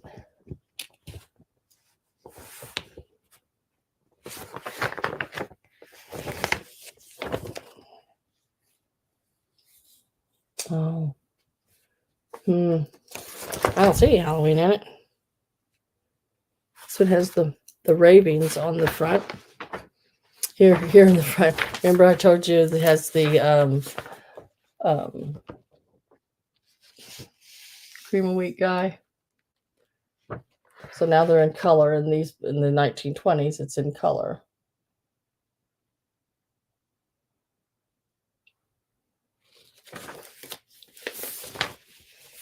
He's peeking in at them, watching them, making sure they're doing it right. But I have several, like I said, about 9 lots of this, 5 in each lot.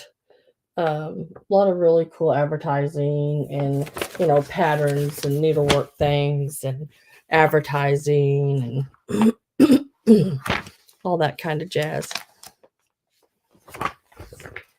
Well, I keep saying that, all that kind of jazz. I love cream of wheat too. Look at the old dresses and everything.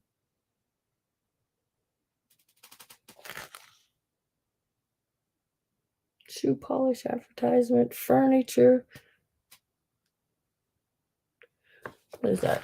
That's got my last name on it. Let me look at that. New Larkin Castellounge free. Let the Larkin plan make your home attractive. That's my last name, Larkin. Let the Larkin plan. What the hell is that? Larkin Company. Buffalo, New York, Chicago, Illinois, Peoria. Hey, anybody here? Are any of you guys going to do D Rose? I know you're probably not going to. But then again, never count you out, right? Are any of y'all going to Ohio to that meetup that they're having? And if so, When are you going?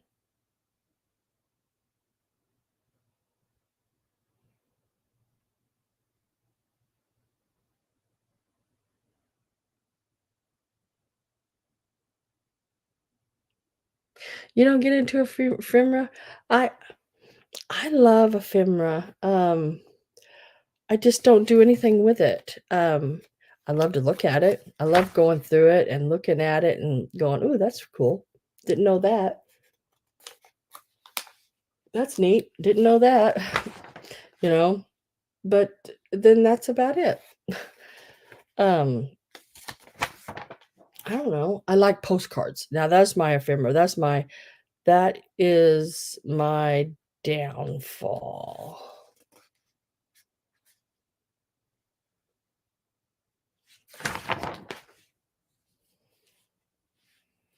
That's my bad downfall, is that,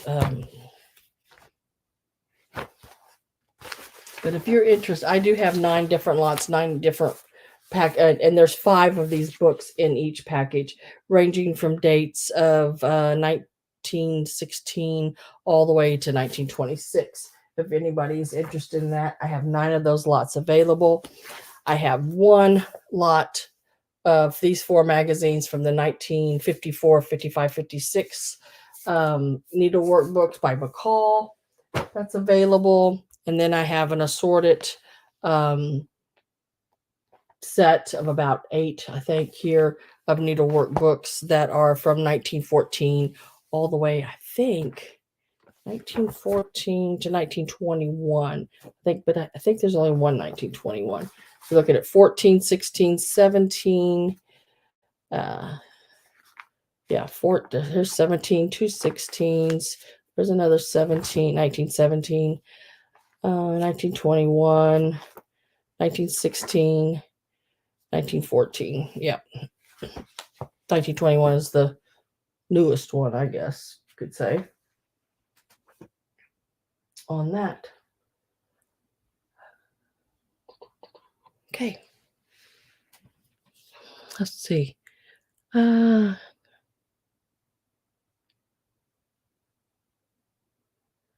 really? It's not far from where Greg's at? Cool.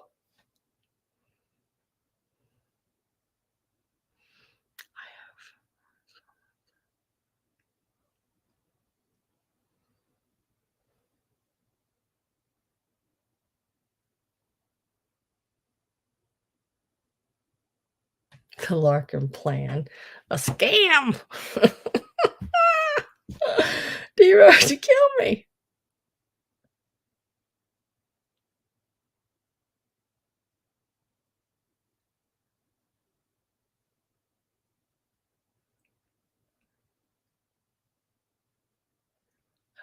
Sweet Linda.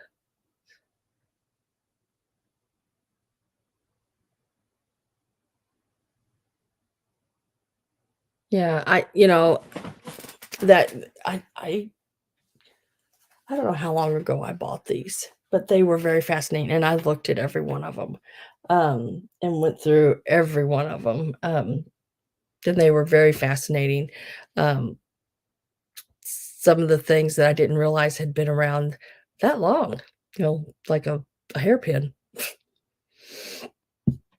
It's in there. You know? Let's see.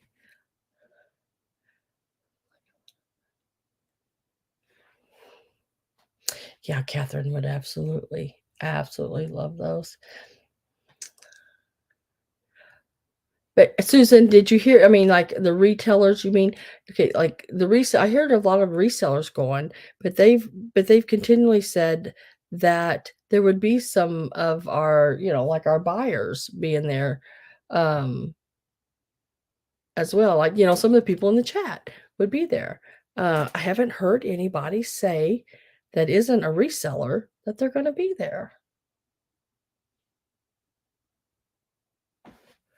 Um,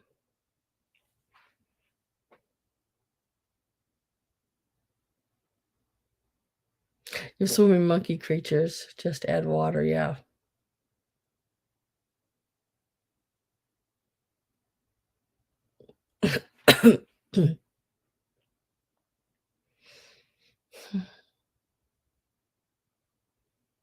Um,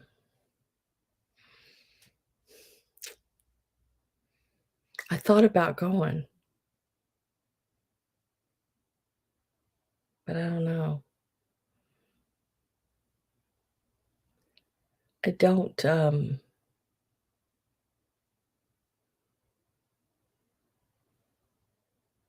don't know, you know? I don't no, I don't, I don't fit in real well in big crowds.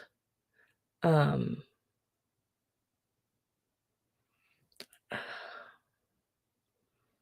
I think so. Um, I get nervous about things, when there's a lot of people, you know? I don't, um,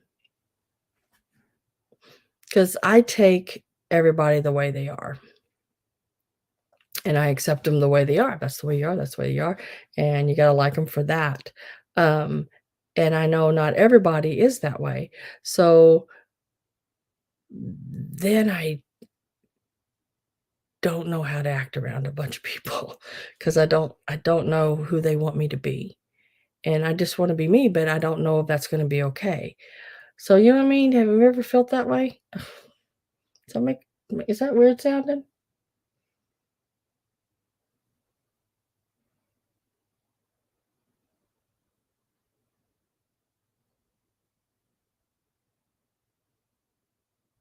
Yeah,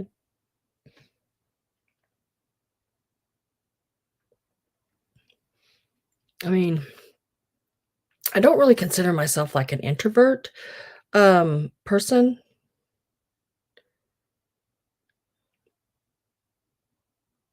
but in the same sense of saying that, don't like to be around a whole lot of people and not know the area, you know? Now I can be around a whole lot of people if I've been there before and I know the area, then I'm not nervous about it. Um, when I get nervous, like, I mean, I can go down to the casino and with a lot of people there, but I know the area, you know what I mean? And, I feel like if I went, I'd just be, like, sitting in the corner somewhere, you know? I don't know. Just take tutor. Oh my god. I wanna live. I don't wanna go to jail.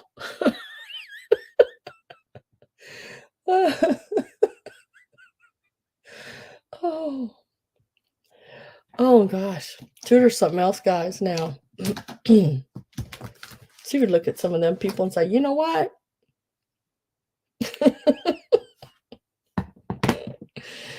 Oh, but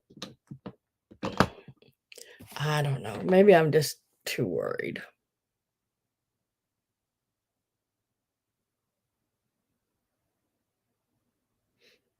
She's so shy. Yeah. Oh. You gonna come and bail us out of jail, Susan? Are you gonna bail us out? And you know what? Tutor cannot drive that far. Oh, I cannot drive that far with Tutor in the car.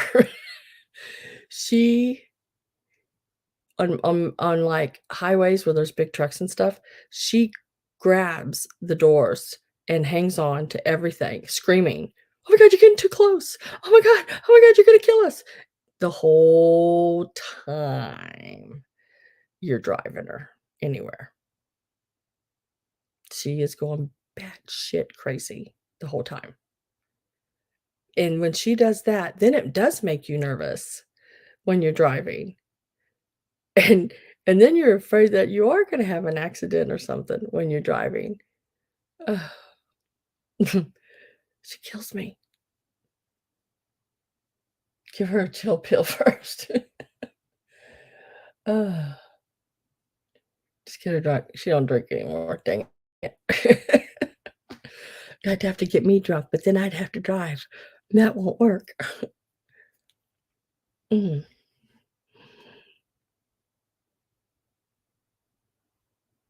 We will possibly pass the hat around for bail. Thanks, Dee.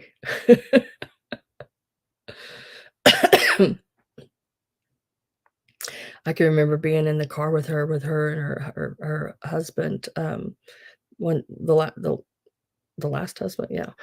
I don't know how many times she was been married. I can't even remember how many times I've been married. It's ridiculous.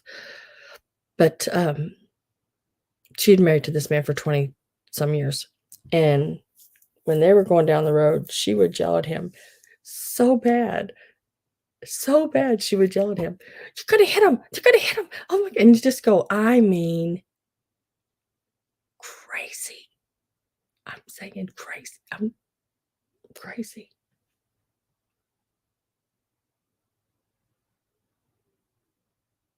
She is more than a backseat driver because she won't drive it, but she'll tell you exactly how to do it the whole way and scream it at her loudest, um, and it just about breaks your eardrums in the car, um, because she's scared, and she's scared of being in a car going fast down the road.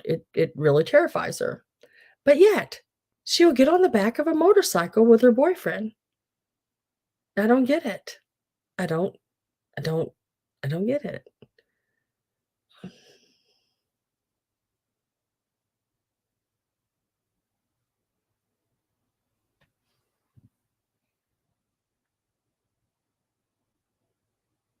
Exactly. That's what I told her one day. I said, "You know what? I'm gonna wreck because of you. You need to stop." And I have had to pull over, um, on the side of the road and put it in park and just talk to her and say, "Hey, you know what? If you don't quit, we're gonna wreck. You're gonna have to stop. Close your eyes, lay back, do something. I don't care what you do, but you're gonna have to stop." Like, she'll go like that, and she'll grab at you know, or and just like, "Don't grab me. Don't grab me." Yeah, but you're just like, "Yikes." She's the nicest person in the world, guys, don't get me wrong. It's just that she gets very terrified when she's in an automobile. She has it's a terrifying experience for her every time. I don't know how she ever flew anywhere, how they ever traveled or did anything. First of all, I would have locked her butt up in the back of that RV and duct taped her down somewhere and drove comfortably, quietly in the cab of the truck. No, put her in the trunk and duct tape her mouth. My gosh, I just said that and I didn't even see you say that. Yeah, something else. But like I said, she means well. She's a good person, very good person. Um, but she scares the crap out of me when I'm driving, you know? She's something else. I would never take her with me. Mm-mm. She would have never ever made that trip that I made, that 4,000 over 4,000 miles. She'd have never made that. Uh, yeah, that would have not worked out at all. So I'm thinking about it. I'm thinking about it, guys. That means I think it's the 17th. Do any of y'all know? Because I don't really even know. The 17th, I think, that morning, 8:30 to 10:30 or something like that. I've gotta look and see. But if it's the 17th, is that a Saturday? Hell, I don't even know. My gosh, people, what I don't even know what I'm doing anymore. Where's the calendar at? It's a Saturday. That means I would have to leave here, like, Thursday because, there's a couple places I'd have to stop on the way, and I probably wouldn't have a sale on the 18th, but I would have one, um,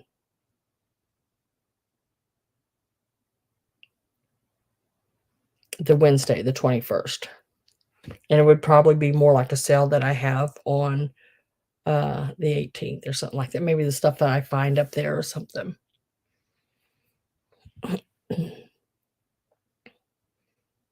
But we'll just have to see whether I go or not.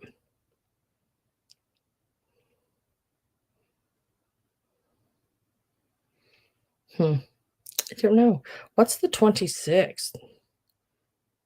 Oh, I don't know what that is. ROSH. HASHANAH. It's some holiday.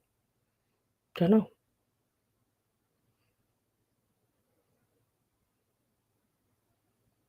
I don't know what these holidays are showing up on my phone. I've never heard of them. Yom Kippur? That's October the 5th, whatever that is. What are all these things? Daylight saving time. The 6th is on Sunday, November the 6th. Daylight savings time.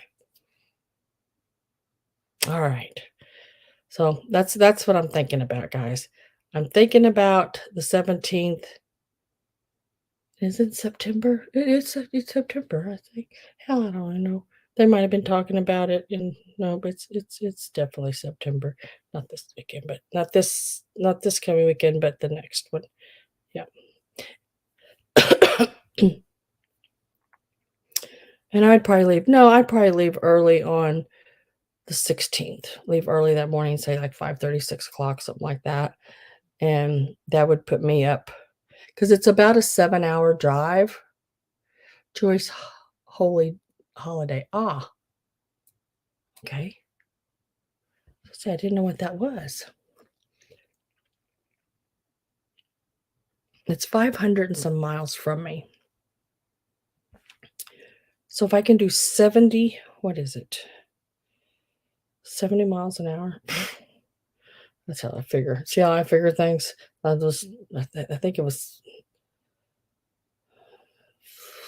534 miles, I think.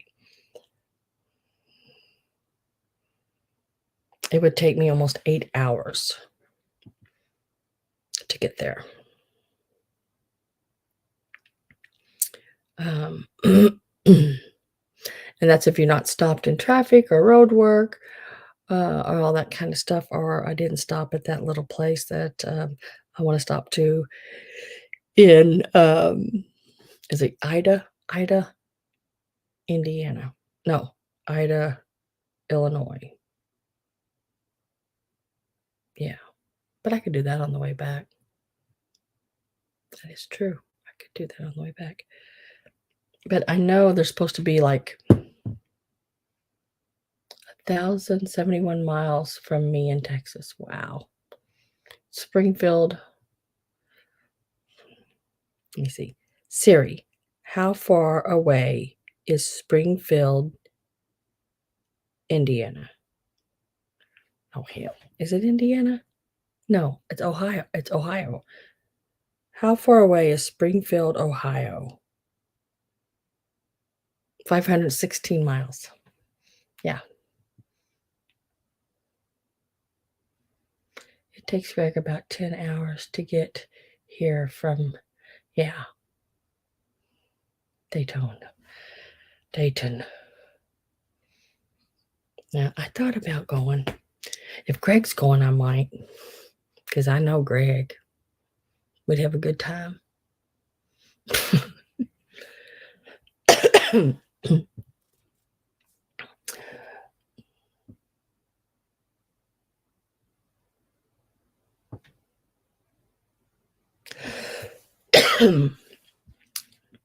1,043 only. Only? Sounds like a lot. Sounds like a lot.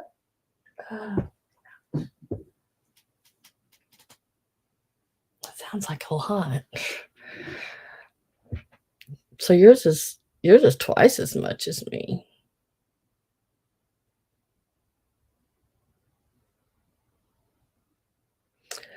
You all talking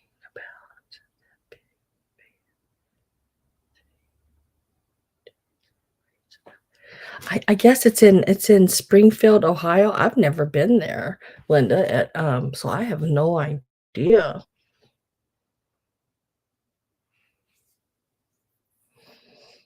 I'm thinking about going. Um, I mean, like I've met Catherine Young.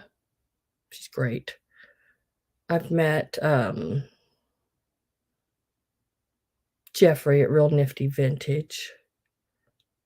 I've met, Misty at, Fifter Hunter. I can't think of her. I can never say that. Thrifter, Junker, Vintage Hunter. I've met her. Canton, Texas. Whereabouts is that at? I've been to Amarillo,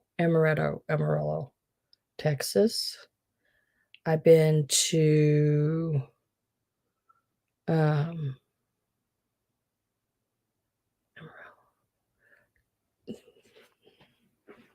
hmm, trying to think what the name of that town was, Mike. No, that was Taos, New Mexico. And because I got to Amarillo and then we went to Taos. Out of Dallas. Oh, nope, I've never been there. Now, my daddy might have, because he goes down to about Dallas, I guess. I think it's Dallas, to the steel guitar conventions and plays music there.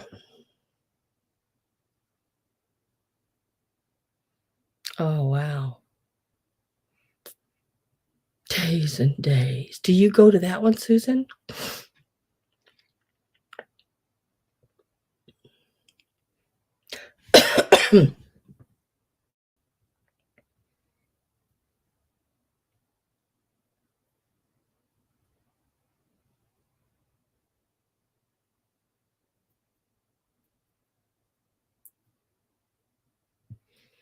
It sounds like a lot of fun.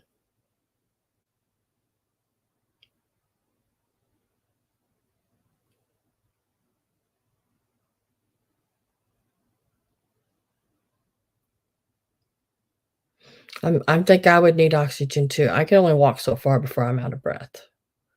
And I think you're on oxygen pretty much all the time, but um,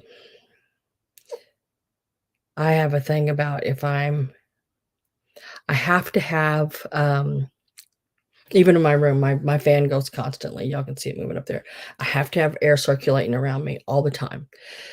If I'm outside and it's hot and the weather, it's just still, you know, I can't breathe in it. Um, I just it's almost like somebody's got something just over my face.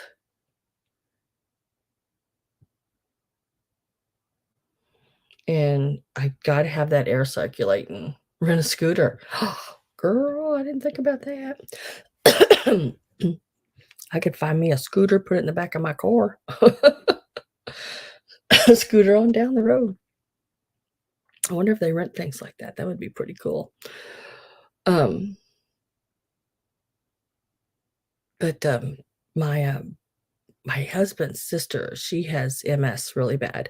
When I first met her, well, she doesn't walk anymore or anything now because it's so crippling to her legs and everything are twisted and feet and everything. But when I first met her, she could walk still a little, and she had this cool scooter that she would. It was just sort of a big square flat that, and then she pulled out of the trunk of the car, her husband would, and then a pole went in it and a seat went on it, and it had like a pole that went in for the handle that steered it. And it was just really compact. It was really, really cool one and very lightweight. He could lift it no problem or anything like that because he had bad legs too. He had braces on them. And but if I could find a scooter like that, don't think I would not purchase that scooter and use it every time I could because I'm telling you, I have stood in line at estate sales for hours to the point to where I thought I was just gonna fall over, and, if I had something to sit on, it would've been really nice. I bought an electric scooter.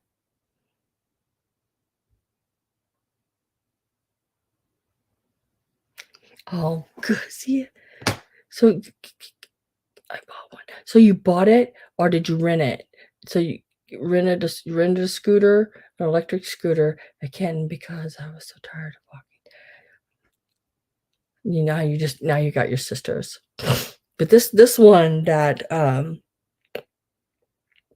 Lori, that's Alan's sister, I'd never seen one like it. It was just really different. I mean, it was just like a plastic, um oh, you bought it. And this seat looked like a fishing seat, you know, that a pole was in, it goes on like one of those fishing boats. Um, and then like a, I don't know, thing that just went down in there with handles, and it was like, and I bet you the thing didn't weigh 20 pounds.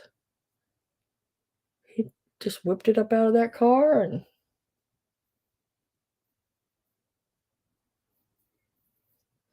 my sister's is very sporty and cute. Yeah, this one was too, this one I'm talking about.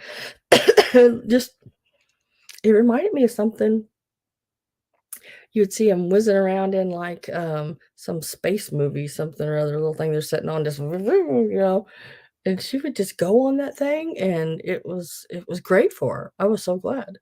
I remember that day when I first seen it. It was the day that Alan's nephew drove us to the restaurant to meet everybody.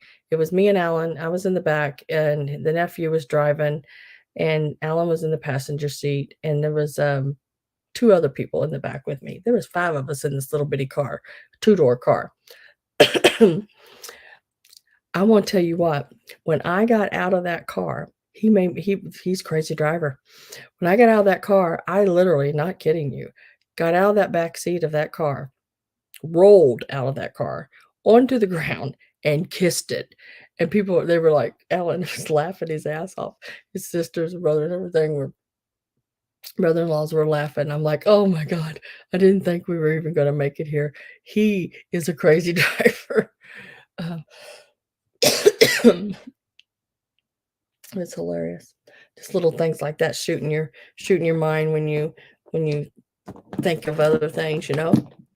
So weird how that happens. Mm.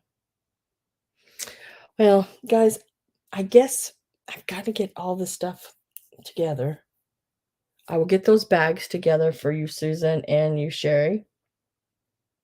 Sherry wants the batiks with the pattern, and Susan, you want the 70s bag with the patterns. I'll get that, and I'm gonna send D Rose. Probably do that tomorrow. D Rose. I'll probably send you Susan's email tomorrow because I got to get all of this picked up. So that's my bed, and see all this stuff back here. That's stuff on my bed. I can't sleep in it. So um, I got to do that. I got to get that moved. And then I will clean everything up tomorrow. What in the heck? Let me make sure I'm not doing anything wrong here. Real quick. Make sure I didn't miss anybody asking me anything, because sometimes people ask me questions while I'm online.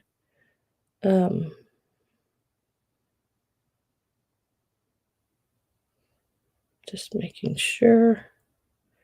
Oh, yep, here's one. Hang on.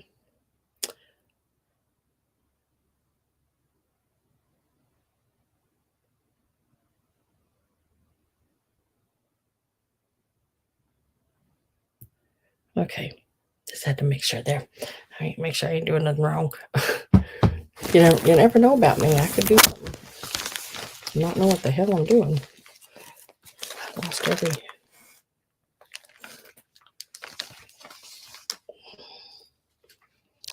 See, just like right here, I don't know what I'm doing. I lost my bag. My bag for my bag for my bags. Don't know what I did with it, but I'm sure it's somewhere in here, right in here. Okay.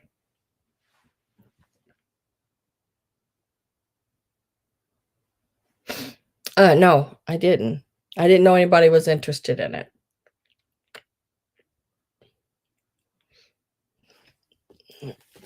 Hang on, let me pull it back up here real quick.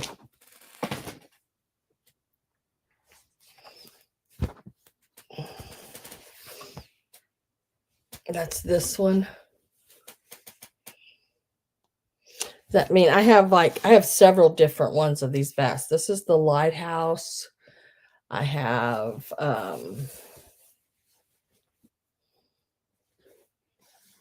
which one is this? This one is like a fall, I think. A fall one. Yeah. This one is like a fall.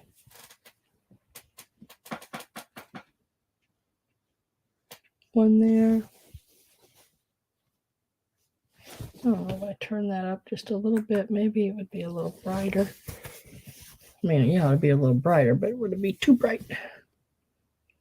I have several different ones. Like this is the fall one. I have the lighthouse then there. I thought there was a Christmas one.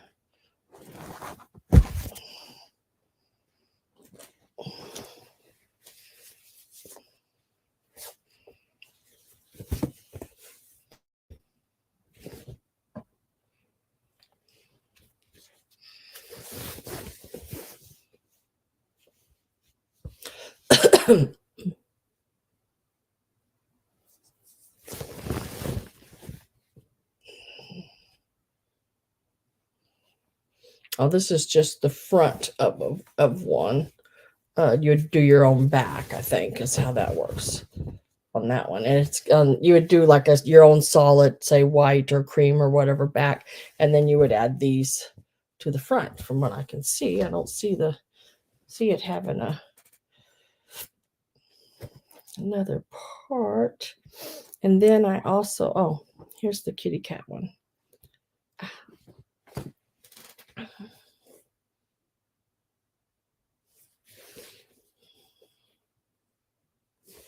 And then there's the one like this with the cat on it with the flowers. And I think the little flowers there are like you make yo-yos to put on them, I think. Yeah. And they give you the circles and everything to do that with. Pretty cool. But I have that one. I mean, I'm trying to show you the small picture over here so you can sort of see it all made. It's really cute. It's all there. Front and back on that one. Like I said, different places you cut it. Are you interested in any of those, Goody Ma? I don't, for some reason, I'm not going to do that one. There, the one with the angels on it, because I think there's another piece, and it's probably in the bag over there. And when I find the other piece to it, so I have the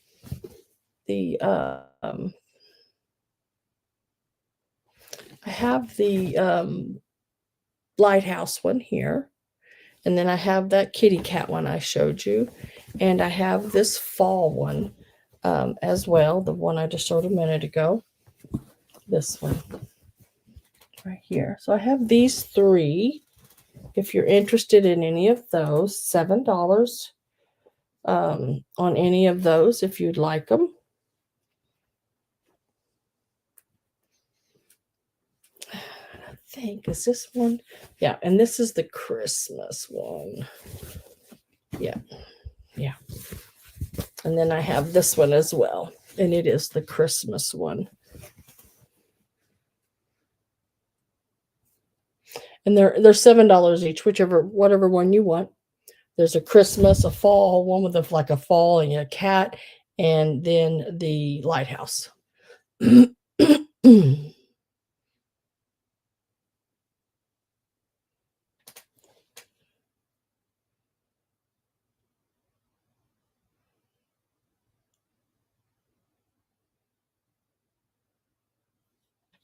You can buy these where fabric sold. Yeah. Yeah, it's just a what they call a panel. The cat in the lighthouse for sure. I like that. Look, I like the I just now noticed this. Look how long his hat is. Look at that Santa. Oh, what wrong way? Always go the wrong way. Look how long his hat is. Going straight up. The lapel there. He's cute. And then reindeers come around him on both sides like that. It's really cute. And then the back has a row of houses. And a reindeer coming up over your shoulder. That's really cute. And then in the moon. That's neat. So yeah. I have that one available too.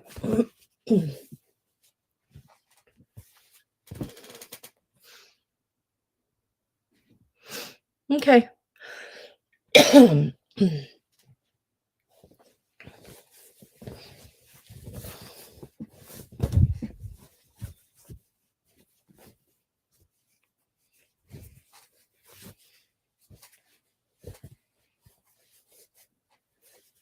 7.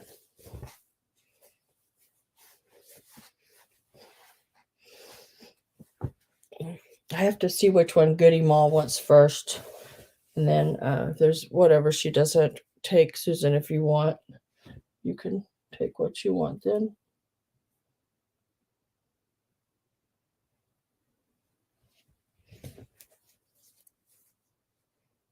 Yeah, I mean, all you'd have to do is lay them out and use the cutout themselves as your pattern for the lining. That would be pretty simple to do. They are really neat. You can embellish them and put buttons or bedazzle them or whatever you want it to. I like this one, the one with the cat on it. I really like it because it's got a bumblebee on it too. It's just really cute. I didn't see what the back looked like. Okay. So the kitty cat. So you want the kitty cat? Give me, let's see, let me think. The cat and the lighthouse. So here's the cat. And here is the lighthouse. And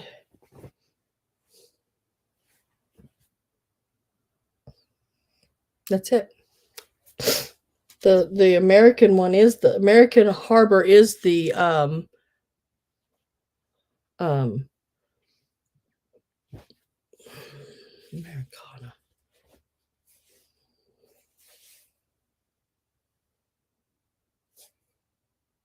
Is the lighthouse one.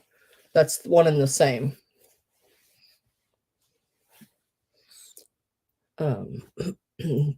The only one I have left is the Christmas one and the fall one.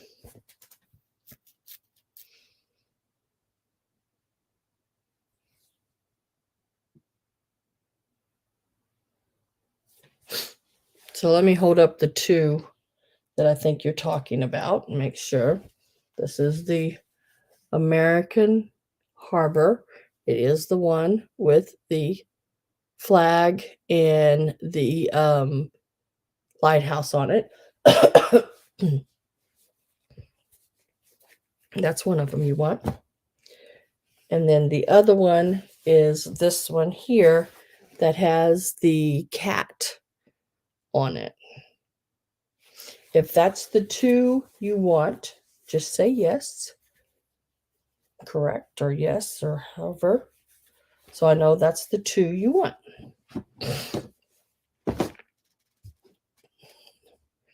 The only other 2 I have is going to be this one here, which they're calling Black Forest Vest. It is on a black background, and it has like the woodsy look to it. Here's the back. Whoops. Of it. That's part of the back of it, with that symbol goes right across your shoulder blades there.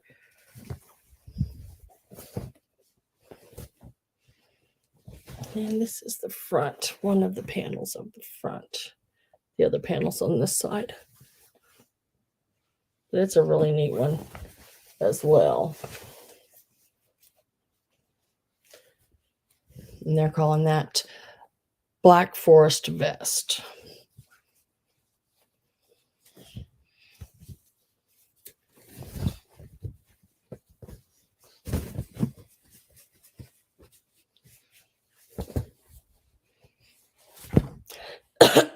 And then I have the Christmas one.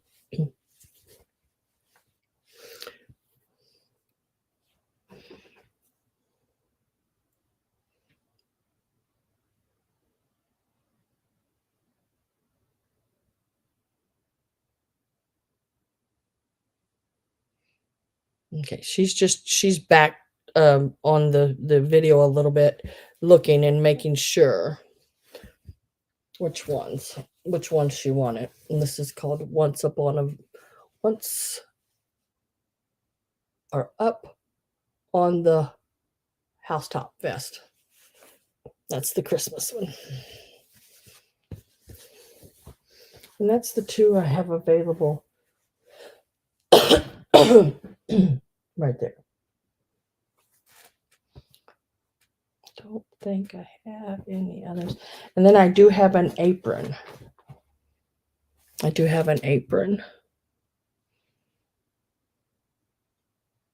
Susan, are you interested in an apron? Because I do have an apron I can give you first dibs on.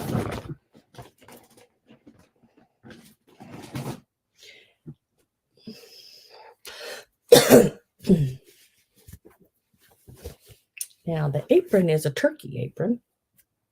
I'm waiting to hear back. So the lighthouse one must have the American lady on the back. Let me see.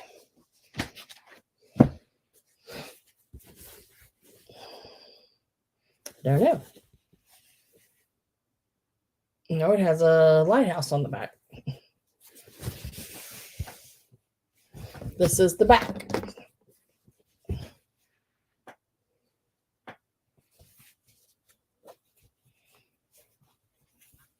That's the back. It's got a lighthouse on it.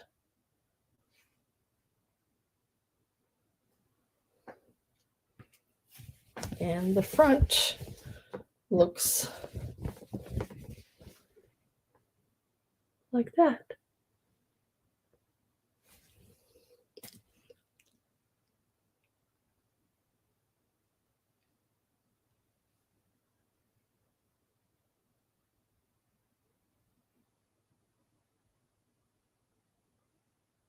Yeah, that's fine. If I go, yes. If I go, yeah, it would be great.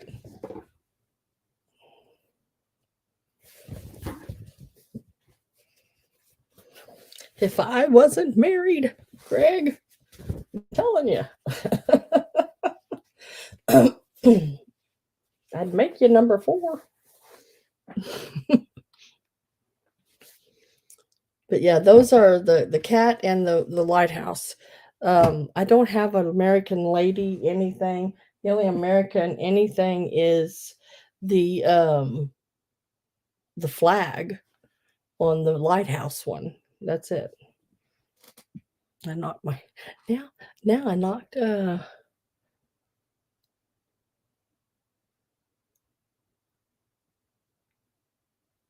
don't know. I pulled this one but it's not an American lady. And this is the angel one, but it doesn't have a back. I'm guessing, I'm trying, let me read on it a little bit and see what it says. Cut out your own label. Here's just, because it doesn't have a back. This just has the two front panels. These are angels, but it doesn't have a back piece. I don't know if it was supposed to have a back piece. That's what I'm trying to figure out. Let's see. But I don't have an American. Do I have an American woman somewhere? Nope, I don't have an American woman. I don't have an American woman.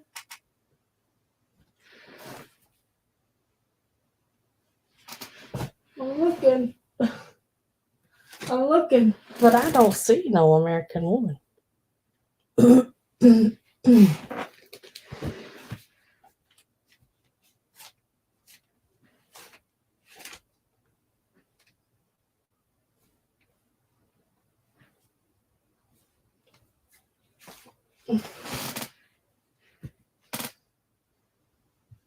I got Christmas wrapping.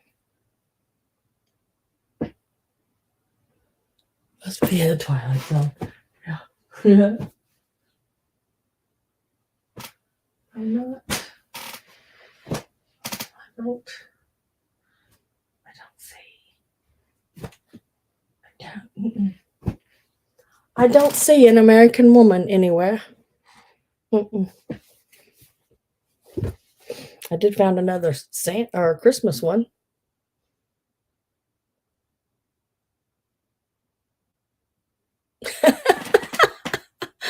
Wait till.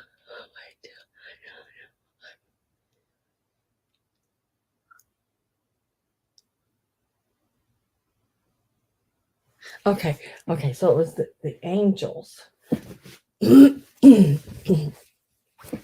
So now this doesn't have a back. I don't know if you make your own back to go to it or what. I have I don't see a back with it. It's just the front. Let's see. Cut out the vest front panels. Need larger. Use one of them. Oh, so darling coordinates to add to the sides. I'm reading, just a second. I can't really read it. It's sort of weird handwriting. I can't really read it. Just cut out an extra hard. Turn raw edges under and hem. Needs smaller, just cut where adjusted. Need larger, just cut where adjusted. For an added touch to a basting.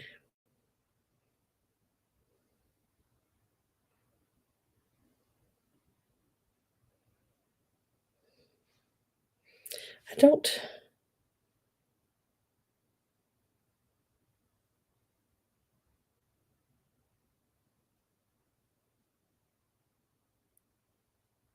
don't see how you cut through the back on that one though. You would have to make a back.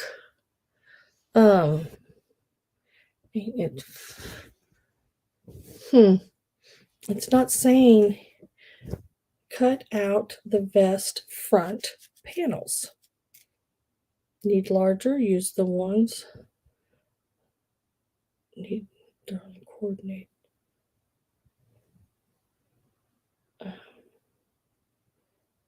Need smaller, just cut to adjust. Turn raw edges under on the hem. For an added touch to a basting stitch or a buttonhole.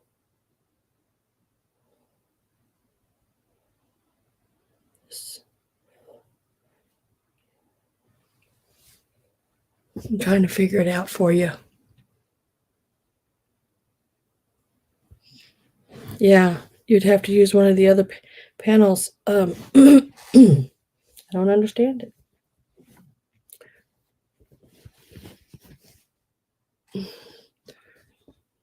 I'm trying to see if it says what to do for the back.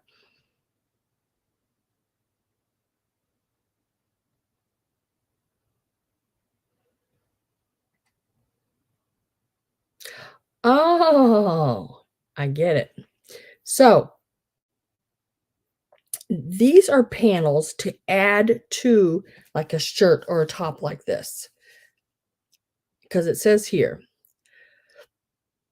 sew snaps on a shirt and on the vest panels along the shoulders and the side seams. Just snap it on. Aha. So there's no back. You would use these to and just snap it on and you're cute as a button, it says. You can put them on different shirts, even a t-shirt. Huh. Well, there you go. That's how that one works. So you want this one?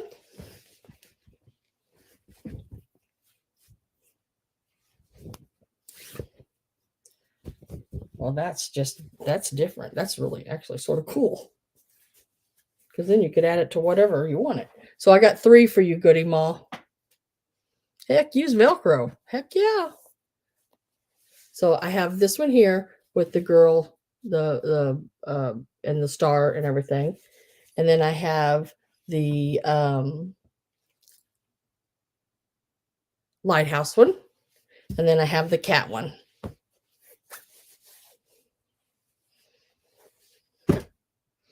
Now, Susan, you were next. So is there any of them that you wanted? This is what I have left. I'll show you real quick. I have the Santa one.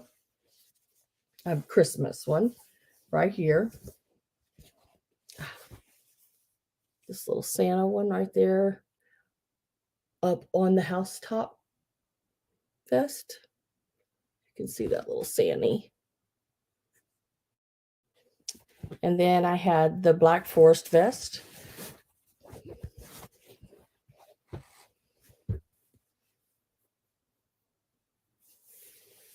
You are a spending diet.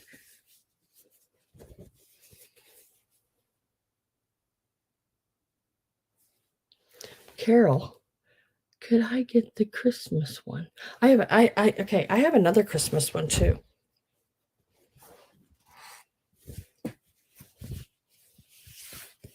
And it's really cute. It looks like this. It's got the little snowman, the tall, skinny snowman. And look at the back. The back looks like this. The little guy's back there. Little house. I just found this one. That's really cute. Look at those little snowmen that would go across the back.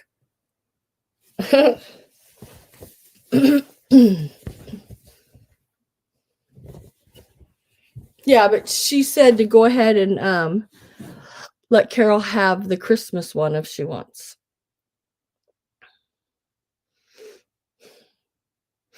So Carol, do you want this Christmas one right here? Just want to make sure. Carol wants this one, I believe is what she's saying.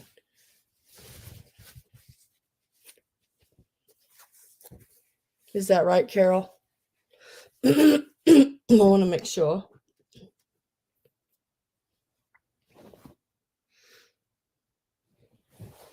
And I'll go ahead and put these in a bag for us for right now.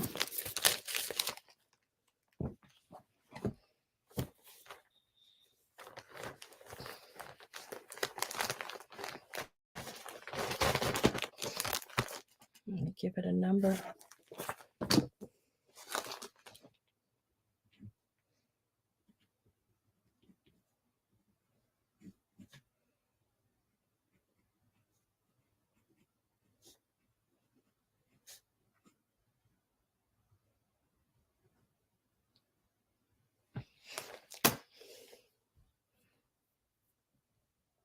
Oh, no, Carol, she said it was okay to go ahead if you wanted the Christmas one. I don't think Susan minds. So that's number 3 on yours, Goody Ma. I put all 3 of them in there in that bag.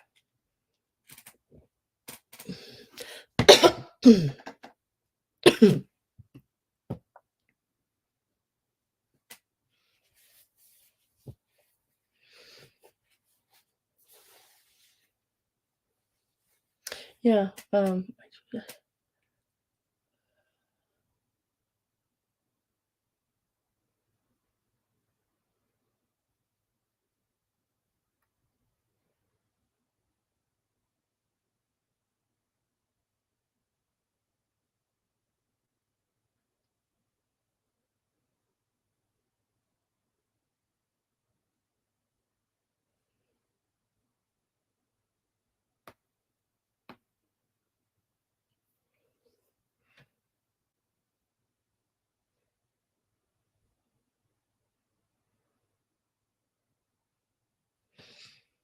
So Susan, I mean not Susan, I mean Carol.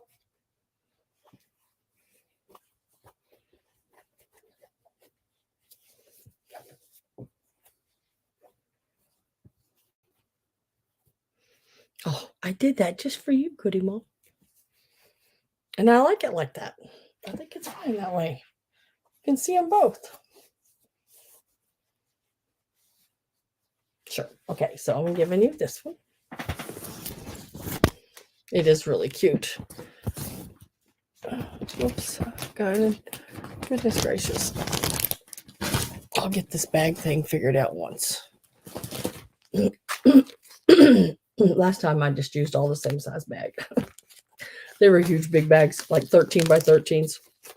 I was putting small little bitty things in them. It didn't matter.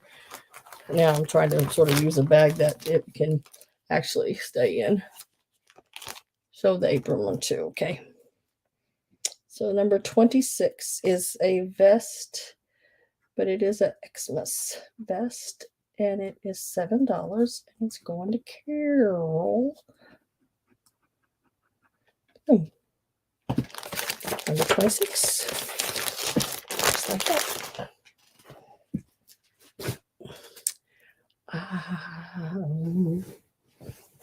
Apron right here. Apron's really cute too. So the apron is a Turkey Day apron. It's got the little pumpkins up there at the top. That comes down with a big farm scene or house and the turkey and everything.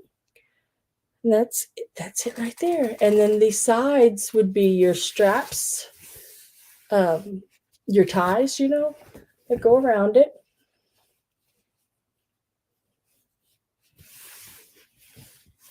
And there's your instructions on how to fix it. The 3 straps, one's to go like around the neck, and then the other ones are to go like around the I can get that showing properly right there. It tells you how to do it all, but it's really cute. And then it even shows you this little picture over here where you can take those turkeys, this side here, this little extra piece they give you. You could take those turkeys and make you a couple of placemats with them on there, or put them on a napkin, or do whatever you want to. It's just an extra little piece they give you to do.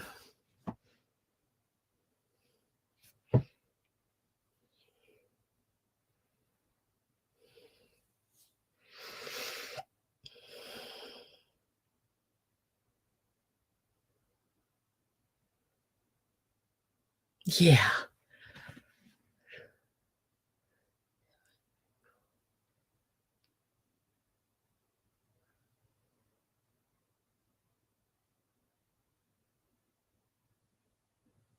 Yeah, I'd seen it. What is it called? Pebble art or something like that.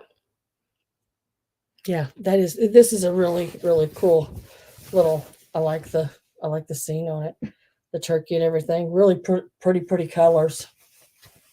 It's 7, just like the other. If anyone's interested in it. Susan's like, someone needs that too. It's cute. You get it, Goody Ma.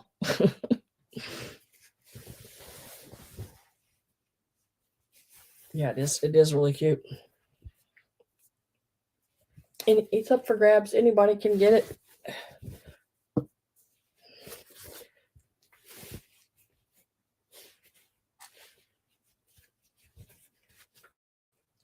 But that's available for $7.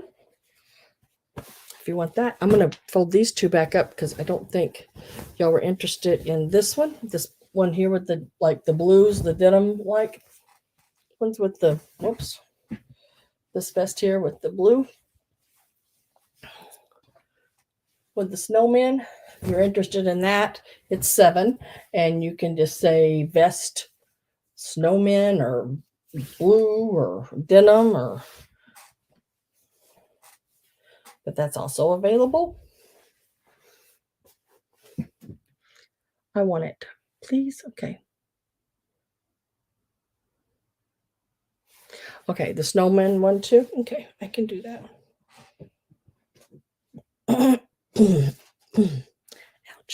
Let me see. I'll just get that bag that I put your other one in. I think it's right here.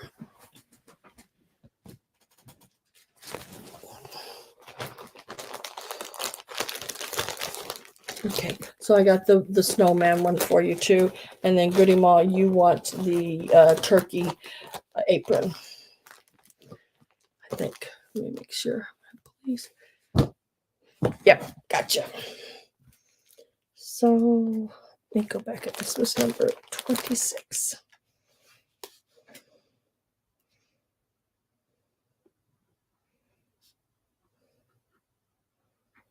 Okay, I got that. That works. And then Goody Ma, I got you for this too, right here.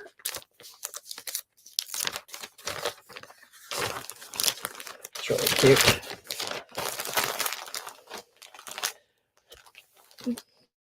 And we'll give it a number. It's going to be number 25 on the turkey apron.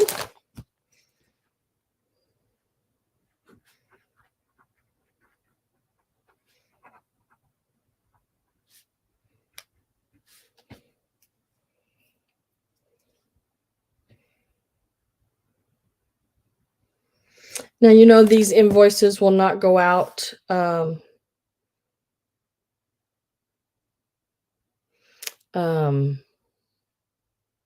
till after Sunday's sale. And then Susan, you want this fall one?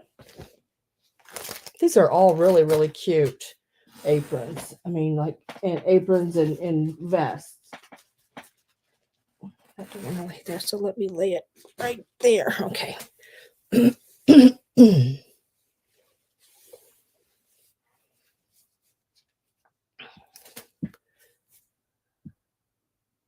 Let me make sure I'm doing this right. Yeah. So this is the one I had left.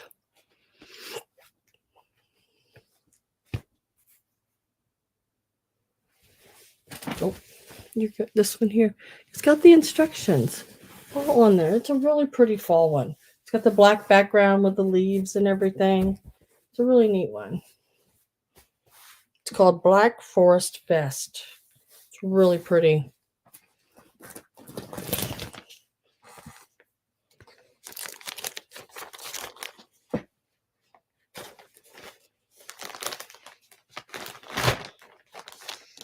And that one will be 23.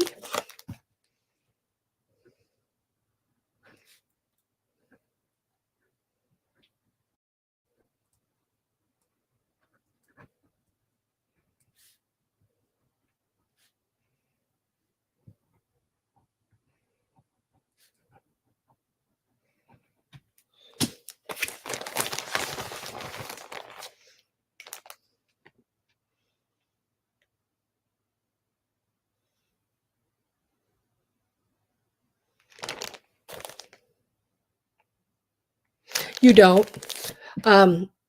I do that. I hold up I've been doing that because sometimes if the fabric is a lot of things are alike, like all these vests, I wanna make sure there's a number, and on my video, in case I need to go back, I wanna make sure there's a number, flashed so I sort of can keep it all in my head straight. You don't need a number really. Some people like numbers too, because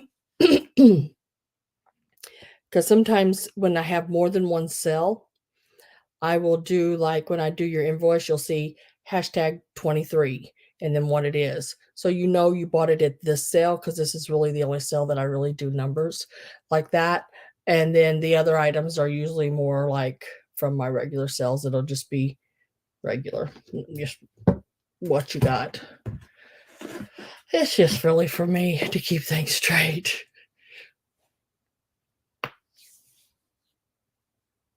A little cracky, not too bad. Um,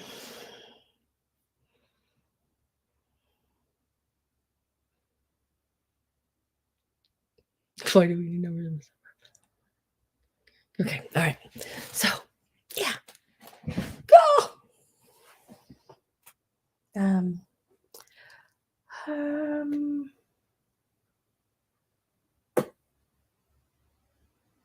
so what y'all think? So what y'all think? Sort of wondering when I picked up this back there what it was. Because now I'm sort of interested in knowing what it is. What is it? Don't know. I still don't know. Oh, now I know. Okay. Makes a little more sense when you look at it like this. These are, and there's two of them.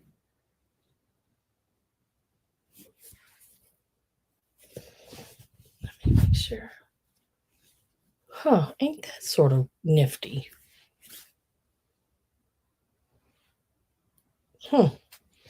That's sort of nifty. These are like gift sacks. I think I spend too much. These are all, if you do them up, they are wearable, usable for every day, and or can be given as a gift. So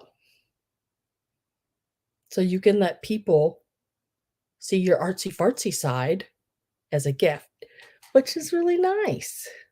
I think one year at Christmas, I told everybody, I said, next year, we are all making each other something.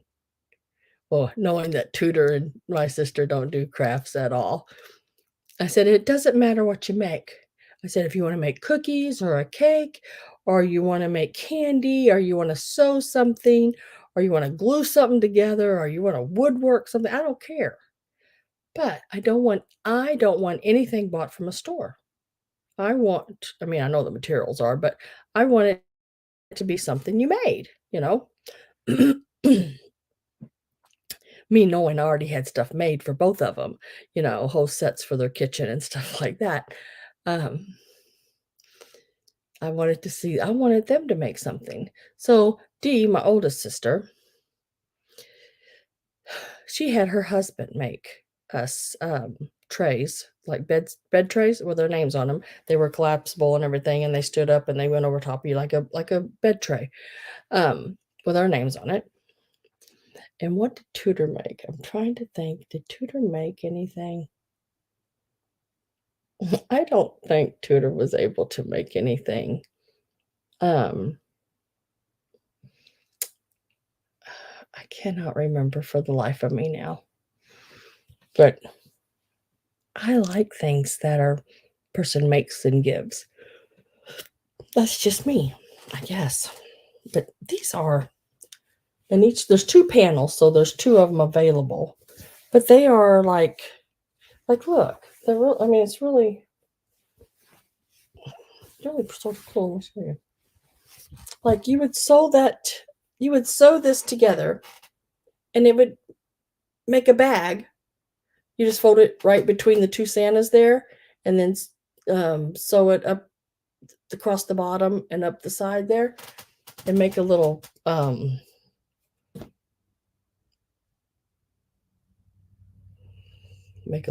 like tunnel. I don't know what you want to call it, that you could put a string through, and casing, I guess, that you put a string through and drawstring it. Sorry, it shows exactly. See, like right there, you'd put the two Santas together and sew it like that, and then you would make a casing around the top, this little picture right here, and then that's a bag. Wasn't that pretty darn nifty? So each panel should make 2 bags. So you can make 4 bags right here. Well, wouldn't that be cute? That would be really, really cute.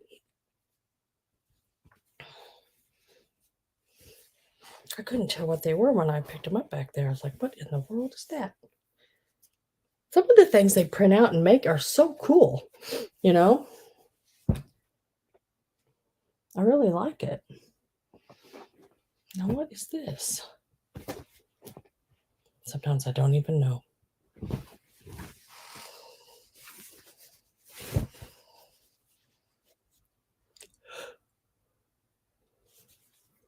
What is this? I'm here going, what is this? You want the bags? Look at this. Now this is a harvest angel.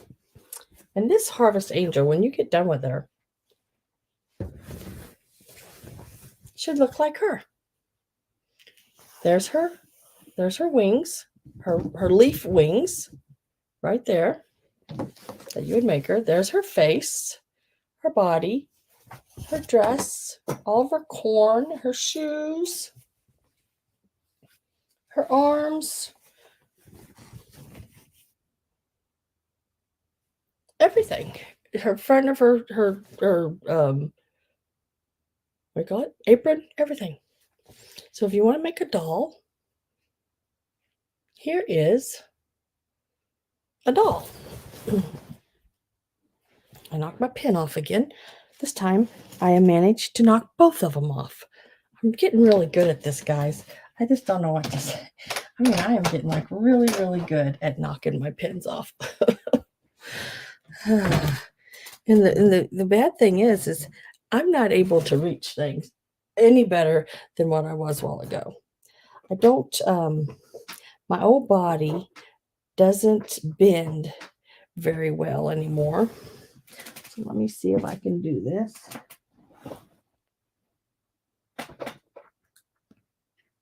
Oh, okay. It doesn't bend very well.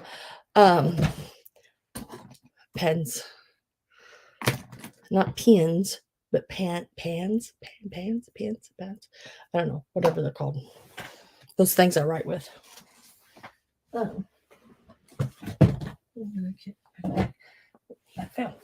found. So she's available too. But yeah, so she's pretty cute. Wonder what she's supposed to be used for, though. Read all the instructions carefully before cutting. Allow all seam allowances are 1/4 inch. So make sure when y'all cut those out, you don't cut out right along the color of the print. 1/4 inch around them, which, just to give yourself a smidge of a sew line. But yeah, so she's really cute.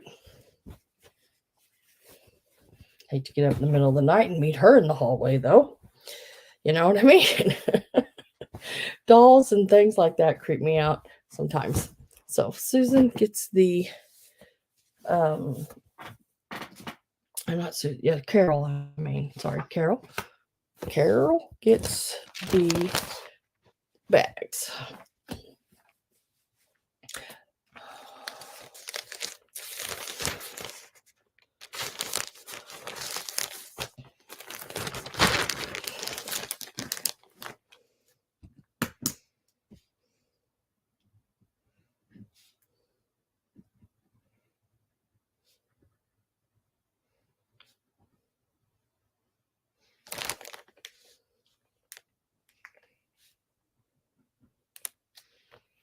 Let's see.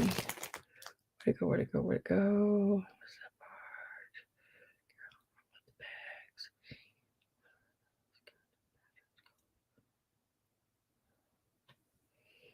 What are those kind of patterns called?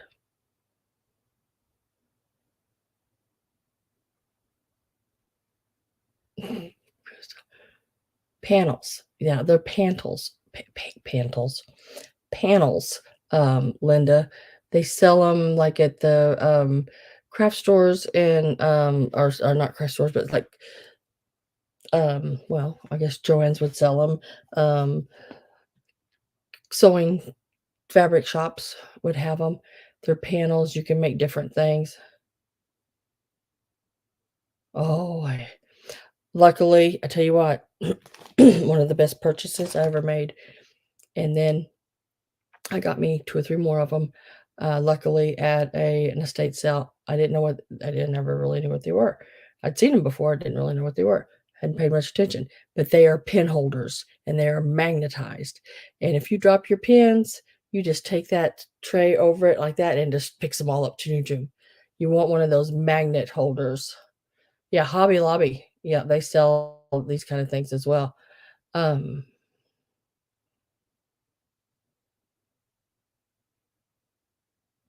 oh, I've dropped so many pins.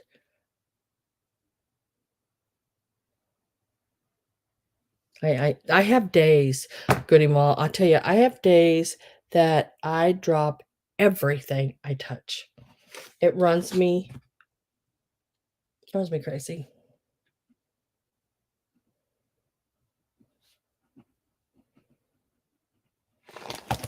Absolutely bonkers.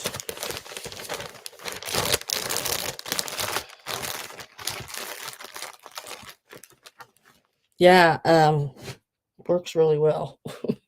But I have like this big, it's probably about this size of, okay, let's just say, for example, because I'm hungry right now, let's just say, the size of a nice glazed donut. It's about that size. And you just it it's magnetized, and you just push it or pull it over, and it just pops them all right back up, thank goodness.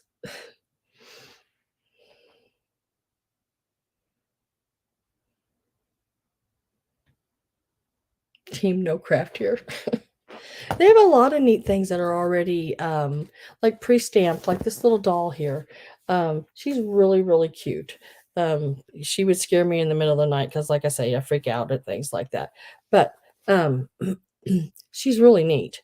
She's very that, kitschy, farmhousey looking, you know, primitive kind of stuff. Um, but she's really neat. And she would be really cool done up. I would add a lot to her. This would just be the base. I would go back in and probably actually paint on her and, add real buttons instead of like, I would put a real button over top of that to give her a little more depth. So there's just a lot of things you could add to and do, to any of these pieces like this. Um, let's see, what was I going to show you? Oh, here, this is really cute.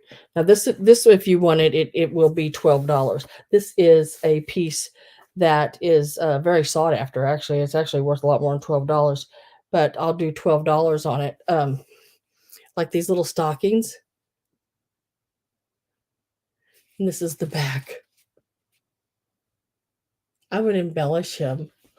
I would do more on that. I would add some of those pom-poms on for his berries. I would probably add maybe some of the furry like fabric on for his hat. Put a pom-pom on the back. Maybe if I could find a real buckle that would fit pretty decently right there, which I know they make them. I would do that. But he is really cool. This one here, and it's already got your extra. Now you don't have to add your 1/4 inch seam allowance because it's adding more than a 1/4 inch. But yeah, it's a neat little piece. It's about when you get it finished, it should be about 13 inches maybe. Time remove the cement with that seam allowance they got there, and then did your fold, because you have a fold, because you will fold the top right here down. So you're looking at that, it would be approximately about 13 inches long when you when you got done. I think is what I have measured here from the toe there, and then you're gonna fold down. Well, no, it'll be a little bit longer than that actually. Didn't quite have it set right. It would actually be about 15 inches. Yeah, from the toe corner up to the top, and then allowing for that fold mark. You're looking at about 15-inch um, stocking, and that's the back.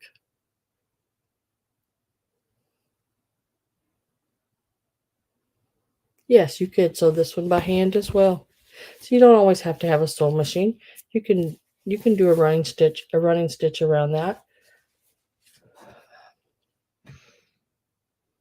You could add felt. Yeah, I like taking these pieces like this and then making them mine. You know what I mean? Adding pieces here and there. Just going to my little.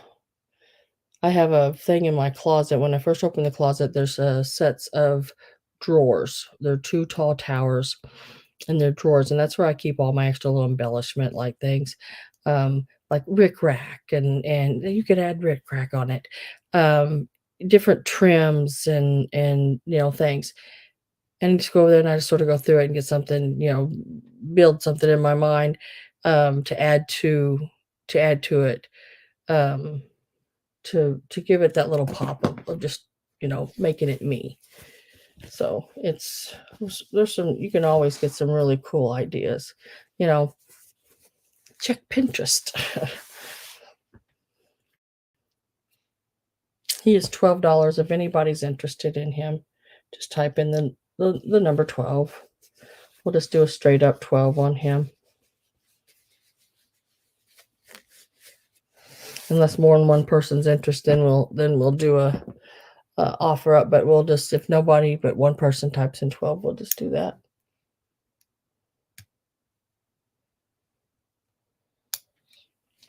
I just thought he was really cool.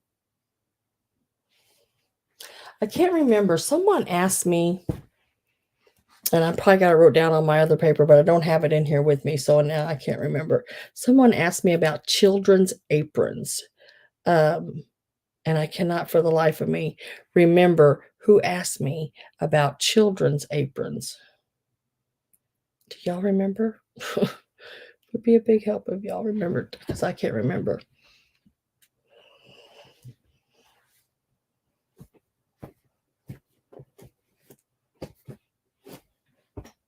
I cannot remember for the life of me.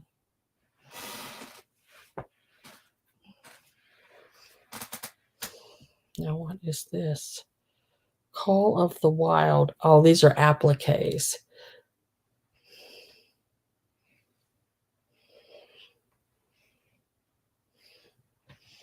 Then I have this. Call of the Wild. And it's all you do. Now, these are appliques. Call of the Wild appliques. So where you cut these out, sew around them. And there's several. There is a wolf, a deer,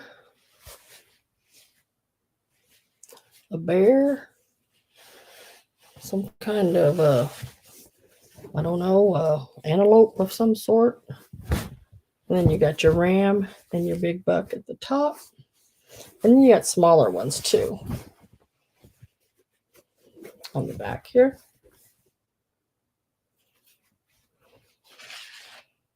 And then it shows you that what you could do with it. You could applique them in to a quilt like that. You could add them to a front of a shirt like that. Just a lot of things you could do with it. You could add them onto, let's see, it looks like there's a bag right there. Well, it's sort of folded in half. You can't see that. You could just add it to whatever you want it to. Those are available.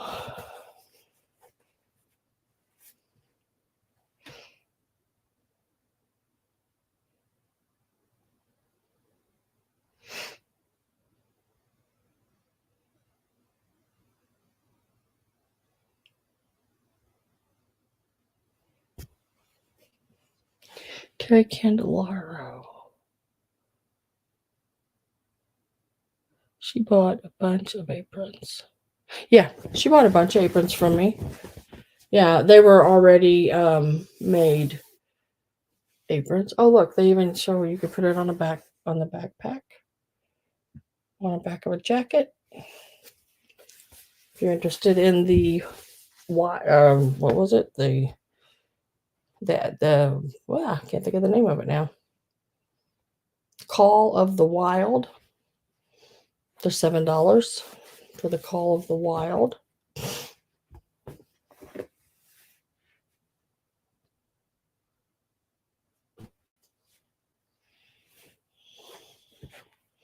And then we'll do this one, and I think that's all we're going to do. I think that'll be it. As soon as I show you this piece. And I've got a lot more, but no, Sam, you don't have more, do you? Yes, you do. You're crazy. Yes, I do. I have a lot more. But we can always have another time. Another time. I just got a little bit of this and a little bit of that, a little bit of this and a little bit of that. Now, 1, 2, 3, 4. Let me check this side. 4. Is this 2 panels? Oh, it is. Okay. So, this is Wildlife Deer Pillows. And I'd say you could do it however you want it. There are, this is what they look like. There's the doe. And then there's the buck. And there are 1, 2, 3, 4 sets of those, okay? 4 sets of those. You can put a buck on one side, a doe on the other side of your pillow.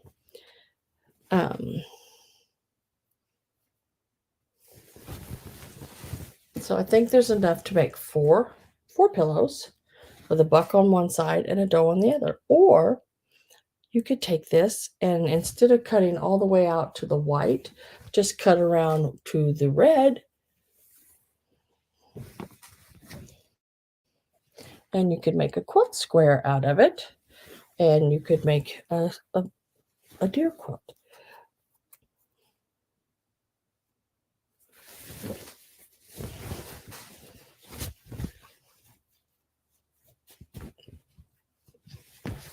But yeah, I think it's really pretty. It's very Christmassy. But you could do that and then get you a fabric and do that ruffle, that trim ruffle around the outside edge. I'm trying to think if I had like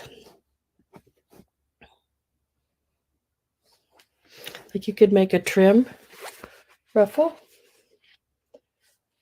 out of a red and a green like this. Just cut you what I guess if you did a 4-inch strip, folded it in half, that'd give you a 2 inches, and then sewed it in about a 1/2 inch. That'd give you a 1.5 inch ruffle going all the way around your pillow. So you could get you some Christmas fabric and make you pillows with a ruffle around them would be really cute. So $7 for this piece here for all you get all the pillow pieces. $7.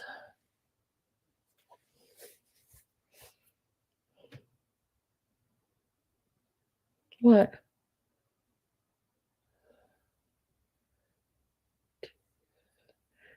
Gabby bought a bunch of, aprons from me, but so did, Terry Candelaro did too. I had several lots of aprons one night.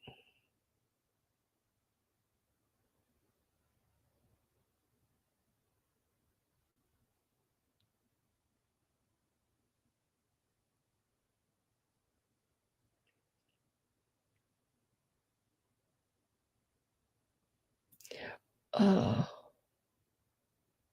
Lorna Woofington. I don't remember if she bought I wonder if it was Lorna Woofington that asked me about, I don't think it was Terry about the children's aprons. Um, I don't think it was Gabby, maybe Lorna? No, I think Lorna was, she wanted, the moon-shaped ones, the more, half circle ones. That's what I think I have her down for. It was it? Okay, and then that's I'll make sure because I brought a couple out, and I just want to make sure if you're here, Lorna, I do have a couple if you want to see them because she asked me about them first, so I sort of want to make sure she is here, just to be fair with it all, you know. She asked, so I want to make sure she I know Terry bought some and Gabby bought some, but they didn't really. Only thing that Gabby ever wants is she wants the full size aprons. So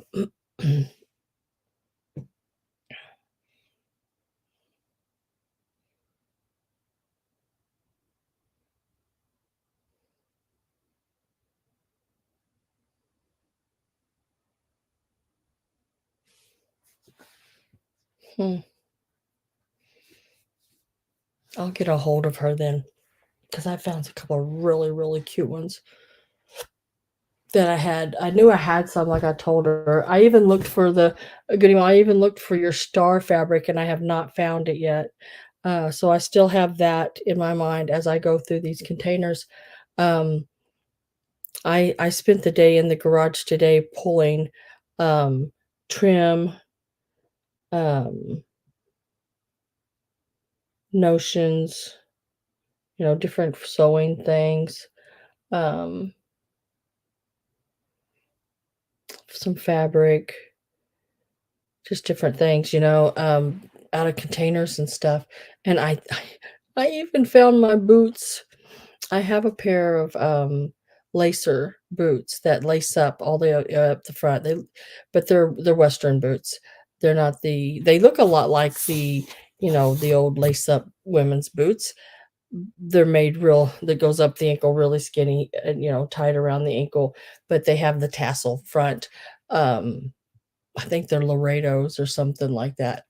And I looked everywhere for those. And I thought, well, when we moved, we downsized and I got rid of a lot of stuff. And maybe that was just one of the things. I was so upset. Because I used to have them in every color, boots and everything. Had them in navy and gray, had 'em red and bone, had brown and black and all of them. And we moved or something happened, and I got rid of some of them. And I thought that, and I knew I'd kept the brown ones, the oiled, they look like oiled leather. I knew I'd kept those, and I was looking for them. I thought, well, I guess I got rid of them. I just can't find them. And today I found them. I knew I didn't get rid of those. I just knew it in my heart I didn't get rid of those.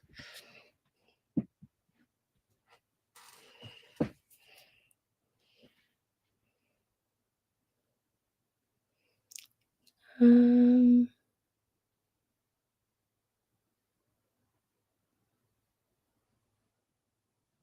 did I get a photo?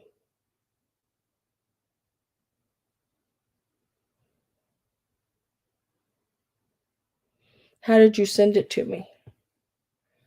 Did you send it? Did you email it to me? Did you message it to me? Did you IG it to me? I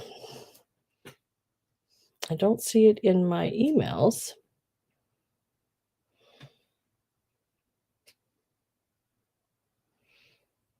And I don't see it in Instagram.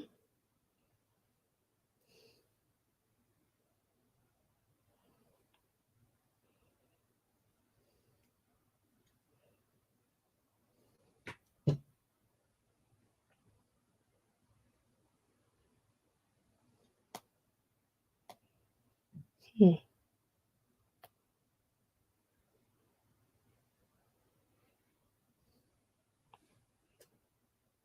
Oh, email. Okay, let me look there. I did. I didn't see anything.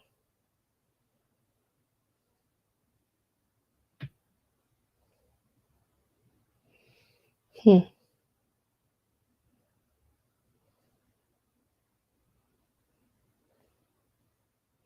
I didn't get nothing. You sent it to slarkin1109@yahoo.com. I don't have nothing yet. Maybe it's taking a minute.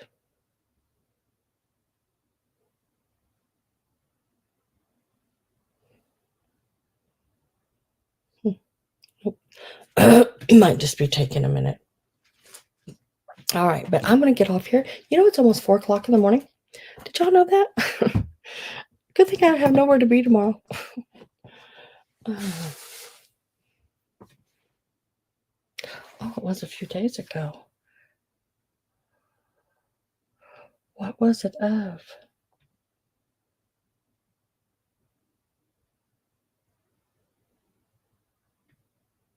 I don't remember that.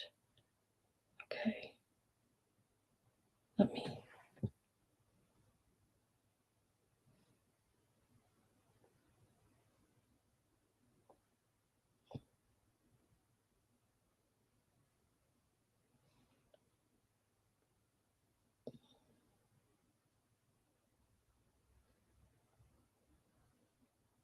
Yes, I remember the photos. Now that I know what you're talking about, yes. Yes.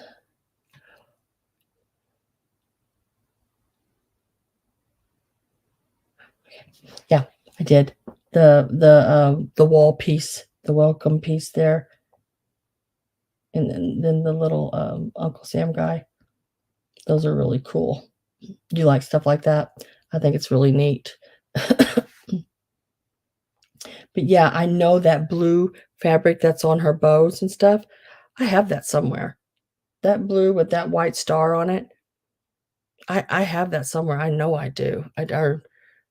Or I did. Let me put it that way. Like I said, when we moved, we downsized, and I got rid of a lot of stuff, but I also kept a lot of stuff, and I had to go through and pick and choose. Well, I chose all my fabric, basically to keep, of course, and I just got rid of a lot of other stuff. But I'll keep looking. No, I got it.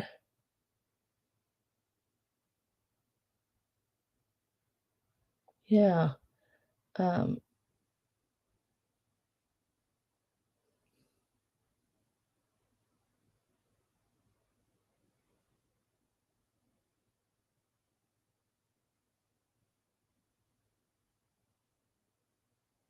let me see. Oh yeah, that one too. I know I don't have that one. I don't ever remember having that one. But I definitely will keep my eye open. And even when I'm still out and doing and buying, I will watch for more of like the American flag looking stuff, the stripes and stars and stuff like that. You're not never obligated to purchase from me, Goodie Mall. You're never obligated to take anything that I buy. If I buy it and you don't like it, don't worry about it because somebody else will like it. I'll sell it somewhere, so you're never obligated to ever purchase anything that I buy. at all. And it looks by the looks of that window, is that your standard 36 window?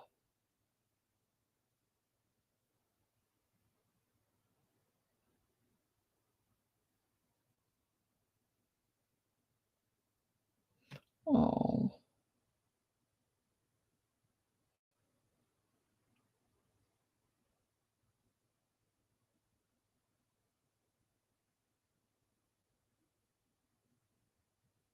and she did refund your money, thank goodness. I mean, she did refund your money, right? She did, didn't send it in. She didn't refund your money?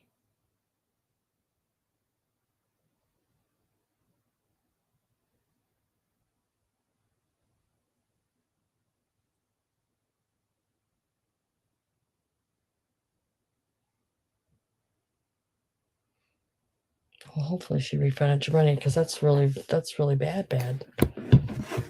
I'd have to report.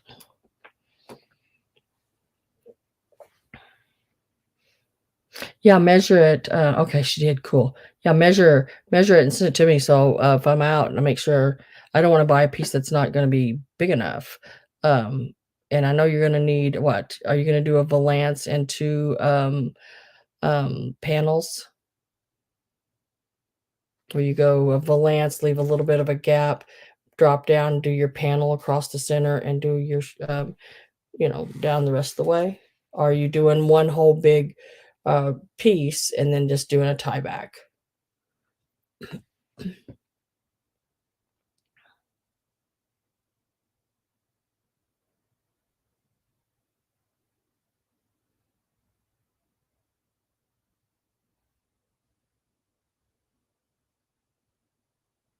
Oh, just a valance. Okay. So you could get by with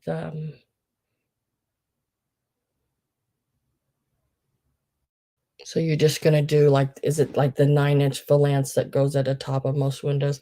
A lot of them are like 9 inches, 10 inches, something like that. But you'd need more fabric in that to be able to turn it, make the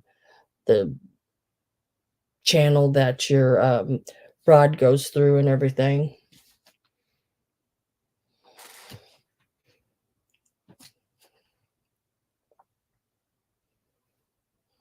Trying to think. It depends on how ruffled you want it. Two-piece valance, okay. Gotcha.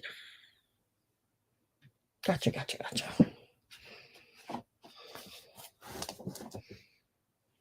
All right, well, I'll keep my eye out for it.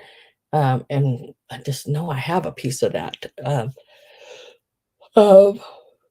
sorry, I know I have a piece of that stars because, and I never, when I go to buy fabric, if I buy it, when I purchase fabric for myself, like at a store or something, I never just go in and buy a yard.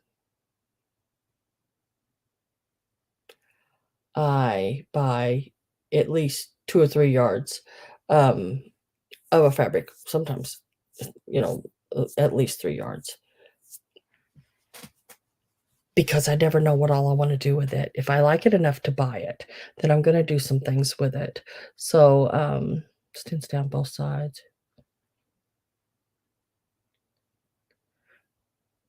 Have a good morning, Linda. You too. Um, so you're gonna do 2 panels down each side. Okay.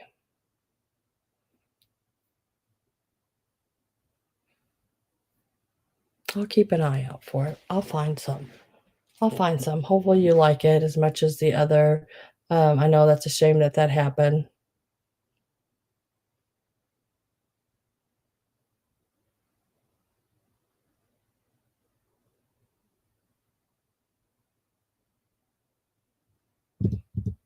Does your door have, I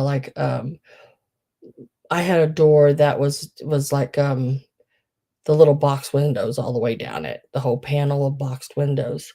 Um, and I did a curtain on that, where I did a small little rod that fit at the top and a small little rod at the bottom. Then the curtain had 2 channels, one at the bottom, one at the top. And then, I hung my curtain, and then in the middle, I drawed them together, sort of made it look like an hourglass.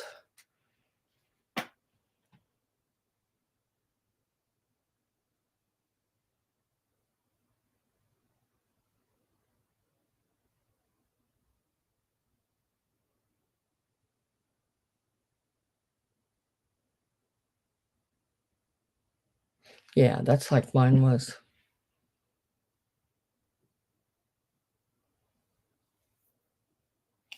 2, 4, 6, 8. 3, no, 3. Just standard.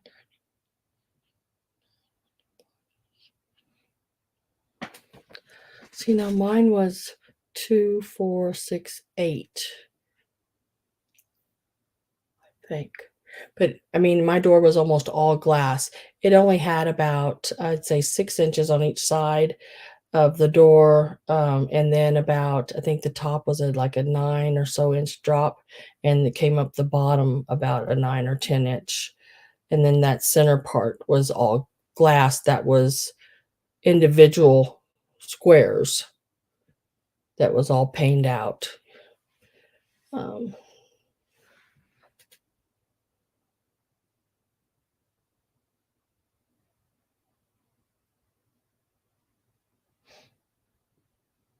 yeah.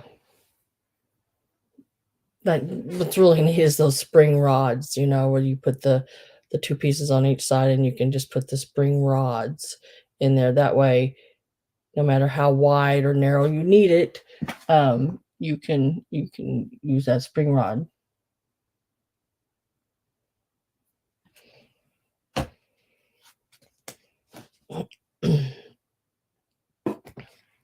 um, well, I better get off here. I better get off here. My dog, Alan, or my husband didn't put it to bed, so he's still out in the living room, and he's probably got his legs crossed. Um, which probably, well, Alan probably let him go to the bathroom before. I mean, I imagine he's fine, but I'll be back on Sunday. Hope to see everybody then. If there's anything you need, email me. Oh, I'm so sorry. Didn't realize how tired I was. And I'm not really tired is the thing. And that's crazy. So if you've seen anything tonight at during the sale when I was holding up items, if you've seen anything you wanted, you can always email me. And if it's still available, I will get it out to you. Um, if you're ever looking for a certain kind of fabric or notions or anything for sewing, that that you need, I could have it. I got a lot of fabric, a lot of older, out of production fabrics, and if you are looking for something, just email me. You can email me a picture of what you're looking for. We'll see if we can find it, or I can keep my eye out for it when we are out shopping, and see what we can do, right? That's all we can do. Now, my next sale is going to be Sunday. That is, what is Sunday even? Gosh, I don't even know what Sunday is. Isn't that crazy? Sunday will be the 11th.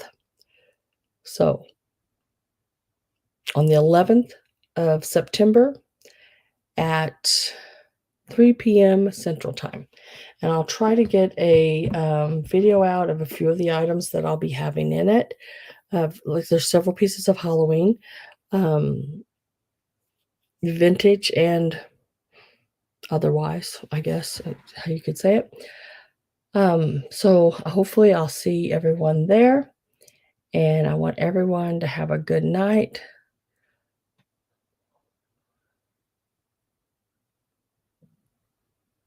Well, and the photo is actually white, not yellow. Oh, that just happens because of probably the picture, or the snap of the where'd it go? I just had it all up here. The snap of the picture.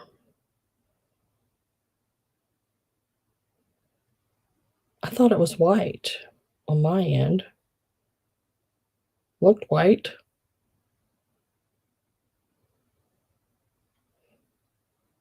Now where did that go? That's crazy. I just had that picture up here.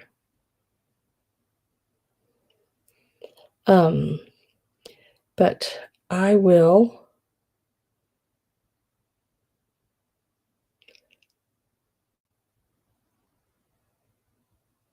see you guys on Sunday. I hope. Good Lord's willing. I'll be here. Where did that go? Oh, well, I think I see in my picture it looks white, Goody Ma. I know it does. I just can't find the picture now. Where in the heck did it go? I just had it. That weird how you got something and then it just disappears. Just like that. Just that quick. Oh